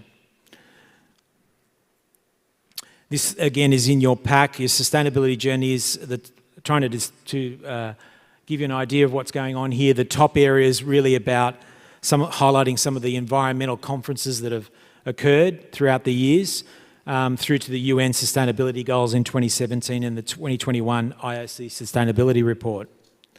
The central part of this roadmap plots Sydney Olympic Park's journey from the Green Games legacy, the environmental guidelines, and our governance structure to master planning processes of 2030, and now the development of the 2050 master plan. So the government's very keen to get more out of the Olympic precinct, and the legacy continues. At either end of the process is Sydney and Brisbane hosting the Games, with Brisbane carrying on the torch for the 2032 to host a climate-positive Games. New South Wales government's also been instrumental in improving accessibility to the site. There is a plan, there is a project now that's the Sydney Underground Metro that will travel to the city CBD, and the light rail will also connect to Sydney's second CBD. Some significant investments that will be seen and enjoyed by our next generation as we improve livability in Sydney Olympic Park. Using the powerful voice of sport, sports is a key social platform that can reach and influence millions of people worldwide to raise awareness and change. Looking forward to inspire our next generation, we've invested in creating a number of action sports facilities, the Monster BMX track, the Monster Skate Park, the Monster Racing Track, and coming soon in 2024, we're creating a place where you can come surfing. No sharks, no stingers, just great waves. And finally, during COVID, our parklands visitors have soared. The value of open space for physical and mental well-being is widely recognised.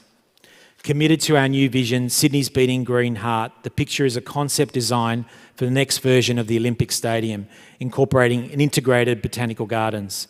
The Sydney 2000 Games has created a wonderful place for all to enjoy. And like our friends here, we look forward to welcoming you to Sydney Olympic Park. Thank you.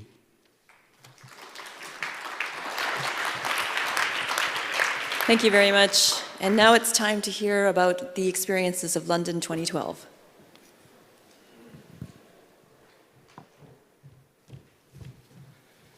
I think I'm up against the clock here. There's a coach waiting at 6 o'clock and I'm going to be in very big trouble if we're not on it. I want to echo really the thanks of fellow speakers here. You know, it's a great privilege to be invited to Seoul for this conference, this forum. Great thanks to KSPO, the IOC for making it happen. And I've been here a few days. I'm duly inspired by Seoul, by the Olympic Park and other speakers, so I'll be taking that back to London. What I'm going to try and do over the next few minutes, I'll try and keep it shorter than planned, mindful of the time, is really give a flavour of some of the environmental challenges London faced and how they were dealt with, and lessons that were actually, and the innovation that's come from that process, and how we're using those lessons learned today. Right. So, which button is it? Oh, yeah. Okay.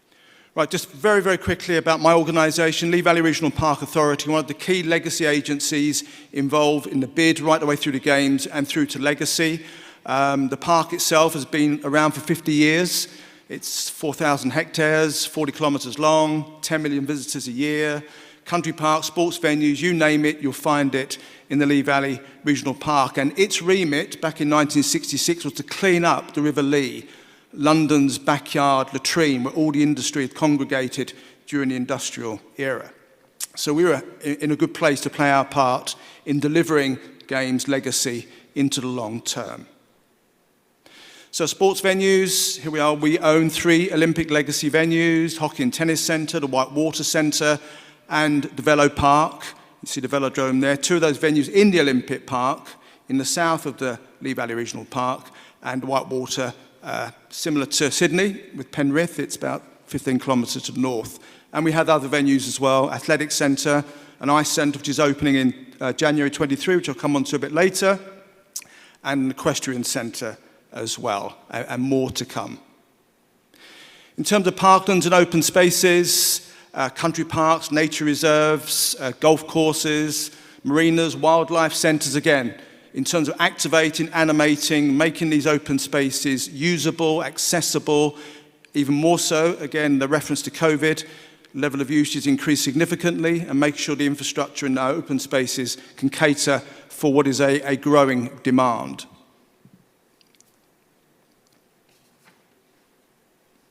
So, actually, you don't need to hear about my experience. I haven't got time for my experience. But involved for 20 years, from bid to Games to legacy. And I've been very fortunate to be part of that journey and still enjoying it. And being here is very much part of that and learning more all the time.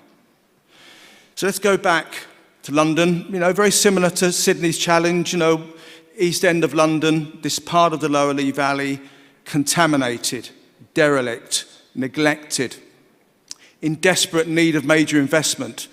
and it probably would have taken 20, 30 years to deal with it if it hadn't have been for the Games. The catalyst of that £9.6 billion from the Games was to make it happen. But not only was it physically in such an awful state, but of course surrounding neighbourhoods were characterised by poor housing, poor health, and so therefore this whole area of London was degraded and needed serious investment. And the 2012 Games was the opportunity to deliver that. And just some images really to make the point of how it was back in the early 2000s. So in terms of transformation from Games to legacy, this is an image of the Games with the overlay, so you can see there not a lot of green space, a bit of green space, but not a lot. You know, permanent venues are there. You can see the stadium in the bottom there, and various other venues dotted around, but some temporary, of course. And if we move on to the park today, you can see it's obviously changed dramatically over the last 10 years, and you can see that green swathe up along the river, that prominence of that green space at the heart of the Olympic Park, as well as other areas of green space as well, but also the prominence of the venues still there. And you can see a new cultural and education quarter, the purple there, just the area there where you've got UCL, University College London, the Victoria and Albert Museum, Sadler's Wells, major cultural institutions coming into the Olympic Park again to give it another dimension. But this is the park today, evolving. There's a long way to go, another good 10 years plus of development, of really optimising what the Olympic Park is going to be. But this new part of London has really been lifted from its awful state, and it's well underway under the auspices of the London Legacy Development Corporation, who is responsible for leading that whole process. And of course, letting nature take its course. You don't have to have manicured lawns. It's allowing nature to find its place. So this is alongside the verge of the road circuit, which is part of the Velo Park. It's 10 years on, what we're finding is, as you would expect, the ecology, the biodiversity has been enhanced immensely, and lots of studies have gone into actually measuring the impact over that time. Haven't got time to run through any of those numbers, but as you can imagine, there has been a significant transformation during that period. And where you're getting wildlife and that urbanization coexisting and using creativity through design and sympathetic approach to make sure that you can get that coexistence.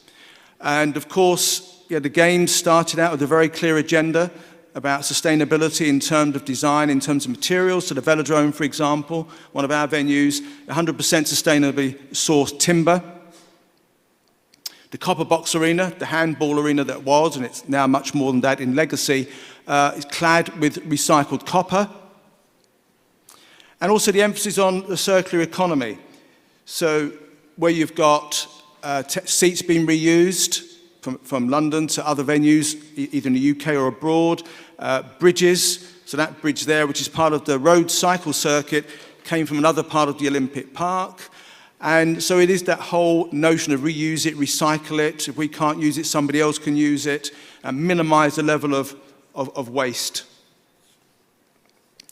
And there was a zero waste to landfill target in 2012, and that principle, that philosophy, has been carried on post the Games.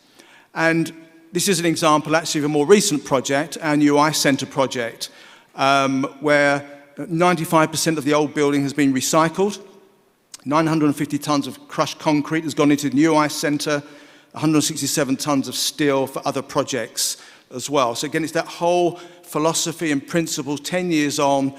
It's not just about the Games legacy, as we all know, is constant, evolving, progressing, and that's what we're trying to do in other projects, taking those forward. So in terms of lessons learned over the last 10 years, from pre-Games to Games and now, is connectivity. The River Lee is the main conduit. It runs through, it's that thread, but it's how you also established East-West links as well, in terms of those corridors for nature, in terms of access for local communities to access open space, not just the Olympic Park, other areas of local space, open space, having a plan. And we all like a plan. Plans are eternal. We're always reviewing them, developing them, and biodiversity plans are no different. And the initial biodiversity plan was produced in 2008 as part of the whole Olympic process, but this is being carried forward under the leadership of the London Legacy Development Corporation, but key partners like the Lee Valley Regional Park Authority, the local authorities, and other conservation agencies pulling together to jointly work to continually improve and enhance the biodiversity, not just of the Olympic Park, but in surrounding neighbourhoods as well. And it's not about, again, as I said earlier, about having manicured lawns. It's about creating different types of environments for nature to take hold and do what it needs to do, and to make sure we diversify as much as we can. And so venues responding to the open spaces that they're in. There's no template. It is really responding to the context you find yourself in. And it's looking up, not just looking down. It's about how we, green roofs. It's about how we incorporate opportunities for nature in different ways within our building design or with existing buildings as well. Communicating with the general public as to why we're doing what we're doing, the benefits of what we're doing, and that's critical for young people in particular, but just the local population to get that buy-in, get that understanding, and get more responsible behaviour in terms of how people treat the environment on the back of that as well. It is about balance. It is about all these major events. This is the 2018 Hockey World Cup at the Lee Valley Hockey and Tennis Centre. Everybody travelled by public transport and walk, no cars. Very careful in selecting catering organisations, no waste, minimum wastage and packaging. There's a whole series of different processes to go through, so you minimise the carbon footprint touch of such a major event. And again, that's carrying on the philosophy, the principles of 2012, 10 years on. And there are many other initiatives as part of that as well.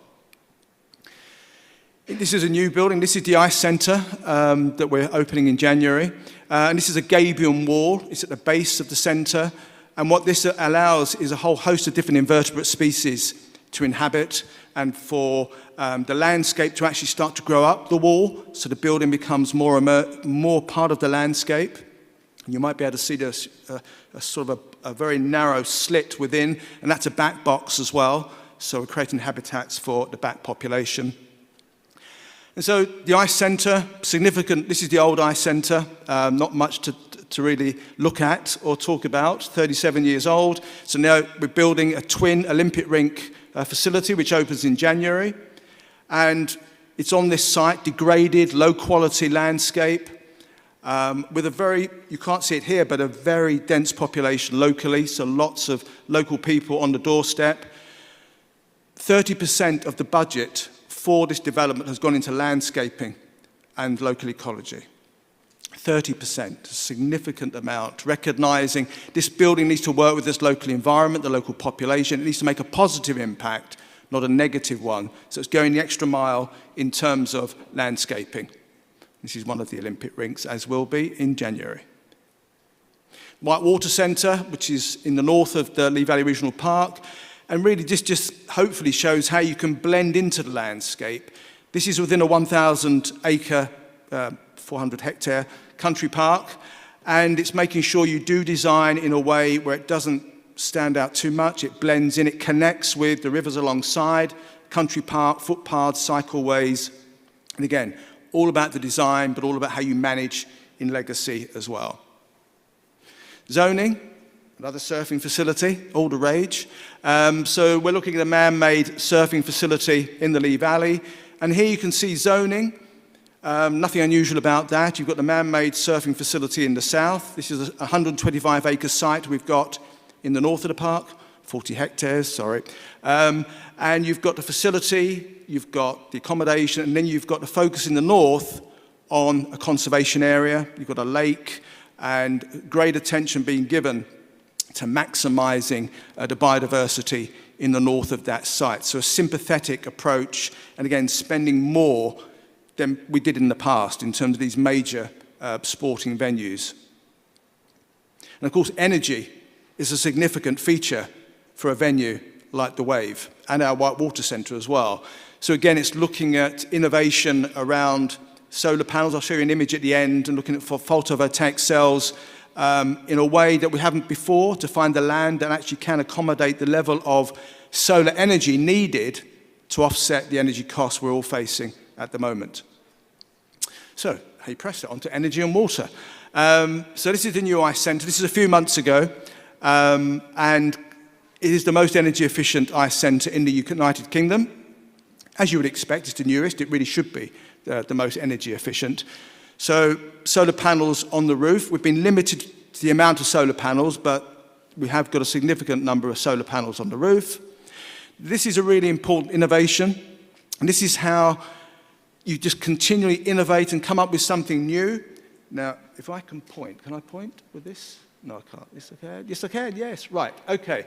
So you can imagine every day, 2 ice rinks, lots of ice is scraped off those ice rinks every day. And rather than just putting it down the drain into the sewage system, that ice goes into a reed bed here, it goes into another reed bed here, and then goes into the river. It gets purified, it gets oxygenated, so it adds to the quality of the river, but this is an oxbow lake, so it also improves the flow of the river as well.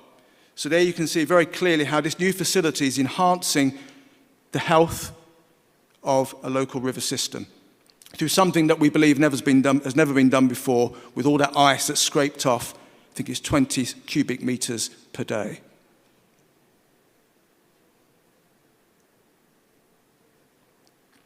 And again, this is something that we're all doing at the moment, so nothing really revolutionary about LED lighting, but it's making sure we're pressing ahead across all our venues with LED lighting, which we got in time for the Commonwealth Games in the summer. So it's important to get them in a timely fashion for the Birmingham Commonwealth Games, and track cycling took place at the Lee Valley Borough Park. We have solar panels at our commercial farm. We have a commercial farm, and but also we're rolling out, as a Sydney colleague is doing, across all of our venues over the next few years. And of course, electric vehicle charging points, again, really upping our efforts to get those across the park. And this is the innovation I was talking about with solar panels. There's a lot of water in the Lee Valley, lots of open water, and finding areas where you can perhaps have those solar panels, where maybe land is at a premium, it's not so easy. So we're looking at this innovative approach where you've got floating solar panels, and the WAVE scheme in particular, looking at that relationship. And that's it. Thank you very much. Thank you very much. I think we can all see clearly that there's been a tremendous amount of work that's been done by each of the host cities in terms of long-term impacts, having a long-term benefits on the environment. But I think we can all agree that there's still a tremendous amount of work to be done, and this is truly one area where we are stronger together, working together. So we really need to keep up the energy to maintain the momentum of all the positive work being done in sustainability. Unfortunately, we don't have enough time for a Q&A session, so we're going to have to wrap up here.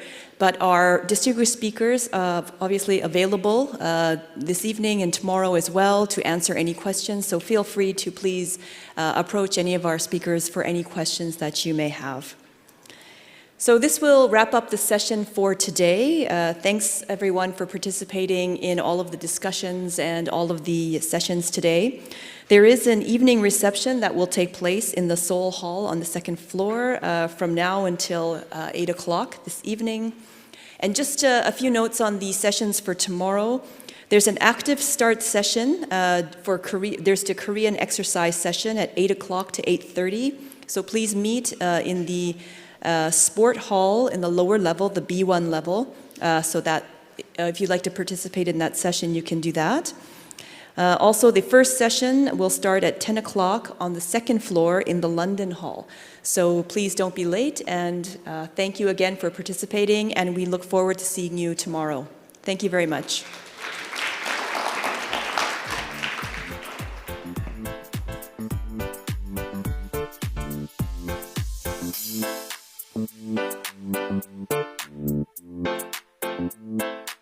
Thank you.